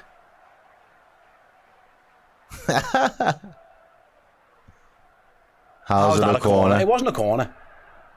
It was a goal kick, but they'd give a corner for De Bruyne. And City, another chance to cause a little bit of chaos at the end of this game. They go short to Grealish. Into Doku. Be careful, Liverpool. Oh, yes! Well done. Darwin Nunes. What? Yes, boy. I just get him in as a centre half. He did great. I thought they were going to give a penalty away. He didn't. City was short again. Liverpool haven't learned a lesson. Get someone out. Someone get out there. De Bruyne whips it in. And it's Nunes again. Someone's gone down in the box there, you know. For us. Something's happened in the box there. Someone's gone down off the ball. I couldn't see. I just caught out the corner of my eye. Oh, Darwin just flies in. Who's down? Are they all right? Are they up again? I don't know. They're up. I don't know who it was. I couldn't tell you. Sorry. They're up, whoever it was. Half an hour to go. Half an hour, I wish. It wasn't. 30 seconds. I'd be devastated if it was. Half a minute to go. 20 seconds now. Here's Jeremy Doku. Liverpool over there. I've got I don't know, Andy Robertson. It's off the corner, I guess. Finds himself playing right back. Liverpool have won it.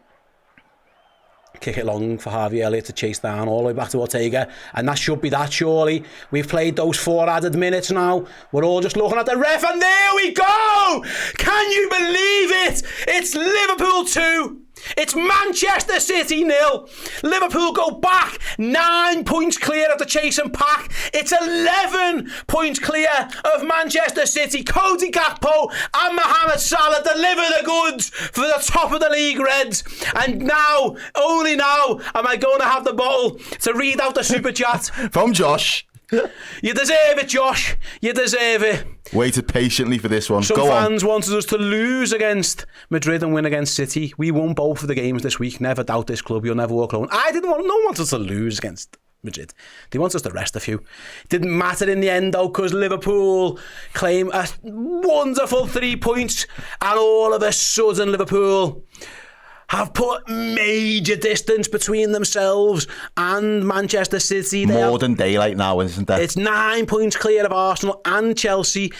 It is 11 points clear. What does that table look like, Steve? City, and for clarity, I shouldn't mention, actually, I shouldn't disrespect Brighton Hove Albion. They are now in 4th place. There you go. This is what the top of the Premier League table looks like. It's Liverpool. 34 points from 13 games played. Record-breaking Slot as well, It's ridiculous how good that is. Arne Slot, Liverpool, flying high at the top of the table. Arsenal next, 9 points back.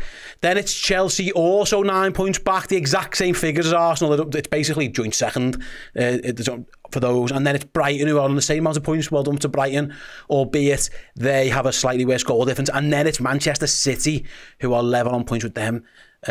Clinging on to a European place as well there at the moment. It's magnificent. As Arne Slot takes the applause of the crowd. What a moment for Liverpool. What a day for Liverpool. They beat Manchester City at home again. It's been a while, actually, since they did that. It's been a couple of draws ever since Mo Salah's winner.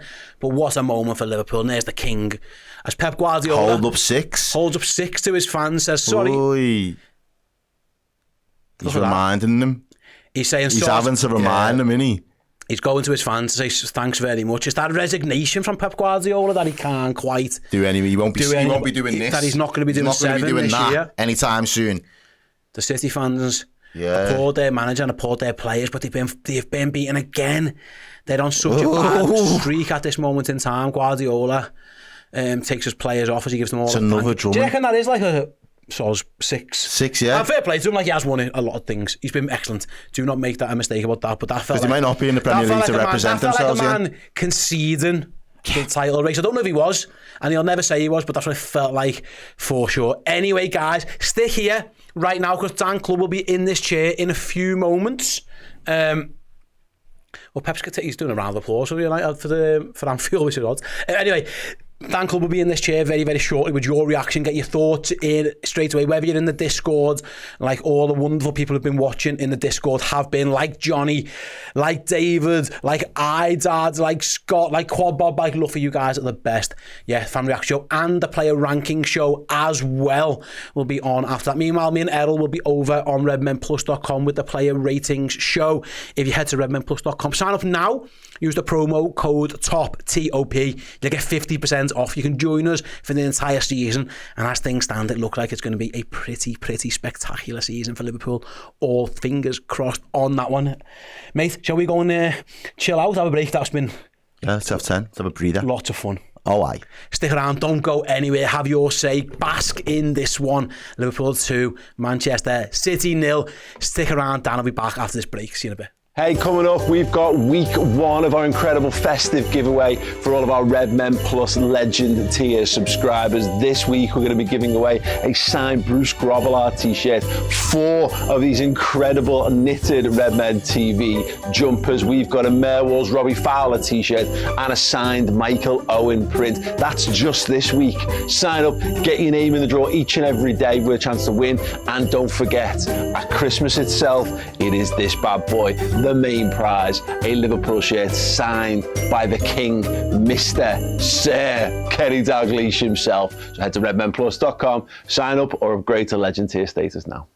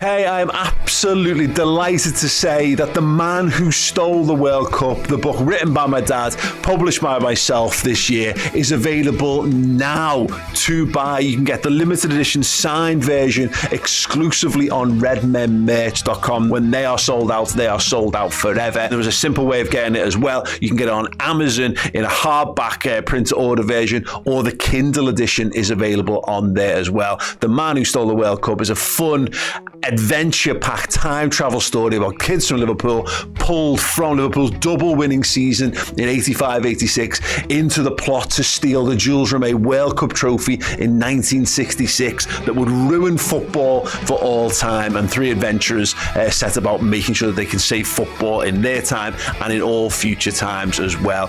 Something to be enjoyed by children, by young adults, and actually anyone who's got a little bit of love for football and geeky culture in their lives. Yes, get it. It's a perfect stocking filler for someone you love in your life this Christmas. The Man Who Stole the World Cup. You'll love it. Hey, coming up, we've got week one of our incredible festive giveaway for all of our Redmen Plus Legend tier subscribers. This week, we're going to be giving away a signed Bruce Grobbelaar t-shirt, 4 of these incredible knitted Redmen TV jumpers. We've got a Merwolves Robbie Fowler t-shirt and a signed Michael Owen print. That's just this week. Sign up, get your name in the draw each and every day with a chance to win. And don't forget, at Christmas itself, it is this bad boy, the main prize, a Liverpool shirt signed by the King, Mr. Sir Kenny Dalglish himself. So head to redmenplus.com, sign up or upgrade to Legend tier status now.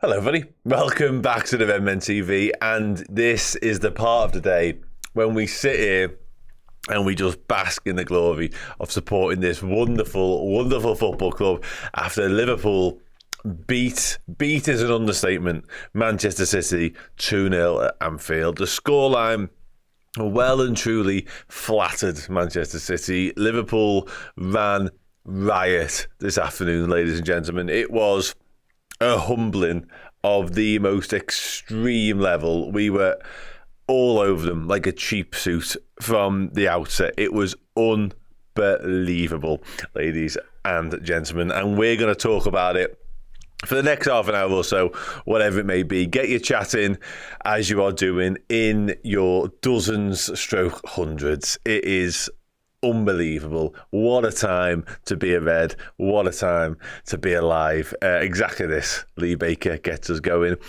Drink it in. Drink it in, indeed. It was unbelievable. We were so good, like scintillatingly good. They couldn't handle us. And we spent a lot of time pre-match saying sort of how superior we felt and sort of how confident we were going into it, and all sort of the signs pointed towards us being the better team, and you know, having the ability to flex our muscles and actually do it is a different matter altogether. But We did. And listen, 2-0, again, flatters them. Tenfold flatters them.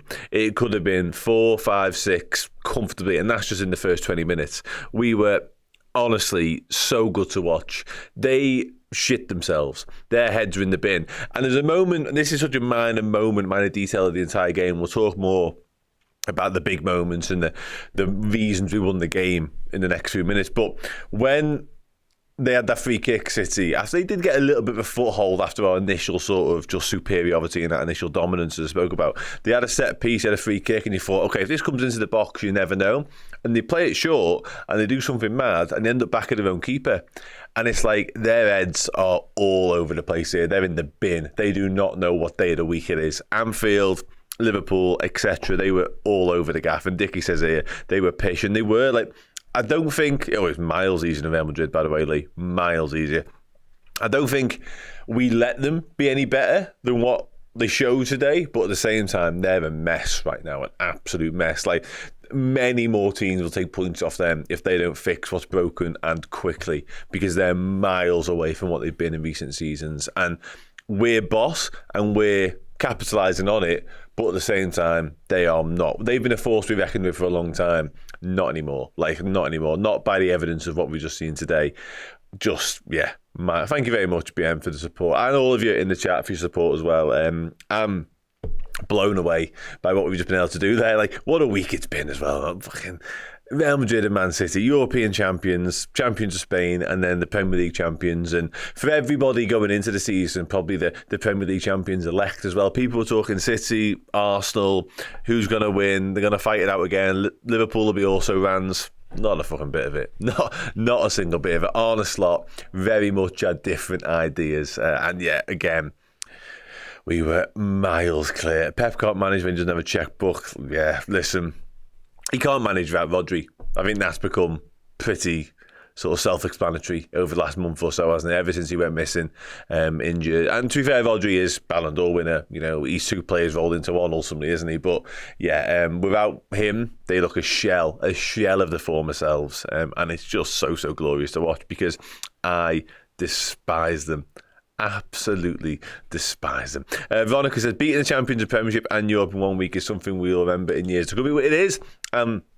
We've had weeks like this. I have to go back to 2009 when we played United and Real Madrid, ironically Real Madrid again, in the same week, and we won both games, and Andre de Sena scored in both games, which is something.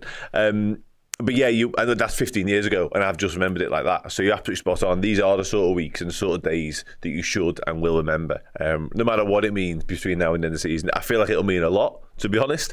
But yeah, just enjoy the ride, because my God, it doesn't get much better. It doesn't get much sweeter. It really doesn't. Robert Howe asks, have we played anyone yet? I don't think we've played anyone yet.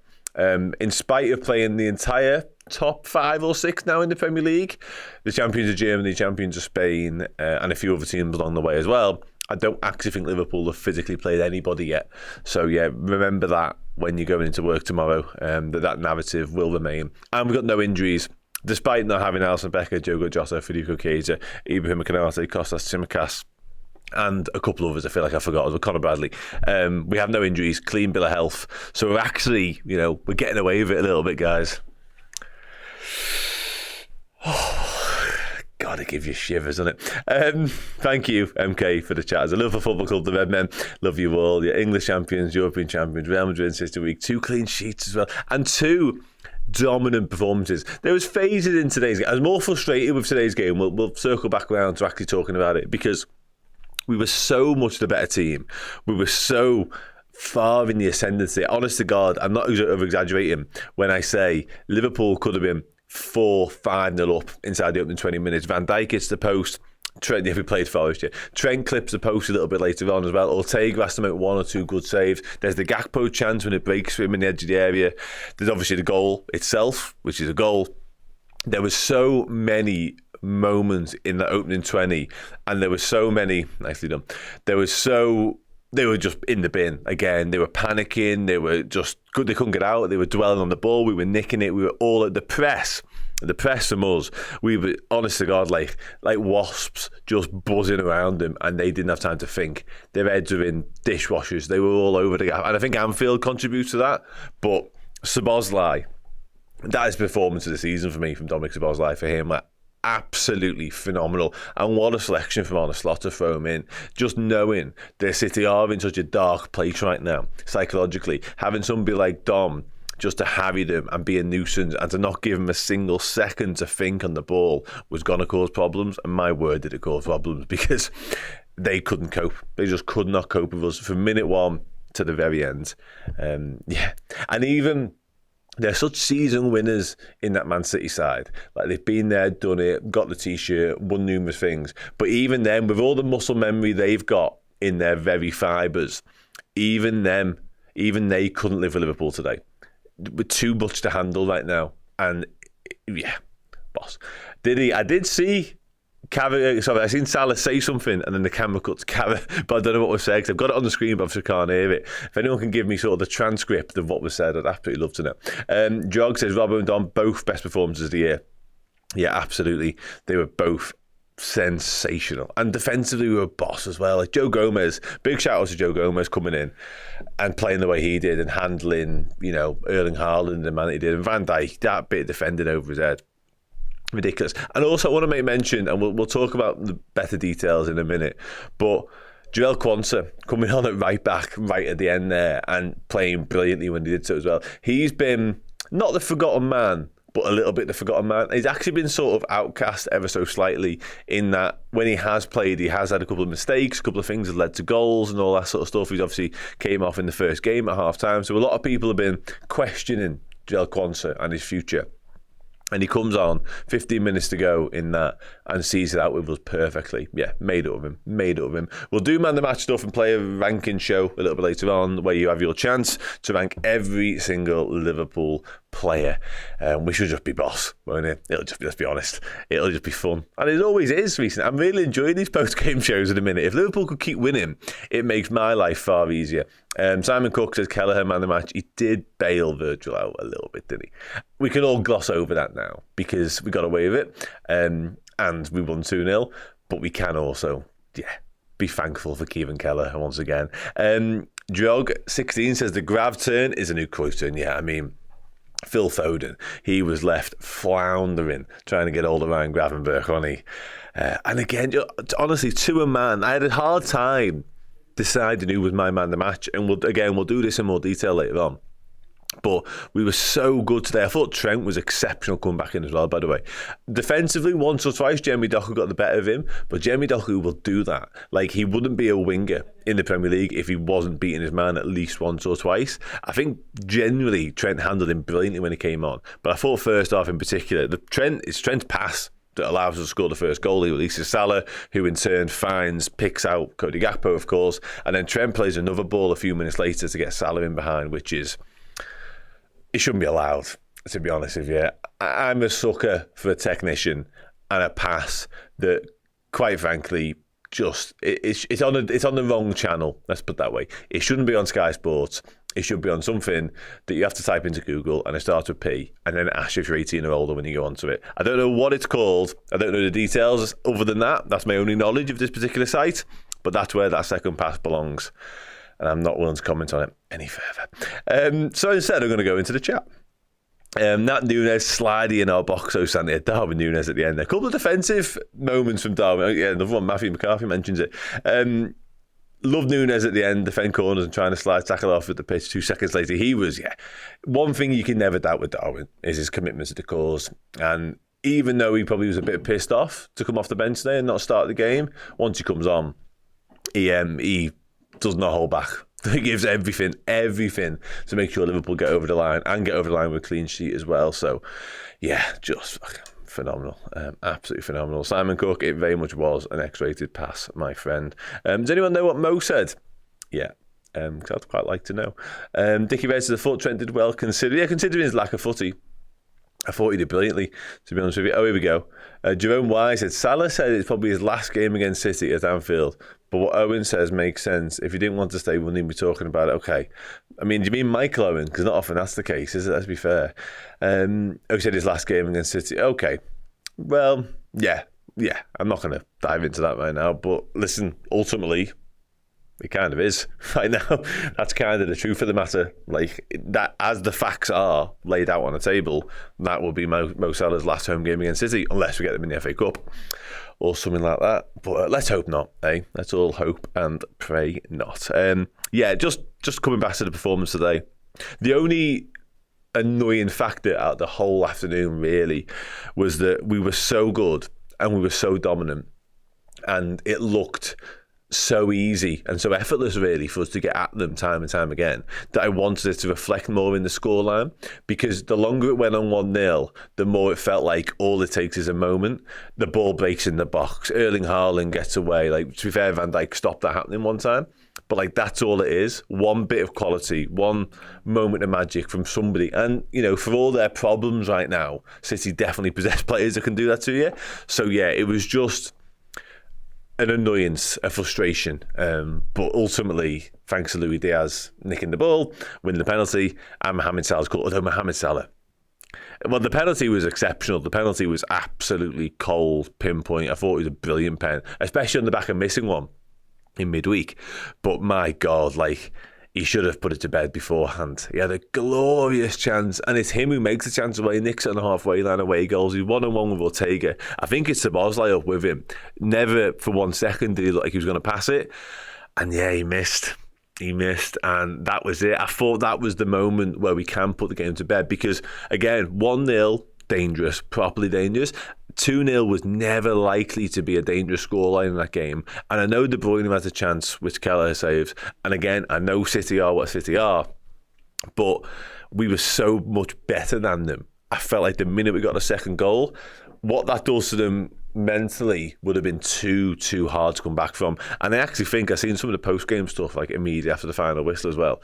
I think a lot of sort of Pep Guardiola and the City players generally, a lot of their sort of demeanour in front of their fans was almost an acceptance that they're not what they were, and they're probably not likely to challenge for the title anymore. Now, it's still so early, and I'm still buzzing off the fact of what we just done, so maybe I am getting a little bit ahead of myself, but it's hard to imagine exactly this, really short a name. It's hard to imagine, it's hard to envisage that City team has just turned up at Anfield and looked shell-shocked and looked like they couldn't cope with us. It's hard to see them going on a, what will they need to do? They'll need to replicate something they've done against us in the past and go on like a 15, 16, 17 game winning streak. That feels far-fetched to me right now. I'll be dead honest. That feels really, really far-fetched to me right now. I did enjoy the Pep putting up the 6. Mainly because it showed a human side to him, which you don't see very often, but also because he was showing his class by obviously respecting how many European Cups Liverpool had won, which I thought was nice of Pep to do that. So fair play. I'm not the huge Pep Guardiola fan. I'm not exactly enamoured with Pep, but I thought it was a nice touch for him to sort of show some class inside Anfield. So fair play. You'll never slot alone, says Pat16. Okay. Yeah, you do you, my mate. It's not a night for questioning what people want to do alone. It's a night for enjoying the Reds. And that's what we're going to do for a little bit longer, just yet. Just going to dive into the Twitter, see if any good comments on there momentarily. So while I do that, you talk amongst yourselves. Somebody's left a member chat. Pepper behind the goals, how many losses he's had. Yeah, all that. We caught all the baldies in the slot penitentiary. Yeah, that slot penitentiary is getting chocker. They might have to implement that rule they've just done in the UK. Don't know if you're okay with it or not, because I don't know where you're watching from. But recently they've allowed prisoners, what a weird fucking topic of conversation this is when you just beat Man City. They've allowed prisoners, I suppose criminals, to leave early once you've served 40% of your sentence. It used to be 50, they've moved it to 40 because there's overcrowding in prisons. And where there definitely is overcrowding right now is the slot penitentiary. There was a point to that entire tangent that I just went off on. We got there in the end. So, LFC Seattle on Twitter says, how about these Reds? The mighty Reds keep the quality and form results going with a comprehensive 2-0 victory over the defending champions. Feels like I'm on some sort of AI. Arne has got them ticking along, and more importantly, all of us believing big time. Yeah, are you believing yet? That's a good question. Because I had a quick look at the Premier League table before jumping on this because, why not? And are you believing yet? Are you willing to say it? Are you willing to sing it? I don't know, where are we at in terms of our confidence levels? I mean, again, when you look at the table and the points gap, it's a case of mind the gap to Man City. Arsenal a bit less so. But yeah, how are the confidence levels really? Wes on Twitter also says, City are lucky we didn't drop a 5-0 on them. Pep would have been gone. They're not sacking Pep Guardiola. He basically runs the entire their football club. He's not going to sack himself. Virgil van Dijk should have scored. So he should have scored is an understatement, by the way. He could have had a hat-trick in the first half. He was so good defensively. Mind-blowing performance by the whole team. Daniel Gore proving the point there. How many games have City lost in the last 7 games? Pep, 6. We just beat the European champions and the Premier League champions in 1 week. I wonder who will now say we haven't played anyone yet, from Phil Kennedy. Jack Weston says, mine's the fact we could have took our chances a little bit better. Still a brilliant performance. These tight run of games recently was going to determine how Slot was going to handle the Prem, and he's passed with flying colours. Also, he makes a point about the European Cups as well. Nice. Great minds think alike. Scott Barton, now this is the kind of comment I can get behind. Was probably the worst I've seen City since they were formed in 2012, but equally we controlled it from the first minute. A little bit of Schadenfreude there. That's nice. Claire Dean called it in the YouTube. 2-0 to the mighty Reds. Bruce, I don't know what went on in the chat whilst I wasn't here, but never unclench. Baloo, I didn't stop believing you'll never walk alone. Yeah, no, we do that, Phil. We do that. We do this, Phil. It wasn't a mistake, honestly. We do that here. Yeah, not much. It's mostly the YouTube, but we do a little bit of that as well. We like to keep everybody involved here. It's just kind of how we are. What a win, 9 points clear. Yeah, I can't quite fathom. I can fathom where we are because I'm totally bought into that. But I keep thinking in my head that we're 11 clear because we've got 11 clear of City. I still, and this may be more fool me and it could come back to bite me in the arse in a major way, by the way, and I'm happy to accept it if it does. I'm still viewing the main priority as being so far ahead of City. If City give up on the title, that's a huge win for us personally. And, the Arsenal thing is the Arsenal thing, and hopefully we'll deal with that in due course as well. But having Arsenal need to come to Anfield, having already been there, is a massive boost. The fact that we've still got to go to the Etihad, it remains a problem. But now we're so far clear of them. And again, they look done in. They look frazzled. They look like their heads are ready to just implode at any minute.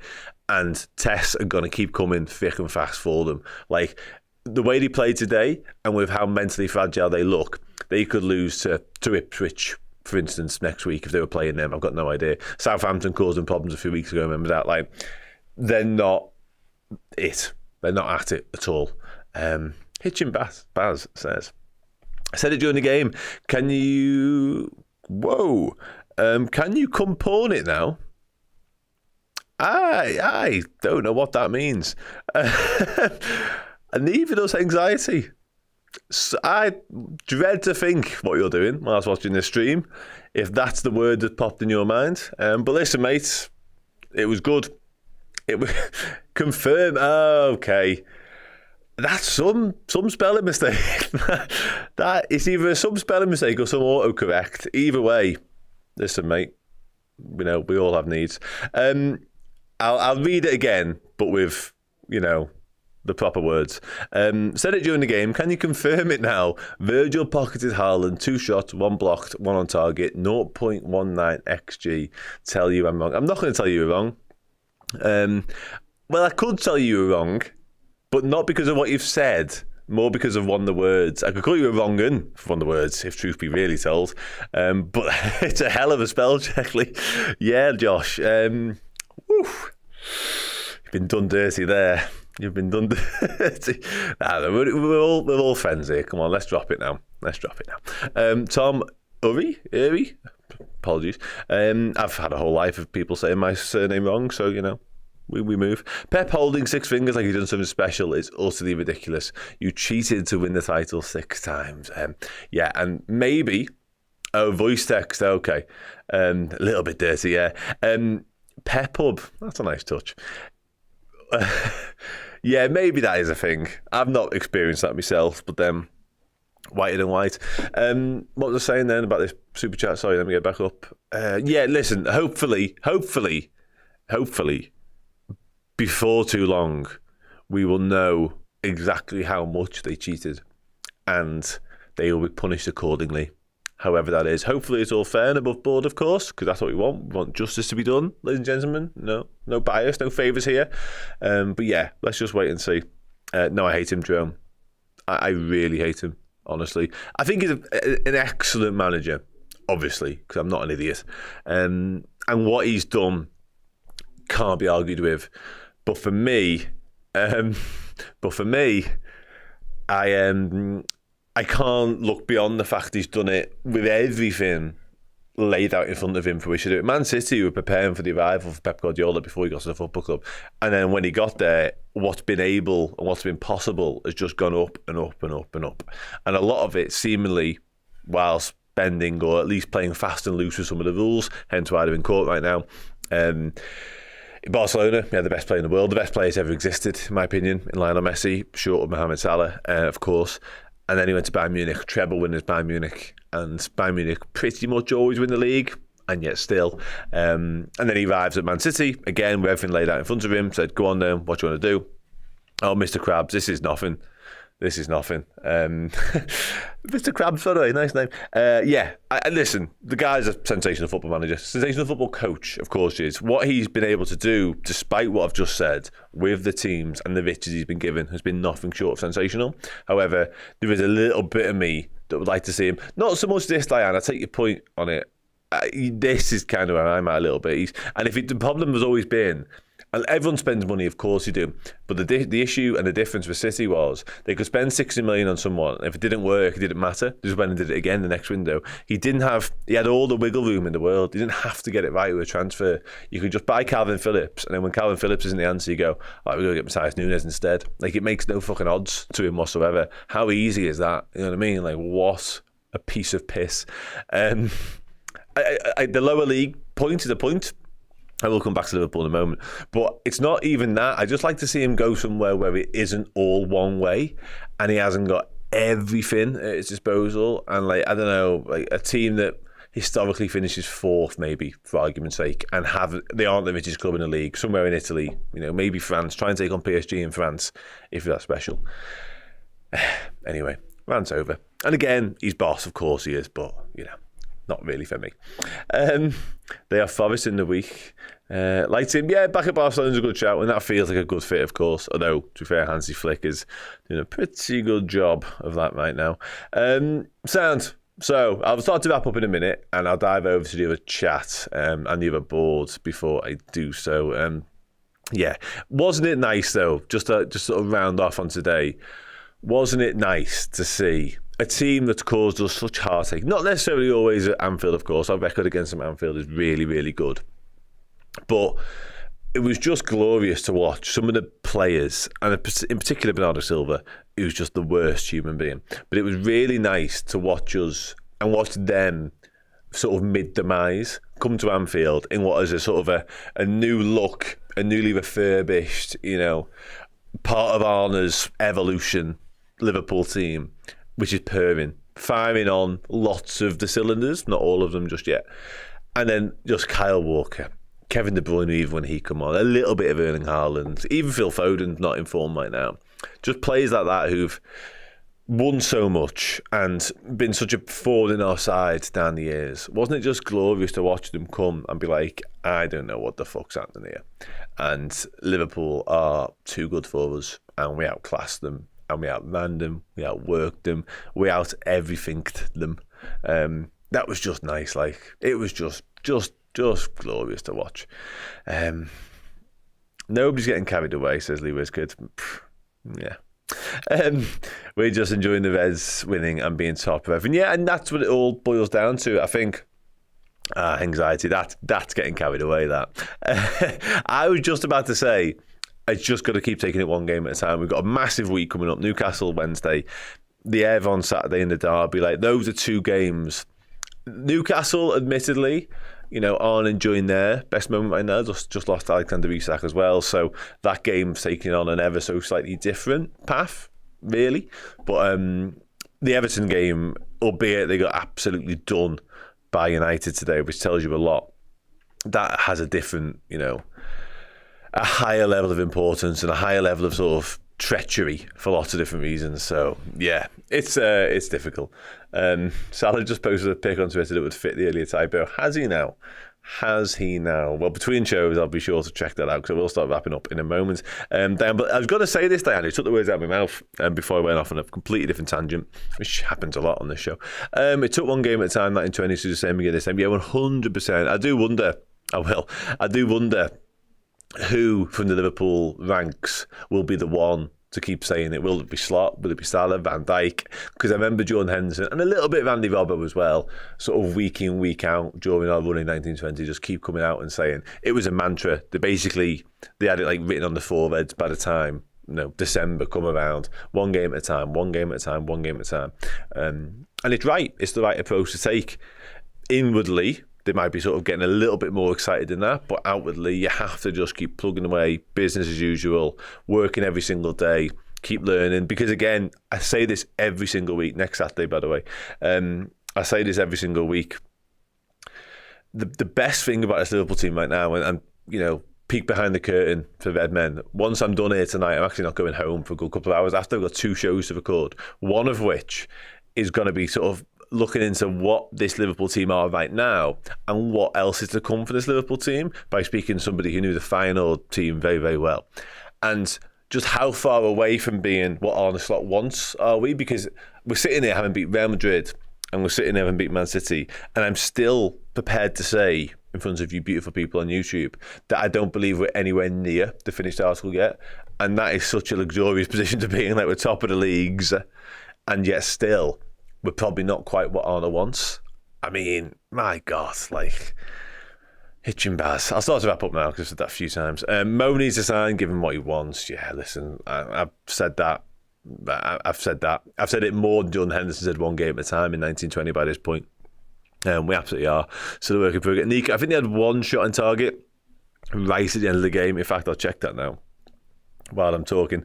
But it was the tamest shot on target you've ever seen. And I guess the Kevin De Bruyne effort, which Keller kind of saved and then grabbed hold of, that would also go down to shot on target as well, I assume. So thanks, Virgil, for that one. But yeah, to sort of short answer it, very few moments whereby we looked in actual danger of conceding the goal today. There's a Rico Lewis effort in the first half that was tame, like weak piss.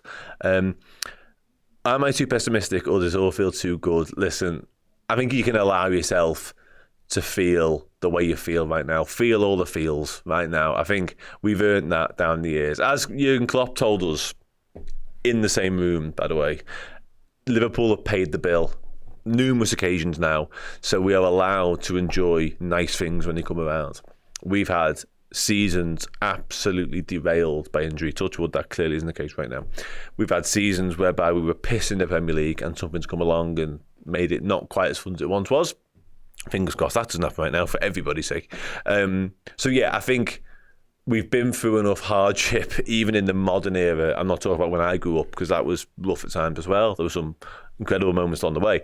We haven't even played one yet, absolutely. But just enjoy this. Enjoy it. And all the contract stuff and the other noise and the narratives and speculation that go around it, talk about it, discuss it, have your opinion on it, by all means. But when it comes to the actual footy on the pitch, just enjoy every single moment of it. Because, again, I'll come back to it, we are still a work in progress. We aren't the finished article yet. And yet still, we just beat Real Madrid. We just beat Man City. We're absolutely boss. The Reds are absolutely boss. And this is it. This is it. Like, I can't put too fine a point on it. I can't explain it any other way. We are absolutely boss. Just to come back to the point I was making a minute ago, Man City had 8 total shots, 2 of which were on target, compared to Liverpool's 18, 7 of which were on target. I'm not sure whether they've just got stuck on our first 20 minutes stats there, because, my God, it felt far more dominant than that. Hit the woodwork twice. They hit the woodwork 0 times, of course, because they were shit and we weren't. And that's the long and short of it, basically.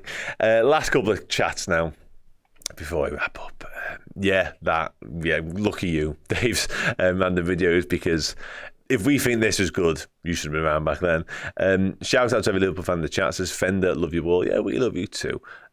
Arsenal ain't catching. If we can't be bullish now, when can we be? Yeah, I'm just enjoying nice footy and continuation of the vibes. I like the use of the word vibes at this point. There's a lot of good vibes. I think it's 98 points, to be honest, Solander, but still, we're nitpicking. And it was nice to see Harvey Elliott. It was. I was really pleased about that. And what a moment to come back into the fold as well. Like, again, on the back of beating Real Madrid and then 2-0 up and cruising to victory against Man City. Lovely to get Harvey back involved at that point, and hopefully more of that to come. And I'll tell you what, there is more to come of. Me talking to you, because that's going to happen again in about 2 minutes' time. But this time I won't be sat here. I'll be stood over there, and I'll have all the players behind me, plus some boss sound and your messing little ranking areas, I'm going to call them. Absolutely not what they're called. But come and join me for that, because again, I said it earlier on, without you telling me where to put them, absolute waste of time. I look stupid, we look stupid, nobody wants that. Come and join me, tell me where to put some faces, and we'll go from there. See you in a minute.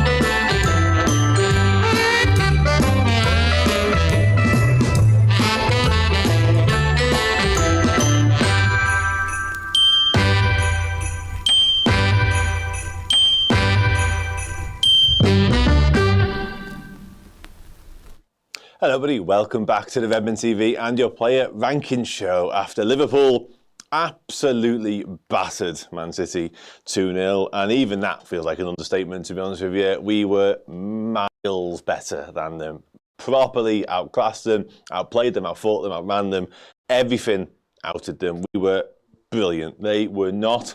And Erling Haaland, stay humble, my friend, stay humble. This is the part of the day where I pick up a player's face behind me and you tell me where to put him from boss, sound. I'm not even going to mention the bottom one because it's an absolute waste of time. Nobody's going here. In fact, okay, not even worth my looking at it. Let's do it. Let's start. Kevin Kelleher. I'd seen a moment ago, by the way, somebody put, what in the 2012 EDM is that? And I like the phrase, I like the terminology, but I'd love to know what you're actually referring to. So if you could let me know in the chat, that'd be amazing. Nico gets us going. Haaland is still in VVD's pocket. Virgil van Dijk, man the match. We'll get to that. Thank you very much, Jack. I'm glad you like the jumper. Redmenmerch.com. I'm not a big plugger on these shows, you may notice, but it is on redmenmerch.com, and it is 20% off, like another day or so. So, if you want one, go and sort yourself out. Fair enough. I'll bear that in mind. Kevin Kelleher. Another. Oh, the advert music, of course it was. Yeah, good shout. Well done. Yeah, another clean sheet for Keith. Alison Becker, penny for your thoughts, mate. Yeah, what do you think? Top boss, special K boss. I did put a video out on our socials of Anfield singing Ireland's number one, which was nice. And yeah, very, very impressive once again. Wayne Kerr says boss when needed. Yeah, I think it's hard to argue with that. I think even sort of his playing out from the back, because there was little elements of that. City half tried to press. It was nowhere near the same levels of intensity as we managed to sort of get to when we were pressing them at the back. But still, I felt like there was a little bit of that, and he's just so calm, cool and collected in those moments. It's hard to argue with what everyone is saying. And Nico, this, like the biggest compliment we can pay Liverpool, really, is we're only talking about, I think it's 2 shots on target you have to deal with. And one of them he does very well for, the one-on-one with Kevin De Bruyne. But really, did he have to do a lot? Not really. So, yeah, pretty good. Pretty good. He just does things calmly. He does. The most uncalm, which proper isn't a word, but you know what I mean, the most excitable I've ever seen Kevin Kelleher was actually midweek post-Kylian Mbappe save, because you're right, he does everything at like one level, and he just remains, which is what you want for your keeper. You don't want Pickford fucking head the ball constantly. Kelleher just remains that one constant, but then Mbappe penalty save, that was, yeah, a bit different. Kevin Kelleher, mid-boss, quite nice, but he did what he needs to do. That'll do for me, my friend. That will do for me. Where's Trent Alexander-Arnold? There he is. Got him. What do we reckon? Taken off in the second half. Clearly not ready for 90 minutes, having been out for a month. About a month. Ali can be the cup keeper. Yeah, I like you say that. Trent boss, Trent sound, Trent was low boss. Yeah, by the way, I didn't say before, it's, yeah, tell me whereabouts, don't just tell me where. I know we've been doing that, but I just want to make everyone aware. Can I just say top boss for everyone? Absolutely you can, yeah. It won't come to pass because I haven't got enough room for that on the thing, but you can say it, so you want. So literally whatever you want. High sound, good return. Listen, somebody said not spectacular. I'm sorry, 2 of their passes, one of which was literally allows us to score the first goal, and the pass a few moments later which nearly got Salah in behind, they were spectacular. Properly spectacular. And that's the difference for me. I'm not going to stand here and sort of be critical or talk down on or negative about Conor Bradley, because the kid is brilliant, and midweekend Real Madrid is one of the best individual performances I've seen for a Liverpool player for a long time. However, what he doesn't possess, what no footballer in the world apart from a handful possess, is the ability to just completely bypass an entire team like Trent Alexander-Arnold does, and he did it twice today. The fella's a fucking joke. Like, I'm sorry, he just is. And I know there's so much background noise with the contract and all that sort of stuff, but the fella, the ability he possesses is an absolute farce, to be honest with you. It really is. And yeah, I'm not going to carry on. Yeah, defensively, I thought it was good. I thought Doku got the better of him once or twice, but again, that can happen. Wingers do that. Yeah, at that point exactly there, Adish. But I thought defensively he was pretty sound. And maybe it was a bit of getting another centre-back on to help deal with Doku. I'm not quite sure, but yeah, I thought he was brilliant. And Palou, you're absolutely spot on. Just shouldn't be allowed some of them passes, mate. Shouldn't be allowed. I think a low boss, just straddling sound. We'll go with that, shall we? Joey Gomez. Running it back to 90 and 20, ironically, maybe. The back 4, yeah. The back 4 of old. Trent, Joey, Virgil, Robbo. Nice to see. It's nice to see. Get a bit nostalgic with all that, don't you? Yeah, what do you think of Joe? Again, for somebody who doesn't play loads of footy anymore, and for somebody who hasn't started for quite some time, certainly not in the Premier League, I think Brighton was his last start in the Carabao Cup, I thought he handled himself superbly. I really, really did. Against, again, not a City team anywhere near its best right now, but a City team that still has a lot of quality and a lot of players that pose a lot of problems. So I thought he was brilliant. The prime distributor from the back, I like that. Gomez boss, extra speed is so welcome at centre-back. Boss man Joe, high boss, mid-boss, low boss. Well, we've just had a high boss, a mid-boss and a low boss, one after another. What do I deal with that? You know what I mean? Well, how can I deal with that? Gomez boss wasn't worried at all. Mid-boss for Joe. Boss simply because of the passes. I love Joe so much. He's a great squad player. Yeah, he is. And I do fear, actually, that last line there could be more. That's my main fear with Joe Gomez. The fact he will just want to be more. But I guess it depends how much footy you can get between now and the end of the season. Gomez boss, no. Joe Bossmez? I feel like that's a stretch, but I'll allow it. I'll allow it. I'm in a good mood, so I'll allow it. Let's go there for Joey. I thought he was slightly better than Trent. But Trent was brilliant as well, so, you know. With We're clutching. I'm going to Andy Robber there. That's a mistake. Virgil van Dijk is who I wanted. Yeah. Speaking of being a joke, this guy. Where's your messing? Says Quaz. I felt like it was unnecessary. If you really want me to pick it up off the floor, be my guest, and you can ask. You can drive it and get it yourself if you want, because I won't be doing it. Virgil van Dijk. Yeah. Fucking superb, wasn't he? Basically, I was trying to think of a way of not swearing then, but I found it impossible. Obviously, he has that almost catastrophic moment and an absolute brain fart, and allows De Bruyne to run at Kevin Kelleher. Kevin Kelleher bails him out the shit. I would love to think that Kelleher post-game has gone up to Virgil and said, listen, mate, I'm not being funny.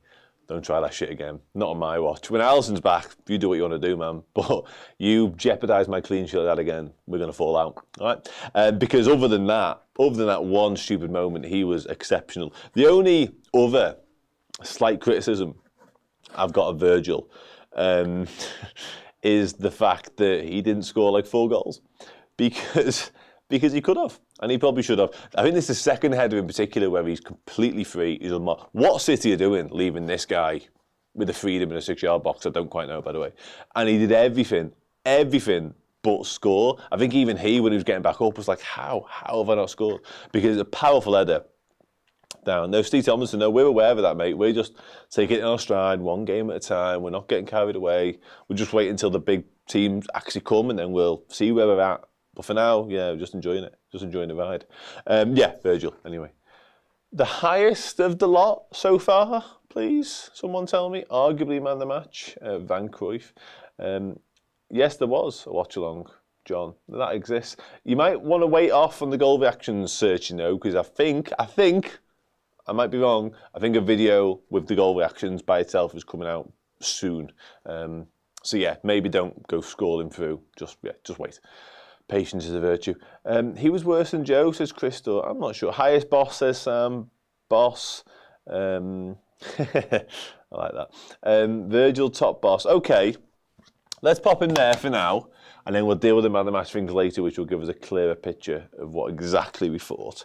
Andy Robertson. Little lower than Kelleher, says Baldwin. Michaela, highest so far. Okay, I'm glad you said that, because I feel like that. Full of Dutch courage. Come on. Do better.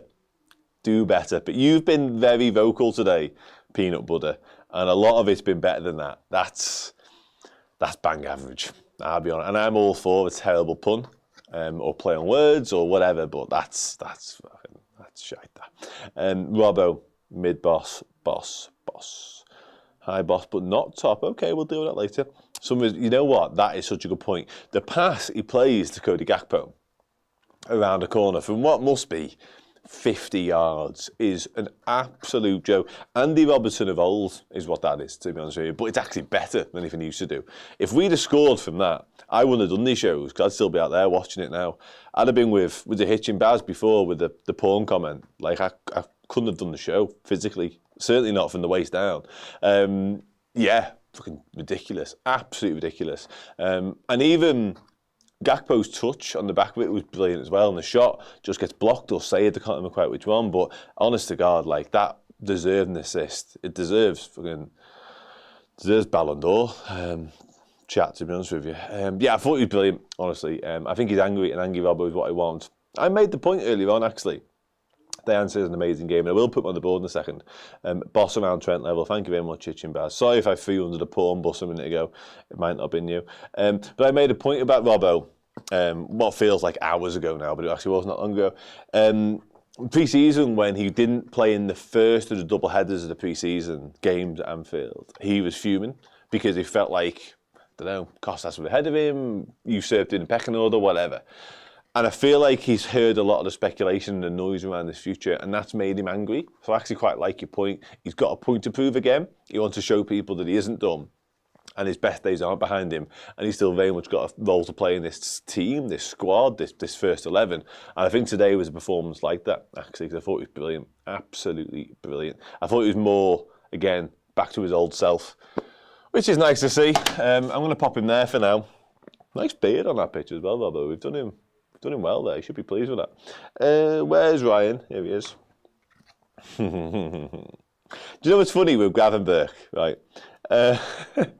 Hitchens, listen, I promise I won't bring it up ever again. Ever again. I'm so sorry. It was funny though. Yeah, the Gravenberch thing, sorry. So, what's so good about Gravenberch? I'm going to pay him a weird compliment, him in a way. And we'll talk more about how good he was today, because I thought he was incredible. I really do. I thought he was incredible. Some of the turns and the way he left Phil Foden clutching for air was just brilliant. But what's so great about him, is the early season, we were all getting carried away, and in the best possible way, and nobody was getting ahead of themselves. We were absolutely spot on our assessment of how good he was, because he was. But it was because it was so new, and because he did have a bit of a stop-start season last year, he never really got going, couldn't nail a place down in the side, couple of injury problems, never really found a position, show flashes, but whatever. So we were all like, wow, who's this? It's Ryan Gravenberch, the new guy, you know, Clarence Seedorf, you know, whoever you want to compare him to. But it's just become so normal now to see him at that level that we're not talking about him in the same way. And again, in the best possible way. Like, yeah, I just feel he was class. And he just is class now. It's become the norm. That's what I'm trying to say. His performances being a constant 8.5 to 9 out of 10 is just standard now. Exactly this. I'm just seeing the comment here. Like, the consistency, yeah. And what the Thiago thing is a point. Thiago was more injury related, why he couldn't put a run of games together. Of course it was. But I'll take the point. Yeah, this Hitchin Baz, you've redeemed yourself from your earlier comment. Just this is his level now. And it's become, the things he's doing are no less remarkable than what he did at the start of the season. But because we've seen it, it's like, okay, yeah, right, it's Gravenberch, innit? Obviously, he's doing that. You know what I mean? Yeah, that's my roundabout way of saying he's fucking brilliant. Turning Birch, Jesus Christ. He's going there, and we'll deal with it in a minute. He reads the game. Listen, he does everything so well, Josh. That's the beauty of him now. I had such doubts about him heading into the season in the 6 role. And I know it's a different type of 6, which helps. But I had so many concerns about his defensive acumen and his sort of understanding of having like wing mirrors on and what's behind him and the awareness. But yeah, listen, I wasn't making this comparison, by the way. It's a comparison other people were making. And lots of other Dutch midfielders as well, not just Seedorf. But I think he's sort of a mishmash of lots of them because he's just so silky to watch, isn't he? Yeah, probably is. Probably is. And that as well. Mid to high boss, is that where I've got him? Yeah, more or less. Nice. Alexis McAllister. I thought he was really good as well, actually. So let's talk about how good he was. We need a bigger boss second. A lot of people are saying that. You might be right, you know. I'm just clocking. We might need some more room, mightn't we? Let me just, hang on, we got a high sound chat here. Same as Robbo. Let's face it, the little boss. Where's your mess? And I've got rid of it. Don't need it. Not necessary today. Maka, the unsung hero today, lots of dirty work. Yeah, I like that actually a lot. And again, I was just about to say, it's kind of become him a little bit. He shows flashes of his quality still. And there are moments where you think he's almost destined to contribute in a bigger way to the actual win, whether it be a goal or an assist or whatever. Never always sort of comes to fruition. But he's constantly involved in us. And some of the passing in around the midfield, I thought he was at the heart of that too. I thought he was brilliant, absolutely brilliant once again. And he's another one. And to be fair to him, his level's never really dipped since you've had the football club. He's been the one consistent high performer week in, week out, apart from 45 minutes against Wolves last season when he was absolutely abysmal. But outside of that, I think he's been really impressive every single time he's put a Liverpool shirt on, and I think today was no different. Boss from you guys as well, which is nice. I'll straddle him there for now, although I feel like I'm doing myself a major problem by... I'm wasting any time, fucking, you know what I mean? What am I just talking for? 1 second, bear with me. I know you can just see me back right now. I'm aware of this. I shouldn't really be fixing this mid-show, but you know, circumstances dictate sometimes. That is not straight at all. David Coote will be fuming with that line. Let's do Dom Szoboszlai. Let's do Dom. Listen, now, this is going to be a good chat. Boss, but not booked. I forgot about the booking thing with McAllister. Thanks. Again, I apologise for turning me back to you all. No offence. Maka had a great engine today. Yeah, he always does. Dom Szoboszlai. Yeah, I thought he was incredible. And I've used that word 15 times now. I'll try and think of another adjective as time goes on. I thought he was man of the match. Just for what it's worth, he was my man of the match today. I won't let that sort of impede on your thinking for later on. But every single blade of grass, and I said in the previous show about how we harried them and rushed Man City into mistakes and thinking they had no time on the ball whatsoever, and so much of that was down to him. The pressing, and I know we spoke about his off-the-ball work and his engine and his willingness and desire to run, but that was just there in absolute bucket loads today. And it was actually exactly what was needed in the game, because one thing with City right now is that they're in such a weird headspace and they're so nervous. The last thing they want is someone like him, who's 6'1", absolutely rapid, physical, imposing and constant, and he was all that today. And not only that, some of his in-possession stuff was really good as well. He had a couple of shots early doors, felt like maybe he could have done better with one or two, but was willing to try his luck as well. Honestly, I thought he was brilliant. Szoboszlai, there's a weird game going on the chat right now where we're sort of incorporating different things into the players' names, and I'm going to be honest, I fucking love it. So don't stop, because that's a little bit of me, that. Dom man the match, Boss, Hitchin, yeah. Dom Sobos, he single-handedly forced them back a few. Yeah, exactly that. Absolutely exactly that. He proper made them panic, made them shit themselves. Marry Me Szoboszlai, You'll Never Have to Walk Alone. Is that the song, Taylor Swift? Or just you proposing to Dom Szoboszlai? Either way, kind of get it. Yeah. You know, not the worst looking bloke in the world, is he? Let's have it right. Dom, I've not even made, after all that, the Boss section probably still isn't big enough. But for now, let's throw Dom there next to Grav, but a little bit higher, because I feel like oh, sorry, Andrew. Sorry, it is bad, isn't it?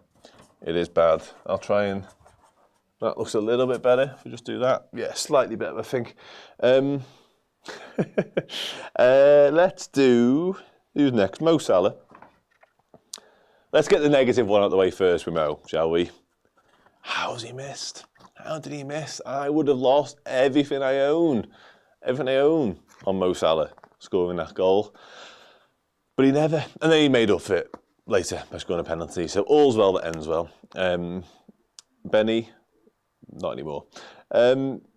Yeah, exactly that way. And I'll be honest with you, same. And there's a strong chance that that's a possibility if they ever were to meet. You know what I mean? Because, yeah, he is that. Mo on the Mo scale was a sound, high sound. Oh, we've had our first shout for a sound. We also had a Boss, had a Hugo Boss. Doesn't make loads of sense, but goal and assist. He's got to, man.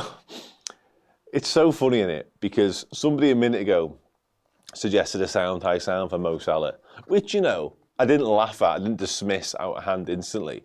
And then you remember, we won 2-0, this man got the assist and scored the goal, ladies and gentlemen. Missed a big clear-cut chance whilst he was at it, but still constantly tormented Manchester City. Could have had about 15 fouls in the first half, but for some reason, we've gone back to the days whereby, if we ever left him, Mo Salah is incapable of winning free kicks from English Premier League referees. God knows why. The assist, the penalty in itself is clearly incredible. Unsavable, pretty much. It finds a very bottom corner. Keeper goes the right way and still can't get there. So that tells you all you need to know about the pen. But the assist, the vision, and then the execution to pick out Gakpo. Because it would have been easy for him to try and score himself there, Mo. Let's be honest. Especially when you're that good. But yeah, I thought he was just sensational. And again, walks away, having won the game for us, does the post-game interviews, because he is that guy. He is that guy. You might even think he was that good today. Goal and assist. Argue with it, because I can't. I cannot. He goes into Boss, and a high one at that. Cody Gakpo scores the goal. Probably another one like Dom, who it felt like had multiple and ample opportunities to score. He has one when he cuts inside off one of our counter-attacks. We win the ball in transition, we get the ball out to Gakpo, cuts inside, finds the keeper. Good strike, well hit, but again, straight to the keeper. And then there's one, not long after we score, I think. Yes, it does, by the way, quickly address that. Not long after we score, when it breaks to him inside the box, and he just gets under it, he kind of scoops it high into the cop, which is a shame because that was the minute when we had our foot on their throat and it felt like we could do anything at that point, that they were powerless to resist. And it could have been 3-4 inside the opening 20, and he was at the heart of a lot of that. And probably felt like he could have 1 or 2 himself, to be honest with you. Gakpo boss. Gakpo's the best 6-yard finisher, better than Jota in my opinion. Okay, don't hate it. Gakpo'd on City, we're back again. Gakpo boss, same as Joe Gomez, keeps getting better. Unfortunate not to get a second. Yeah, that's a bit of a, I like that point. Hot boss, cool boss. Okay, we're going a different way with it, Regina. Somebody said the same as Gomez. Unfortunately, I don't really have the room for that, so I'm going to slot him in there. That is the beauty of these squares. I've said it before, but Tetris vibes going on. Yeah, his touch is immaculate. There's one, I think Trent switches the ball out to him, and he's under a little bit of pressure. Maybe Rico Lewis is getting out there, or Kyle Walker, one of them.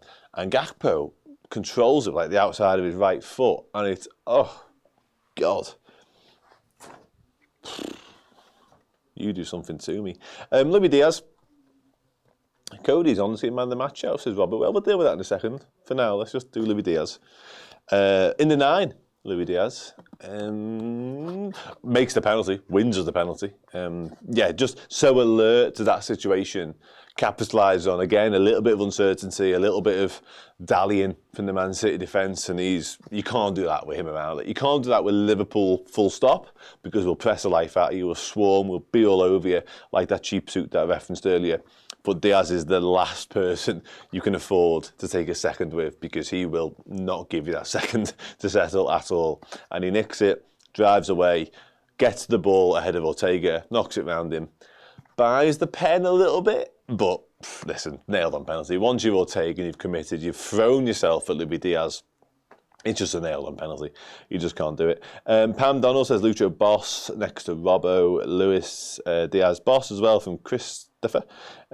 Kept putting City back. Boss. Yeah, again, the press we already mentioned, he was properly involved in that because he always is. Nico says just a nightmare, hard work never stops. Boss line maybe not his best. Dances with Walker. Okay. Looking for work all over the pitch. Yeah, that's a great point, Gino, by the way. That's what I love most of all about Luis Diaz. And there's a few that fall into this category with Liverpool, by the way, not just him. But yeah, he never shirks. Never ever for a single second shirks. He was just commitment to the cause 100%. And again, you could say that about all of them, but in terms of how it looks on the eye, he's front and centre of that. So yeah, I'm with you all. Don't think it was his greatest day, but does not fall below that line for me, personally. Let's do some subs.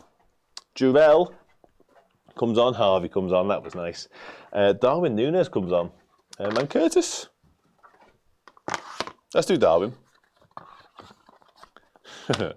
He's just good fun, isn't he, Darwin? I did love the defensive actions towards the end of the game. I really did. Yeah.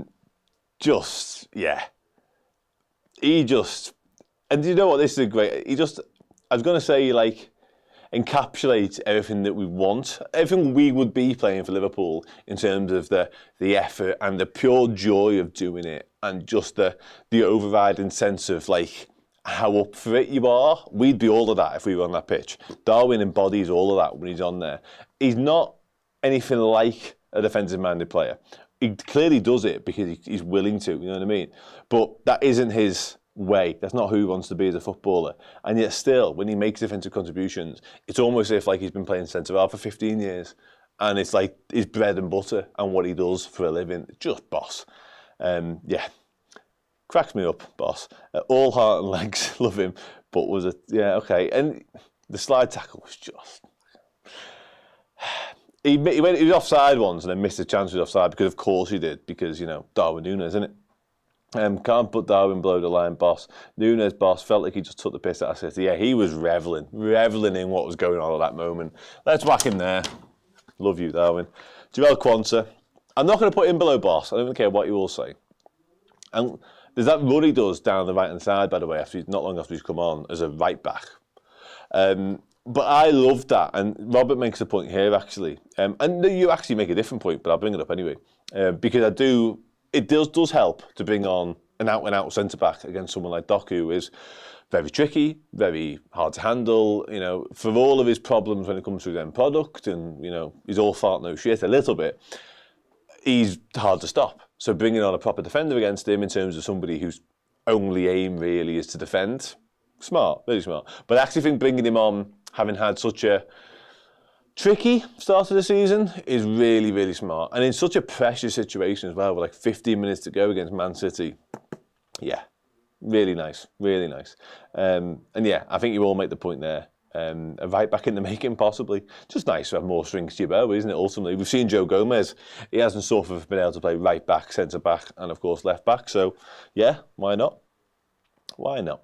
Yeah, Daniel, I'm kind of with you on that. Let's go there for Javel. Curtis Jones. Save Harvey for last. Curtis Jones, what do we think? What did we think? I'm just going to put him in boss in a minute if nobody says anything, to be honest with you, because, I like the way Slot trusted Javel as well. Not just the fact he trusted him, full stop, let alone to sort of help keep Doku quiet and sort of quell the danger down that side. Just the fact that there have been so many question marks about Slot and Kwanzaa, and is he up to it? Did we see the best of him last year? Is that gone now? Not a bit of it.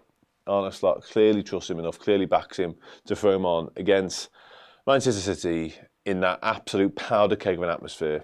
Yeah, brilliant. Low boss, Jones boss, running rings around City, taking a piss, made their defence look silly, yeah. He does like a cheeky near post shot, doesn't he? Yeah, I must give the keeper the eyes when he tries that one. Would have been nice to round it off with a goal as well. Felt like 3-0 would have been more accurate, but there we go. You can go there, Curtis. And finally, he's back. Oh, it's just nice to have him back, ultimately, isn't it? I barely seen him kick the ball in anger. I'll be dead honest with you. The post-game, end-of-game stuff, from my point of view, job-wise, is utter chaos, especially when we beat Man City. So I can only apologise. I will watch the game again tonight, maybe in the morning. But regardless, Harvey's back. And that's kind of all that matters at this point. I haven't read one of your comments. He's going there. Boss, because we've missed him. Yeah, such a wee diamond. Love him. Yeah, same. I'm not splitting hairs about where he's actually going to rank, are we? They're all boss. Boss haircut. Yeah, boss. It's just boss. Boss. Give Endo a boss too. Go on then. Why not? His magnets fell off, which is half a problem. Endo, boss. Trey Ione, Tyler Morton. Get in there, my mate. Look at that. You can go down there. Arne Slot. Nearly forgot to do Arne Slot. Genius. Somebody says genius. I haven't got a lot of room for Arne. Let's put him there. The boss under boss. That'll do. Now we're talking. Man the match. Feel free to tell me if Arne Slot could say somebody else, by the way. I got quite ahead of myself there. You might have noticed, but yeah. Probably feels about right, though. Man the match. What we saying? Mo man the match at CMAC. Josh says Verge. Apprentice beats master. Boss for the boss. Sorry, I lost my mind there for a minute. Dom man the match for me. Just Arne Slot King. Okay, we do need a new level potentially. Mo, Virgil van Dijk, Sir Bosley. Good day, David. Thank you very much. The man the match is Dom. Thank you. Thank you for your input right there. Dom. See, I'm a little bit biased in all this because I personally went for Dom earlier. So it probably is, I'm not in the best place person-wise to actually give this. So what I'm going to do is, I've done this for a few weeks, I'm going to take a step back and I'm going to look at the comments come in, and like the next 15 comments that I see, I can see them all now, and I've got a sort of somewhat of a clearer picture as to who it should be. Whoever, it's Virg, nice Wayne.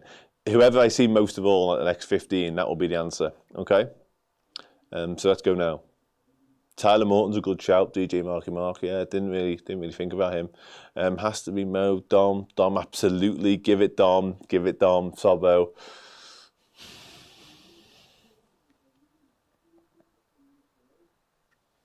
Well done, everyone. Dominic Szoboszlai, ladies and gentlemen, Man the match after Liverpool beat Manchester City 2-0 at Anfield. That's right, Liverpool beat Manchester City 2-0 at Anfield. And I've said this 15 times in the past hour and 20 minutes, but it's worth repeating. We were miles better than them. Miles better than them. Gulf, ironically. There was a gulf of class between us and Manchester City today at Anfield. Just ran all over them, swarmed them, suffocated them, didn't let them breathe. Just better all over the pitch from minute 1 to minute 90 odd. Could have been more, should have been more. The only frustration really from today is that it wasn't more, honestly. And it's not often we can stand here and say this post a game against anybody, let alone Manchester City. So yeah, phenomenal. Liverpool Football Club, Arne Slot Reds, phenomenal. But you know who was better?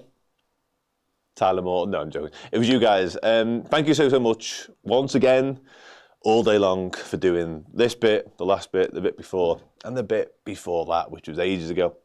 Thank you very much, everybody. Honestly, Hitchin Baz with a super chat. Let's just see what this one says, shall we, Hitchin? Slot is higher than Boss. Best start in history, up there with the best. Man the match must be Mo. Well, you're too late on the man the match front, so I can only apologise for that. But as for Arne Slot, I can fix that. There you go. Yeah, Liverpool Football Club. What a time to be alive. What a time to be red. And yeah, come and get involved.